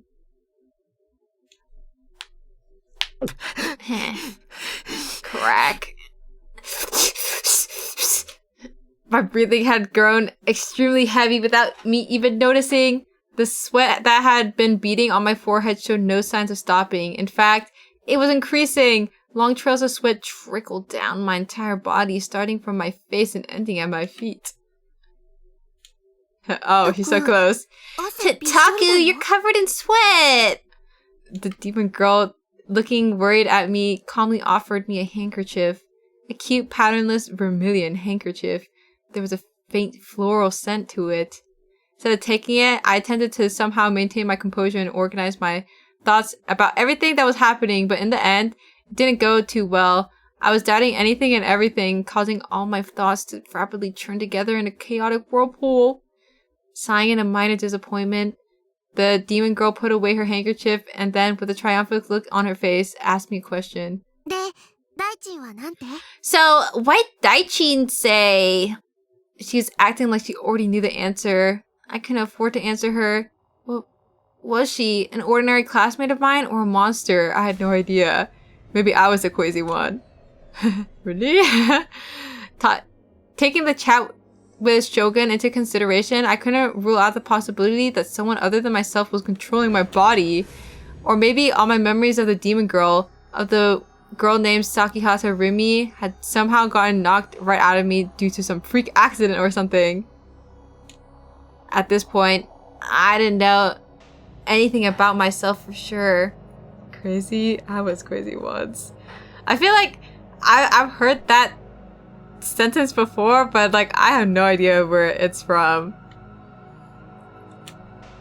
Did I have amnesia? Did I sleepwalk? Or could it be something else entirely? 大丈夫 Are you okay? 体 If you're not feeling good, you could try lying down on the sofa. She's like girl Deku voice at this point. It's okay, they match. It can be I was boy Deku and she was Uraraka. I forgot her name. It was a video a couple years back. Oh. Yeah, they're perfect together. Demon girl spoke to me kindly. Don't let your guard down. Anyone who acts nice to an otaku freak like me must have some kind of ulterior motive. I shook my head, putting my strong will to resist against the demon girl on full display. Then, using that same strength, I raised my head, sweat got on my eyes, blurring my vision. The demon girl's face was a lot closer than I expected it to be. What color eyes were those? なんで Why? Why what? ここにいる Are you here? なんで Why? Because I came to see you, duh. もしかして Are you mad that I came in without asking? でもそれは Then again, that's totally your fault for not answering. 結構長い時間 I was 抱っこしてた knocking んだから a really long time, you know. I thrusted the cell phone she'd given me back at her. As I watched the demon girl timidly take it back, I asked her once なん again. で Why? 今度は何 What is it this time? ここにいる Are you here? What was her reason for coming here? If she'd come to kill me, she would have done it a long time ago, so why wasn't she doing anything? Oh, you want to know why I'm here? ね Just a sec. The demon girl reached into her bag and pulled out a single sheet of paper. This is 進 why 路希望のプ I リント brought you the 持って worksheet きてあげた asking what you want to be when you graduate and stuff. So here, post-graduation aspirations. I found myself taking it from her without really thinking. She wasn't lying. The piece of paper did have post-graduation aspirations written on it, along with 3 blank spaces to write your answers in. Was that it? Was that really all she'd come for? 帰ってよ Go home. Also, hello, Dank. Oh, I lied. The origin is actually really old. Oh. So you lie on stream. I didn't want anything to do with her. I didn't want anything to do with 3D girls. This is a trap. Don't listen to her. This is a reality. This is a game. One filled with bugs. There are way too many contradictions. It doesn't hold together as a proper story. 僕に関わらないでよ Stay away from me! If you don't intend to kill me, then just leave me alone. I am me. Some me that isn't me may be friends with Sakihata Rumi, but that me has nothing to do with the current me. Cradling my head, I closed myself off completely. I kept trembling and trembling, envisioning the girl known as Sakihata Rumi wasn't there anymore. Not long after, I heard the sound of the door opening, telling me the demon girl had left.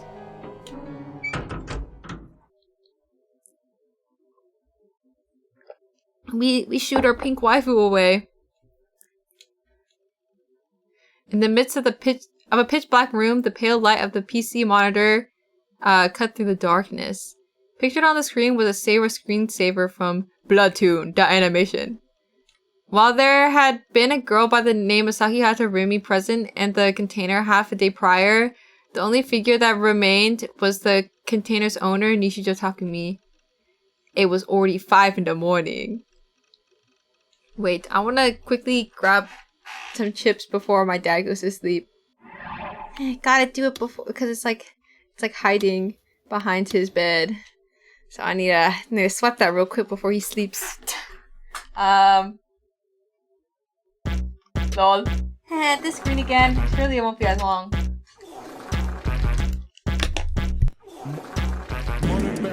Tell me what's the reason why you always fed it. Yeah, I'm kinda fed up, but I know you never gonna stop obsessing over poop smelling. I'm trying to keep it daddy, man. Fuck every hater trying to see me take a fall.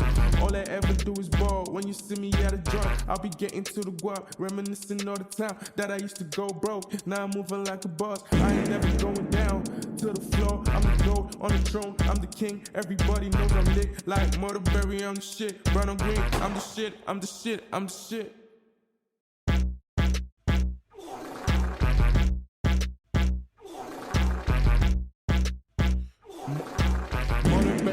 Tell me what's the reason why you always fed. Yeah, I'm kinda fed up, but I know you never gonna stop obsessing over poop smelling. I'm trying to keep it daddy, man. Fuck every hater trying to see me take a fall. All I ever do is ball. When you see me at a joint, I'll be getting to the guap, reminiscing all the time that I used to go broke. Now I'm moving like a boss. I ain't never going. Okay, I'm back. Why is it there? It's because my little brother is he's a bit of a snacker, so we have to do a little bit of hiding so you don't eat them all. But he already found it anyways, so it's just chilling there for whatever reason. It's like the mini chip bags. But unfortunately, there was no more Ruffles left, so I had to get Frito instead. But I'll eat it later. Gotta find a new spot. It's okay. I'm sure that it's fine. Even though I think he took all the good ones. Okay. Also, my voice is getting a little scraggly, so whenever it's like the next stopping point, we will end. But I'll go on for a little longer. In Takumi's daily life, he would play online games until dawn and then collapse onto the sofa once he could not keep his eyes open any longer. Even now, Takumi was asleep on the couch, twisted in a seemingly uncomfortable position. He never used his bed for sleep. He did indeed have a proper bed, but was already occupied by mangas, CDs, and other random piled up media. He could never be bothered to tidy up, so his bed had effectively been repurposed into his storeroom. Ever since then, he had utilized his two-person sofa as his one and only place to sleep. A pained moan escaped from Takumi's lips. Perhaps he was having a nightmare. His entire body was perspiring. Whatever. And he was sweating. And his closed eyes twitched and trembled. His expression was warped in agony, and he was tossing and turning so frequently he came very close to falling off the couch. Right before he did, however, his eyes suddenly and inexplicably shot open as he faced the ceiling. They were bloodshot, and his eyeballs were faintly convulsing. Still in that state, without blinking, even a single time, he rose from the sofa and slowly staggered toward the PC. Without sitting down, he moved the mouse as he stood before the desk. The screensaver disappeared and his desktop showed itself. The pale light of the monitor shone on Takumi's face, illuminating his horrifyingly vacant expression. His body swayed back and forth, and his mouth hung slightly ajar, drool seeped down his chin. His current state was a textbook example of sleepwalking. The delirious boy launched the web browser, then opened At's channel. His movement itself was languid and slow, but he showed no hesitation in selecting a thread from the board related to New Gen. The board listed a total of around 60 threads, and Takumi slowly opened each them one by one, and then with his eyes remaining glued to the monitor, he began to type. He repeated this action for each and every thread. His posts were not particularly long, only housing a few characters each, but they all composed of the exact same sentence. Who-eyed or no eyes? Shogun. Age. Or age. I don't know.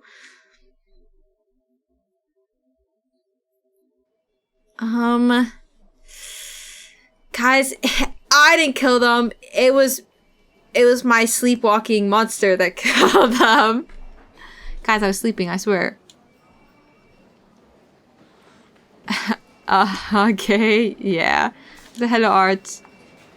I went to the hospital first thing next morning. Also, guys, close your ears. I'm gonna open them. Crunch.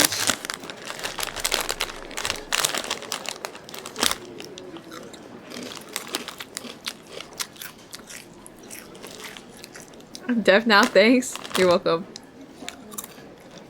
It's okay, there's too many Fritos in this. Honestly, the mini bags always have like a lot of Fritos. A little too much, I think.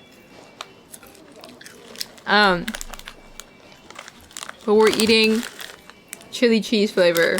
I prefer the spicy one, but I guess this'll do. It's cause no one eats them? Don't say that. I appreciate Fritos, even though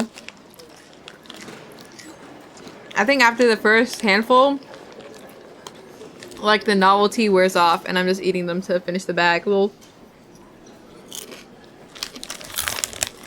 the jalapeno Fritos are delicious. I don't think I've ever had the one, but I do like jalapeno flavored things. Like the kettle cooked jalapeno chips are very yummy. Okay. Free toast? Don't mind if I do. Hey, if you want to see free toast, you should see the latest Mota fan art. Or at least before I start a stream. Even though they had flaming hot Doritos or Fritos. Yeah, they're pretty good. In fact, those were like the only ones I ate for a while. Jalapeno Cheetos are also great. Man, I need to go with my dad next time for grocery store shopping. I need some new snacks for my palate. All right. That's enough snacking. They hadn't confirmed it the last time I'd come here, but today they would definitely tell me I was normal. Yeah, I do demand new flavors. I don't know. I get like my favorite flavor for a while, and then I get sick of it, and then I have to switch into a different flavor. Especially with like salt and vinegar, like I'll love it and I'll keep eating it, and then eventually I'll be like, I don't want to eat it anymore, and then I have to have like barbecue or something. Add some dip to your game. I feel like that's a little too much flavor going on. Honestly, I think Fritos would maybe suit dip. I think it needs... Sometimes they're like their flavors are a little too like one note. I need more complexity in my chip. Salt and vinegar is so good, but it gives me intense tummy hurt now. Oh. That sucks. I think honestly salt and vinegar is like worst problem for me is it makes like my mouth, it gives me like mouth sore kind of thing. I like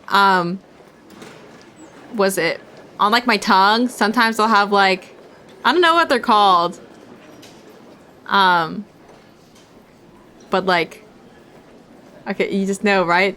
The bumps, well, not necessarily the bumps, but it's like I don't know, it's like the sour pain of like having too much sour stuff, and then like, I don't know. And like in like the corners of your mouth, like they feel a little raw from like eating like that. Like it feels like little cuts right from the vinegar. Yeah. I don't know what that's called though.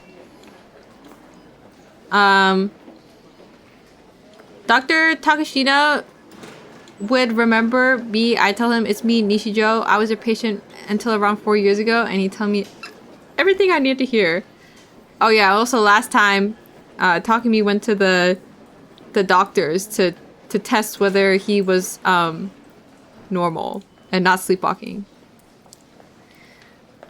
I wasn't the crazy one. It was the demon girl and Misumi-kun. They were the crazy ones. That was definitely what he was gonna say. The hospital opened at 8 in the morning, which was a little earlier than regular hospitals. That was the reason why I'd shown up right when it opened, and yet the seats in the lobby were already filled with countless middle-aged people or older. What the hell? Why? The hospital just opened, so why were there so many people here? Didn't you bastards know head starts are unfair? Come on time like you're supposed to, assholes. As I continued to insult them in my head, I had no choice but to wait. Okay. About an hour passed before I really started to regret not having made an appointment. But right after I was thinking that, they called my name and I was immediately relieved to know that I wouldn't have to wait as long as last week. Oh boy, it's time to see our doctor. Except the one waiting for me in the examination room wasn't Dr. Takashina, but some white-haired old man I've never seen before. But where's Dr. Takashina? Noticing my confusion, the nurse standing right behind him, I think her name was Azuki-san, gave an apologetic look. 高階先生は Wow, she has a cute little bow in her long braid. I don't remember seeing that last time, or maybe I just wasn't paying attention. I'm afraid Dr. Takashina is no longer here. He what? もういないというか Rather to be specific, he collapsed from fatigue last weekend. He's taking the week off to rest. What? This couldn't be happening. My one and only ally. Wait, had he really collapsed from fatigue? 陰謀だ It's a conspiracy orchestrated by the demon girl. 西条さん Nishijo-san. She had to have poisoned his food or sent him a death threat to scare him into submission or done some horrible act to psychologically break him. Yeah, God, not a good look. Guys, it's the work of the demon girl. This had to be the work of the demon girl. She was trying to isolate me from my ally so I'd be defenseless against her assault. There was no way in hell I was going to let anyone other than Dr. Takashina examine me, so instead of getting a checkup, I ran away from the hospital. I'm always saying this. Yeah. Guys, my enemies are all around. I gotta lay low. Damn it! Leaning on the fence at the edge of the roof, I blankly stared up at the sky. The skies of Shibuya were dim and lifeless. You'd have to be crazy to call them clear. 病院にはもう I shouldn't go to the hospital anymore.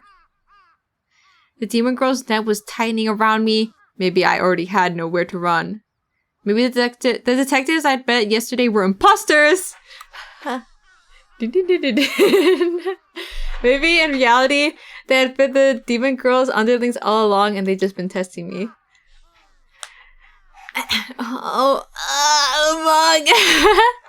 That had to be it. The time was just way too perfect. The demon girl had broken into my room right after I talked to them, for fuck's sake. She was a demon after all. She wasn't human. Controlling and manipulating the human mind would be child's play for her. I had no evidence of that, but though at the same time, I had no evidence proving she wasn't a demon, which meant the only way to stay alive was just to assume the worst case scenario. Did I really have nobody on my side? It felt like everyone was against me. No matter where I looked, no matter who it was, all I saw was yet another one of the demon girl's underlings. 助けて Save me, somebody, save me. Why didn't I have a single ally? Why wouldn't anyone come to save me?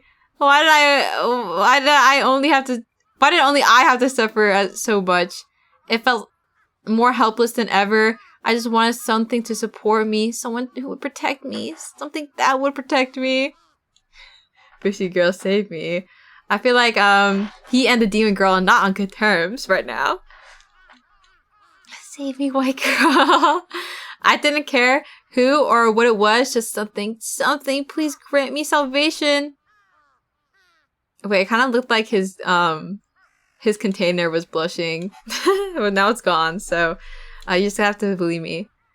And then just as suddenly, Fez Kishimoto Ayase's face appeared in my mind. I remember what she said to me when we'd met at school. I've been lost in my own delusions at the time, but Misumi-kun told me she said, find a sword. If you do, you'll be granted salvation. See, doesn't it look like the box container has a blush?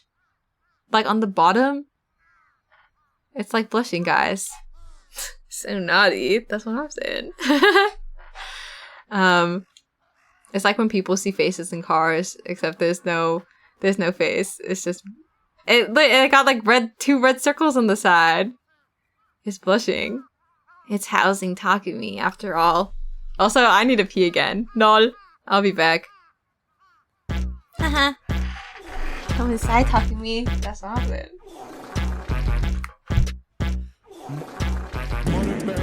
Tell me what's the reason why you always fed. Yeah, I'm kinda fed up, but I know you never gonna stop obsessing over poop smelling. I'm trying to keep it daddy, man. Fuck every hater trying to see me take a fall. All I ever do is ball. When you see me at a joint, I'll be getting to the guap, reminiscing all the time that I used to go broke. Now I'm moving like a boss. I ain't never going down to the floor. I'm the gold on the throne. I'm the king. Everybody knows I'm lit like Murderberry. I'm the shit. Brown on green. I'm the shit. I'm the shit. I'm the shit.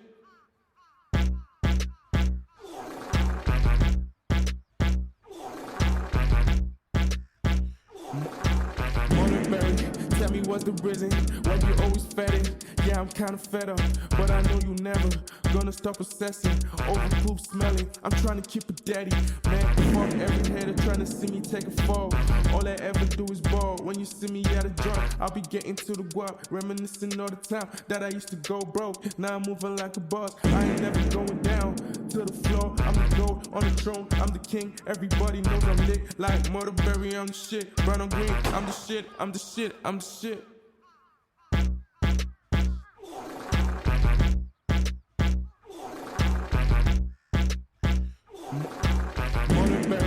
Tell me what's the reason why you always fed. Yeah, I'm kinda fed up, but I know you never gonna stop obsessing over poop smelling. I'm trying to keep it daddy, man. Fuck every hater trying to see me take a fall. All I ever do is ball. When you see me at a joint, I'll be getting to the guap, reminiscing all the time that I used to go broke. Now I'm moving like a boss. I ain't never going down to the floor. I'm the gold on the throne. I'm the king. Everybody knows I'm lit like Murderberry. I'm the shit. Brown on green. I'm the shit. I'm the shit. I'm the shit.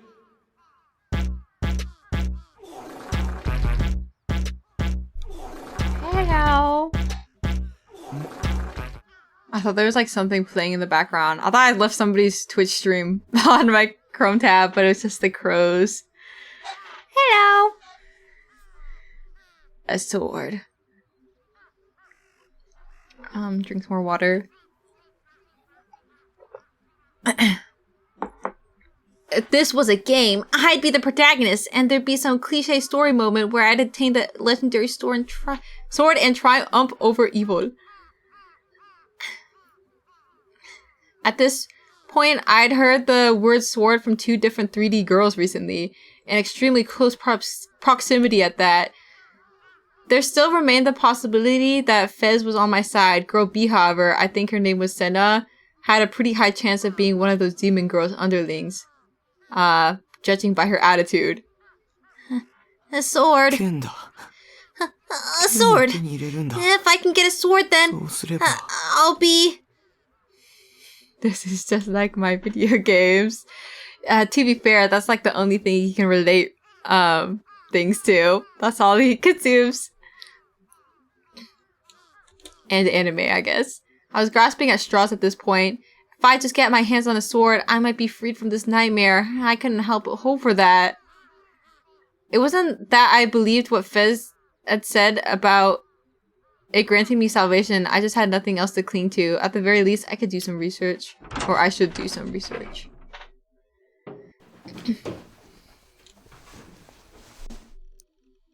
Okay, rustling noises. I promptly tried searching for it online.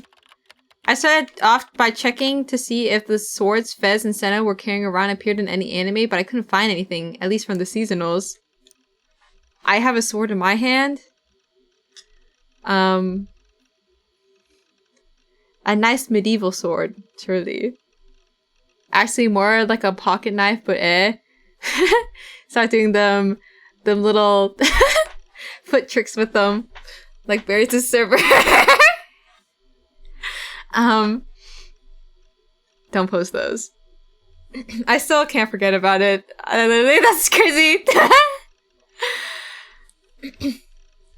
Unforgettable. Clock's gun with feet as well. Actually, I don't know if that was part of it. I wonder if she saved them. I think they scarred her. The what? Well, in Barry's Discord, someone took it upon themselves to like post pictures of their feet. And like I forgot what channel it was. And like they're doing like, was it like the folding knife thing? Are they pocket knives? Or like, I guess it was like a little fancier than that. And they're like opening it with their foot. I think at the time I was like, interesting. Like I was like wondering whether Barry said something during stream to like prompt that, but that like just showed up. Like out of the blue. Like felt like sharing. I'm like, oh. Thanks for sharing. Yeah, it's literally no one asked for that. Maybe if the feet were nice and pedicured and had like nice nail polish on it. But they're just regular old feet. Perfect time to fire emoji react. They like did several of those kind of posts before. I think I forgot whether Bears kicked them from the server or not. Yeah, I don't remember. Anyways, time to find his ad. I don't even remember what it was. I'd expected as much. I'd always checked out the newest anime after all. Considering there were upwards of 30 to 40 of them in one season, it really piled up on me if I try to watch them all. So I just watched the first couple episodes and figured out which ones to keep following from there. I think Takumi, he definitely follows the 3-episode rule. But I feel like once I get to 3 episodes, either like, I don't know. I feel like I'm already in the 3-episode mark. I'm probably watching all of it. Or like I'd go halfway and not until 3. That was my bad.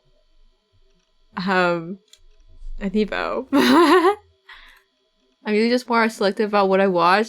I like barely watch anything nowadays. I miss when I used to look at the seasonals and be like, I'm gonna watch this one.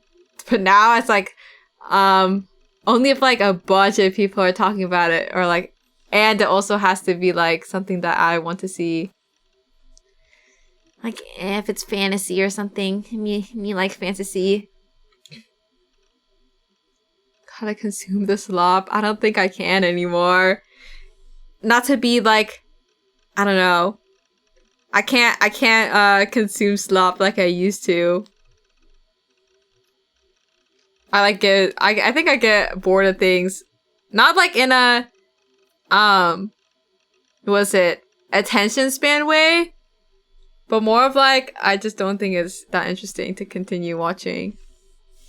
Man, what happened to you? I don't know. I guess after school, I don't got time to waste on mid anime, I guess. I was just watching whatever they had on DirecTV. You had that? Naturally, me continues on. Naturally, since YouTube exists, I had no trouble collecting or completing my lineup from channels such as BS and CS. What the heck is BS and CS stand for?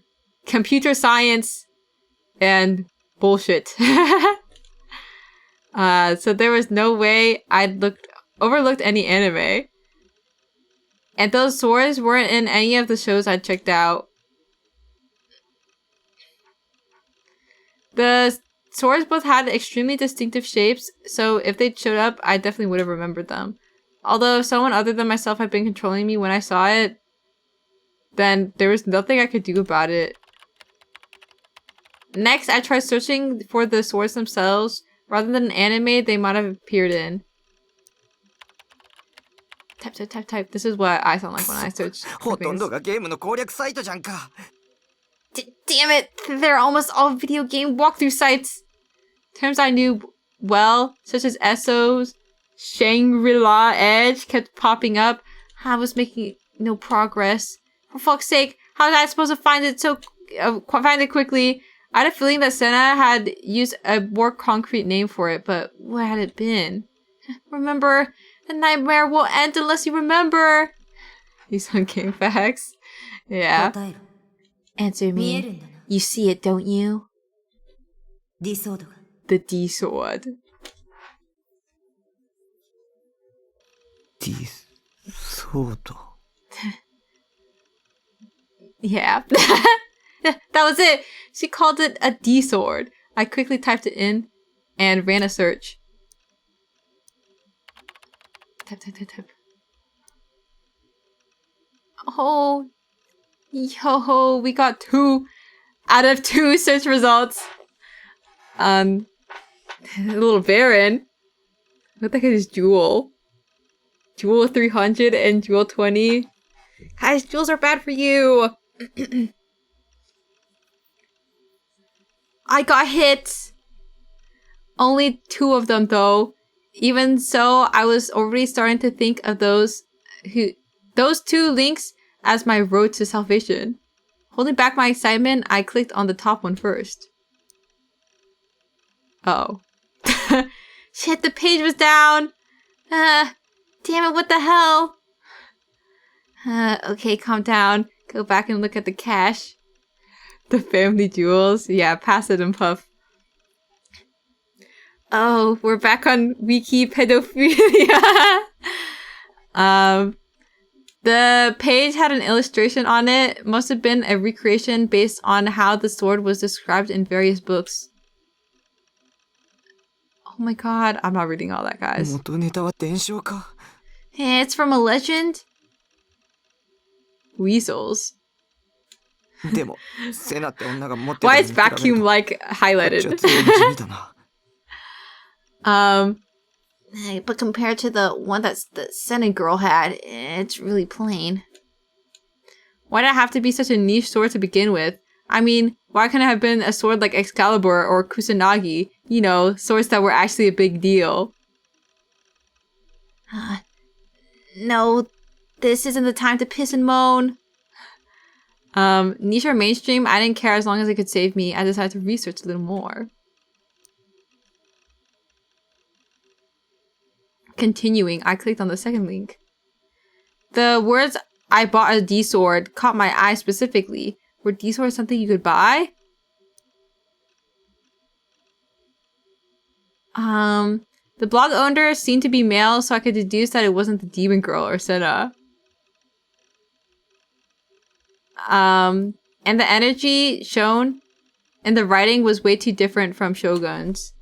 Was he a completely unrelated third party, or could he have been could he have deliberately changed his writing style? WTF. I knew that no answer would come to me no matter how much I thought about it, so I gave up and stopped looking at the blog. More importantly, it seemed like the store he'd mentioned, Town Vanguard, was located in Shibuya. I had this feeling that it was too good to be true, but I also had a feeling that it was predestined too. Looking at it from another angle, maybe the exact reason I'd run into a girl holding a D-sword in the middle of Shibuya twice was because the sword was located there. Wait, wasn't underground stuff like this supposed to be secretly popular among a few minority groups in Shibuya? Pretty sure it was. D-sword. Anyway, I went ahead and ran a search for Town Vanguard. It didn't seem to have an official site, but I did find a preview image of it on an online map. They didn't have an official site, that probably means they didn't take online orders. I tried searching for them as a seller at Taboo auctions, but I didn't find anything, which meant I'd have to go to the store in person.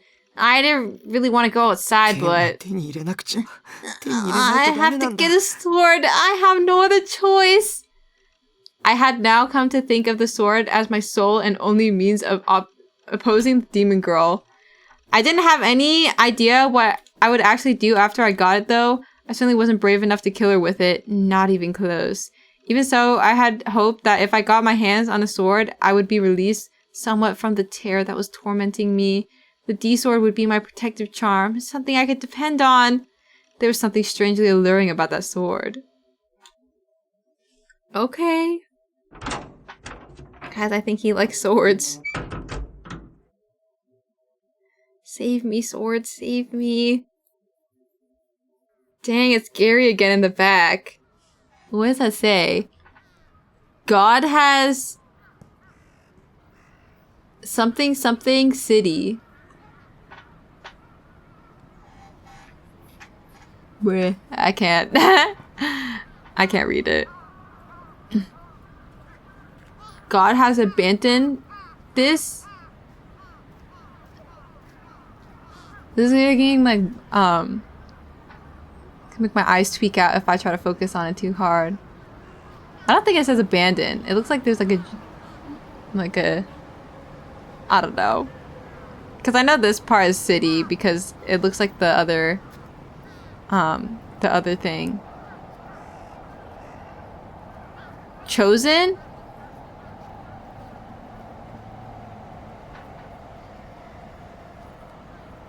Okay, I need to stop looking at it. I'm sure it said something. It seemed like the store was located somewhere near Cat Street. Cat Street was a long, winding road next to Meiji-dori that ran from Shibuya to Harajuku. Apparently, it had been built on top of an old stream that had been reclaimed a while back. There were a bunch of reasons as to why people started calling it Cat Street, such as it being frequented by feral cats, and that it was so narrow that only cats could use it, but it wasn't like it made a difference to me either way. Cat Street was pretty far from my base. It took about 15 to 20 minutes to get there on foot. It'd be much faster by bike, but unfortunately I didn't have one. I decided to take a route that went past the front of the train station, then through Shoto via cutting through Miyashita Park. Quitting my pace a bit, I crossed the overpass that went over Meiji-dori. Oh my god, La Cafe. And I can't read all the other signs. Phew, I finally arrived. I was starting to get really impatient. The sheer distance was pissing me off. Cat Street was nice and quiet compared to Center Guy, and it felt like, it felt much more like Harajuku than Shibuya. The stores lining the streets here were only aimed at trend chasers I wanted nothing to do with. Fuck 'em, TBH. Knowing how out of place I was just made me all the more pissed off. It was complete foreign territory. Every last one of the assholes around me thought they were so damn cool. There were even more couples sauntering around than in the shopping district. Whatever. They were probably just a bunch of broke shitheads trying to pretend they had money. Or they were likely just window shopping. Lamau! Waste of space! I was starting to regret coming here at all, but I reminded myself that all the suffering would be worth it once I got a sword, so I just sucked it up and kept walking. In order to avoid making eye contact with anyone, I kept my eyes firmly trained on my map as I sped walked toward my destination. These useless Dokuns. I feel like I haven't ever heard of the term Dokun out of the context of the visual, like this visual novel. Maybe it was before my time and people stopped, like, saying that. But I guess it's like JP lingo. So I guess it's like more of, I don't know, never left the, I guess like the, I don't know, the Japanese sphere. I've probably seen it and forgot. Maybe in like anime or something, but like, I guess it takes a certain kind of person to say lol and stuff out loud, which is probably like the, I don't know. Because back in the day, people did not do that.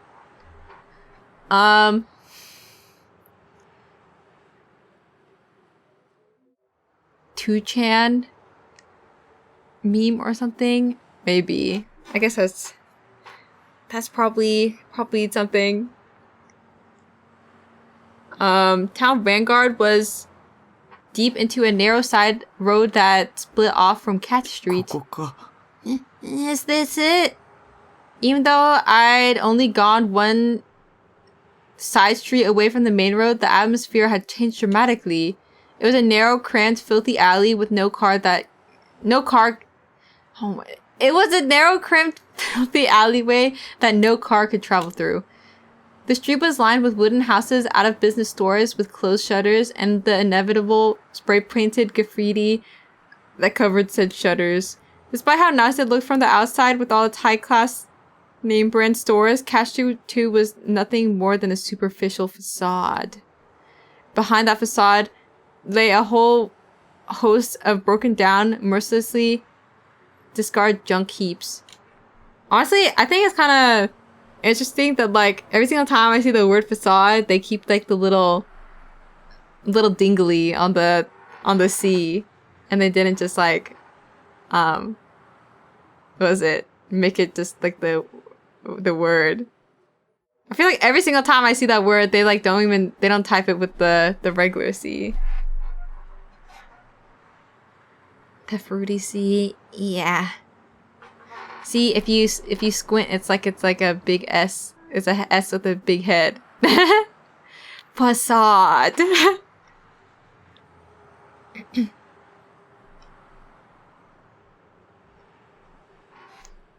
Don't point out the C's package. You already did that with the detective. But it just stands out among all the other C's. Then again, I couldn't stand the place either way. Both the bullshit and the truth were foreign territory for me. The only home for me was SO. Even for the backstreets though, Town Vanguard had an even smaller, darker atmosphere than I was expecting. I was finally starting to get why the blogger had called it shady. Even though an open sign was hanging on the door, it didn't exactly look like business was booming, and that was being generous. Thanks to that, it was extremely hard to convince myself to go in.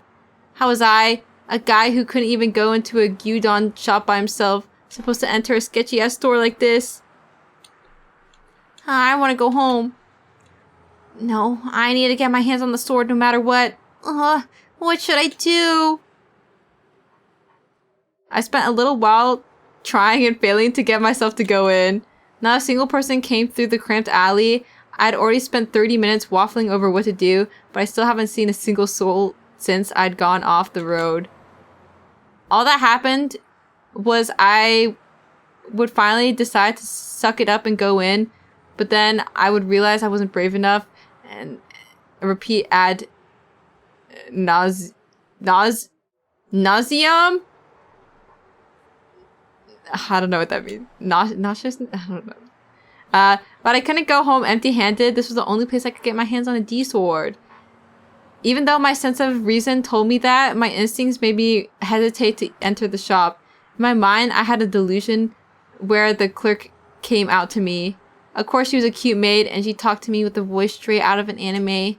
She knew exactly what I wanted, and she held the D-sword out to me, friendly as could be. Here you are. Please take this sword. Go Chujin-sama. Okay, that's enough. Chill out, me. Just as I was thinking about how much nicer it'd be if things turned out that way, a lone 3D girl appeared from within the store, almost like she'd somehow heard my thoughts. However, unlike my delusion, she was wearing disgustingly gaudy clothes, the type that made you think, what Indian tribe did you steal those from? But at the same time, despite the getup, she looked absolutely miserable. Talk about whiplash. Takumi, you can't say that. Her hair was incredibly frizzy to the point where it looked like her head had exploded and creepy patterns were scrawled on the bandana she had twisted around it. She said that she was a store worker and had come out after seeing me pacing outside. My delusion hadn't exactly become reality, but it wasn't like I had expected it to. Before I knew what was happening, the clerk forcibly showed me inside despite how reluctant I was to do so. I didn't even have a chance to turn her down. Okay. I'm a little exotic in here. In the end, I found myself inside the store. It was all well and good that I'd cleared the most difficult obstacle, but if the store was under the demon girl's control and everything about the D-sword was just an elaborate trap to lure me to it, I wouldn't be allowed to complain if I got killed right here. My eyes darted around the store's dim interior. There wasn't a single customer. The air was awfully stagnant and slightly hazy. The unpleasant odor of tobacco and mold mixed together and invaded my nostrils. I felt like I was gonna be sick if I stayed here for any more than 5 minutes. Yeah, because some jams in here.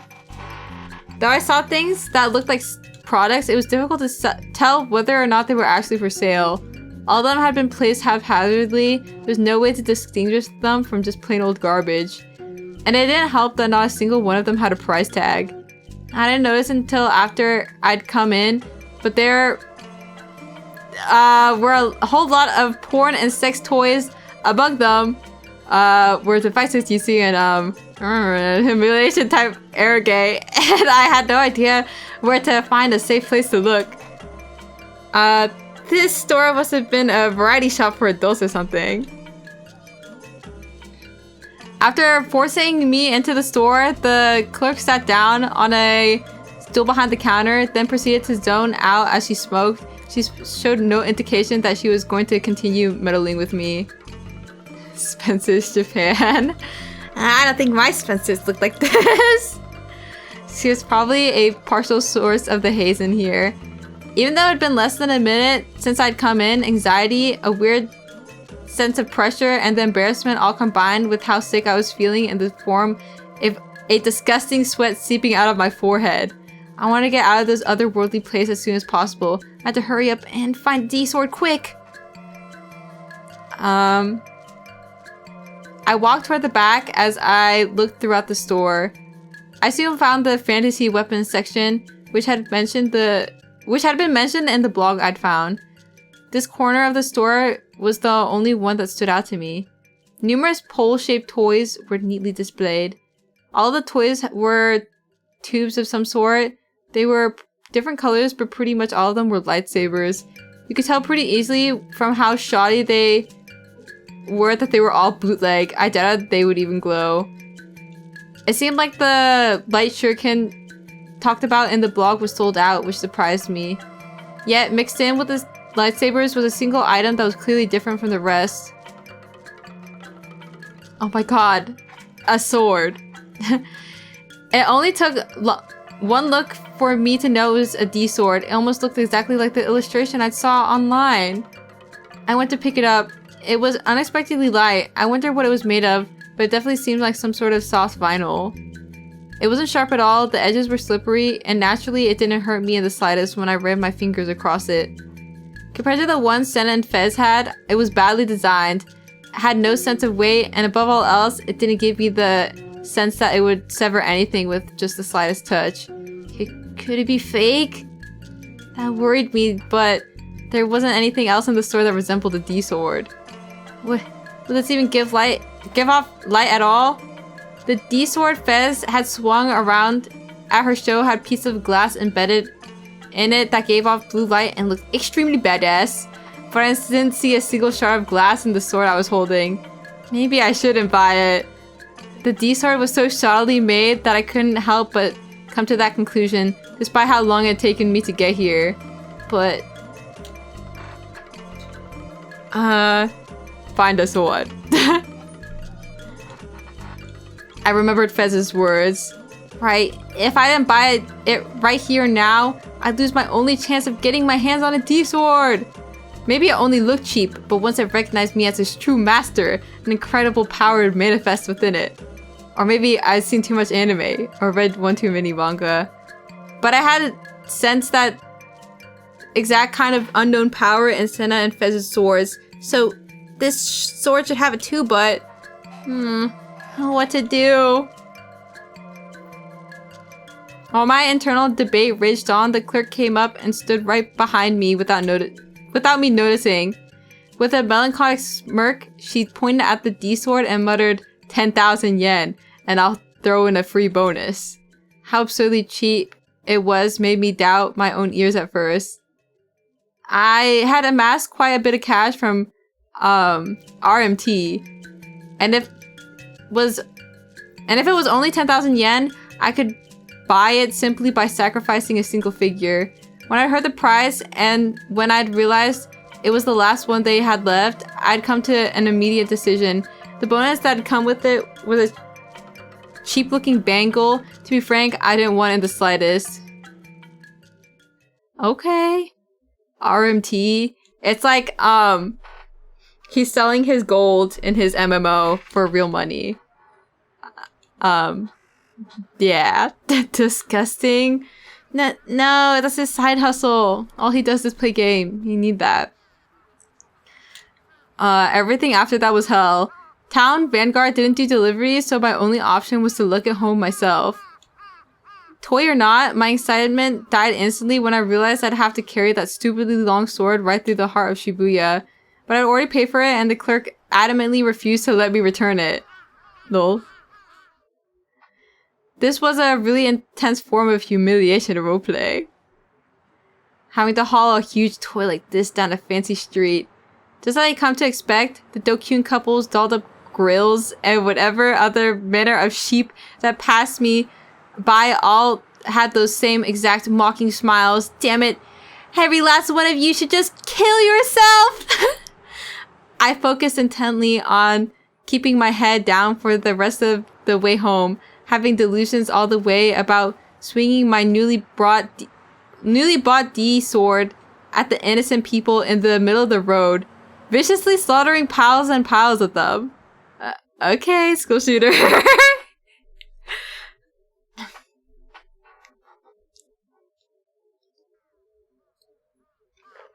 Gulp. Huff. I finally made it back. I started running when I was about halfway home, and I didn't stop until I got there, so I was gasping for air by the time I'd reached my base. The ice-cold stares of the pedestrians were killing me.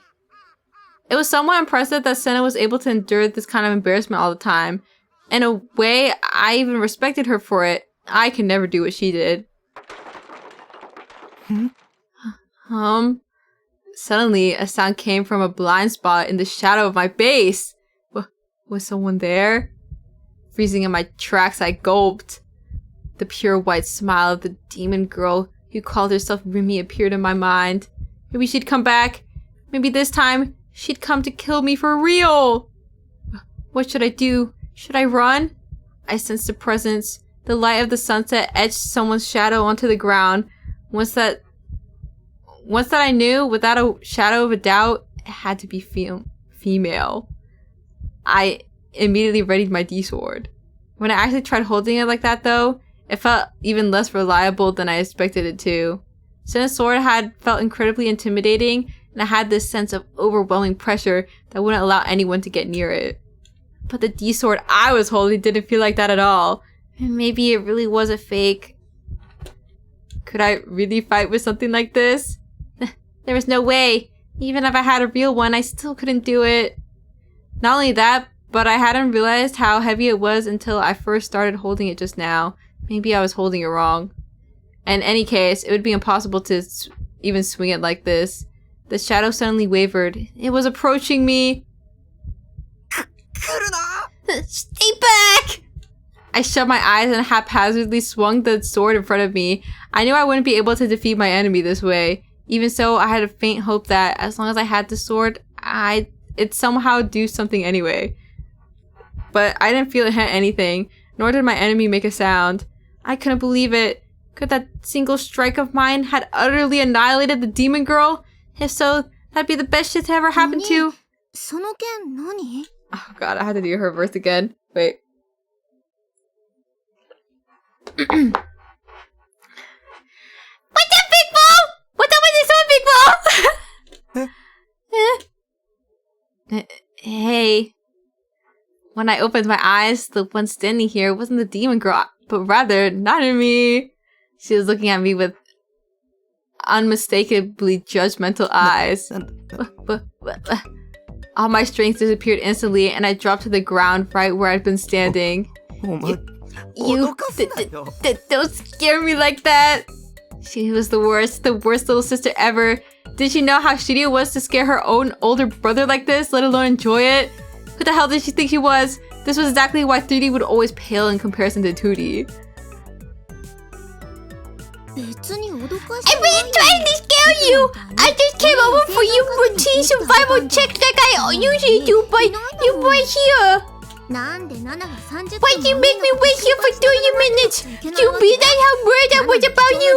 You made my precious free time disappear and interfere in air, you know, jerk. Worried? This bitch was worried about me? As if I would ever fall for such an obvious lie. どこ No, 行ってたの where you went off to? You don't go outside all that often. And you didn't pick up when I called you either. I left my phone behind at my base. It wasn't like anyone was gonna call me while I was out, so I'd see no point in bringing it. そもそも And also, what's with that sword? もしかして買っ Did て you just come back from buying it? Naomi peered curiously at the sword. あ、わかった I'm good now. おもちゃかなんか It's some anime toy, right? Man, you really are a total nerd. しかもこのおもちゃ But if I'm honest, the toy doesn't fit you at all.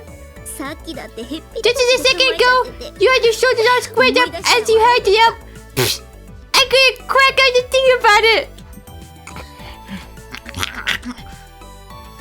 Ignoring Nanami, I undid the lock on the door to the container house and made to go inside. ちょっと Wait, don't ignore me. Go home.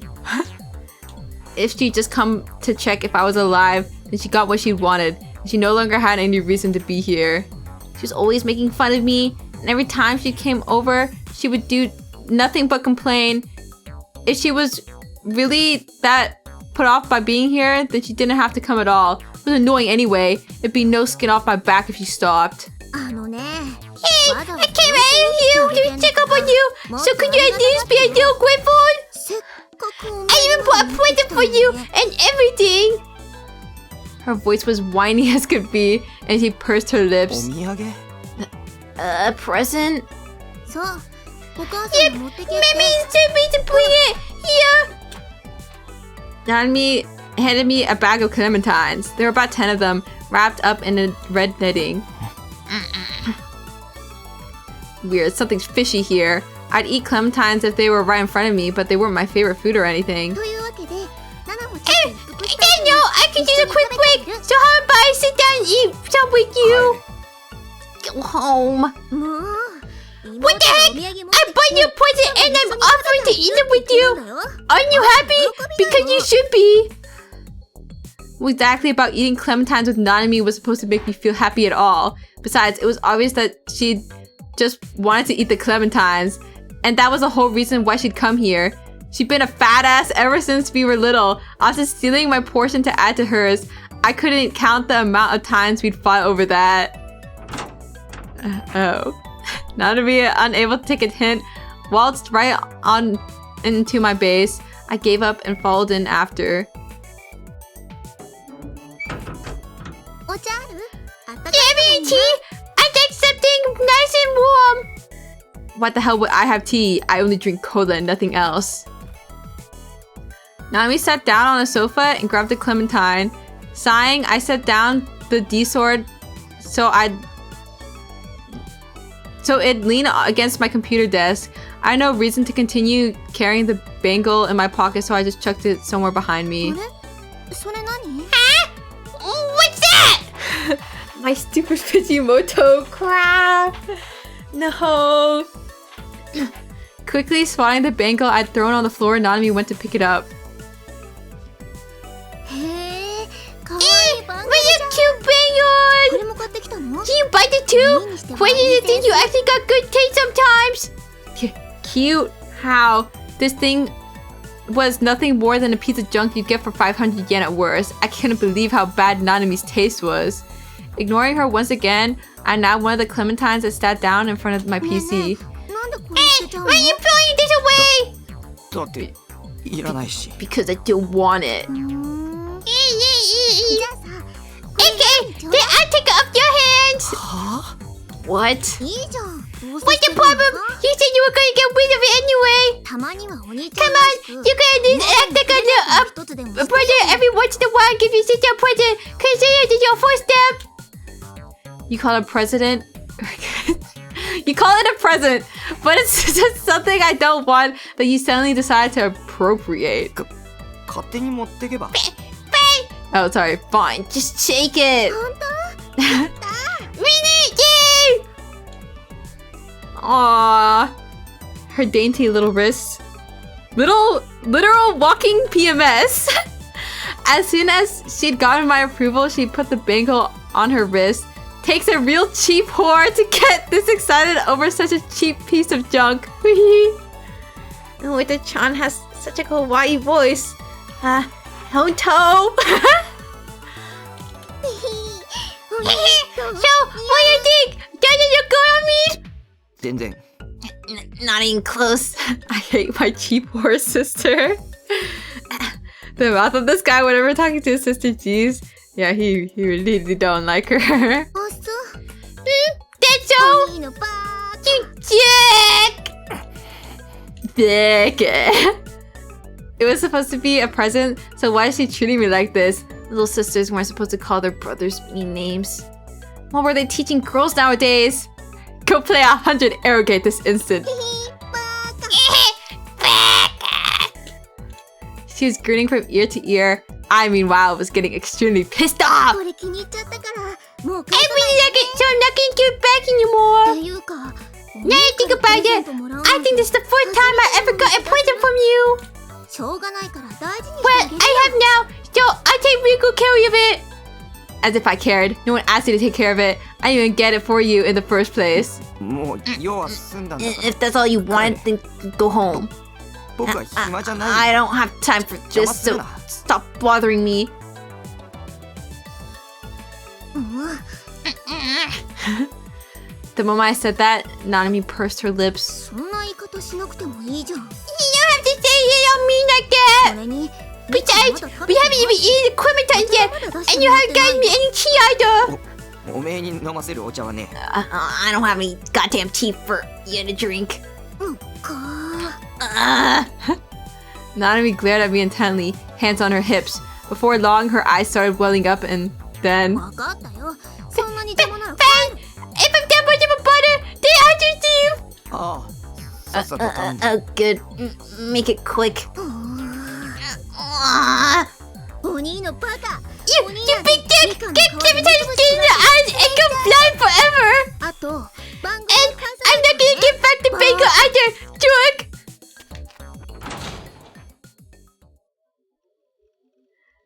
Yelling in a migraine-inducing voice that resounded throughout the entire room, Nanami grabbed her bag and ran out with insane speed. Oh, thank God. It was finally over. Hanging out with Nanami always took everything out of me. Why does she insist on coming here every week when I've made it very clear I was sick of it? Rule the room!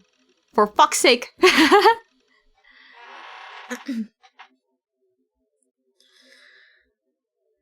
Uh-oh. What's going on here? Guess you'll find out next time. My throat is getting raspy, guys. The Nanami voice lines was the final nail in the coffin for me. It's okay.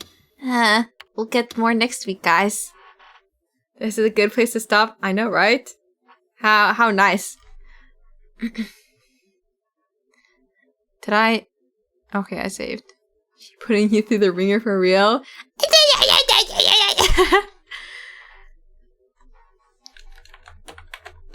Don't be sad, poopers. Be happy. Who to raid? I'm not too sure.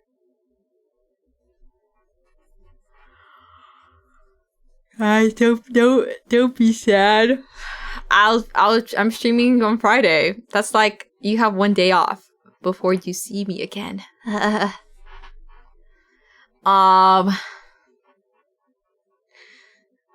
don't know what to.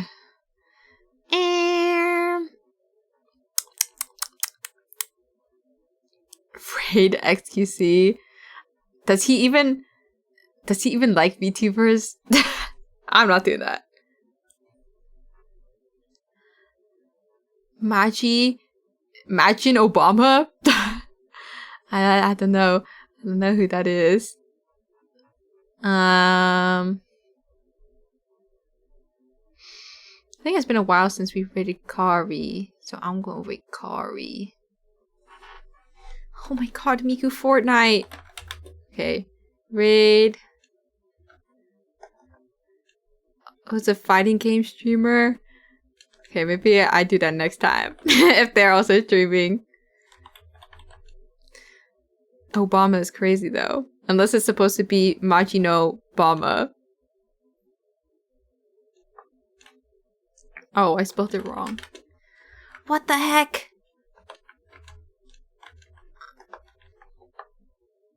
Okay. I don't really know what to do for my raid message. No,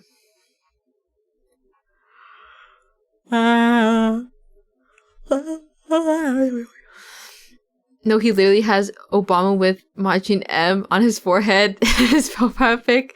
I see. No, staying on brand diet. Yeah. Thanks for stream, Mota. Thanks for watching, guys. I hope you enjoyed. Even though I didn't really know what I wanted to do. But I'm glad I decided to pivot to Chaos Head. I do enjoy me a little bit of reading. And one Minecraft speedrun. No. Thanks for stream, Bo. Bro. Not Bo. Sorry. I'm still locked in anatomy.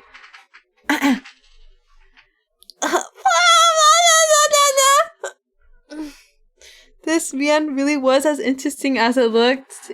Yeah.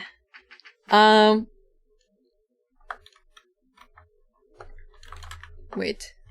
I'll just steal this raid message, lol. Uh-oh.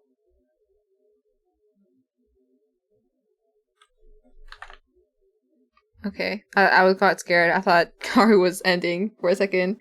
Alright, guys. See you Friday, 13 Sentinels, okay? Bye-bye.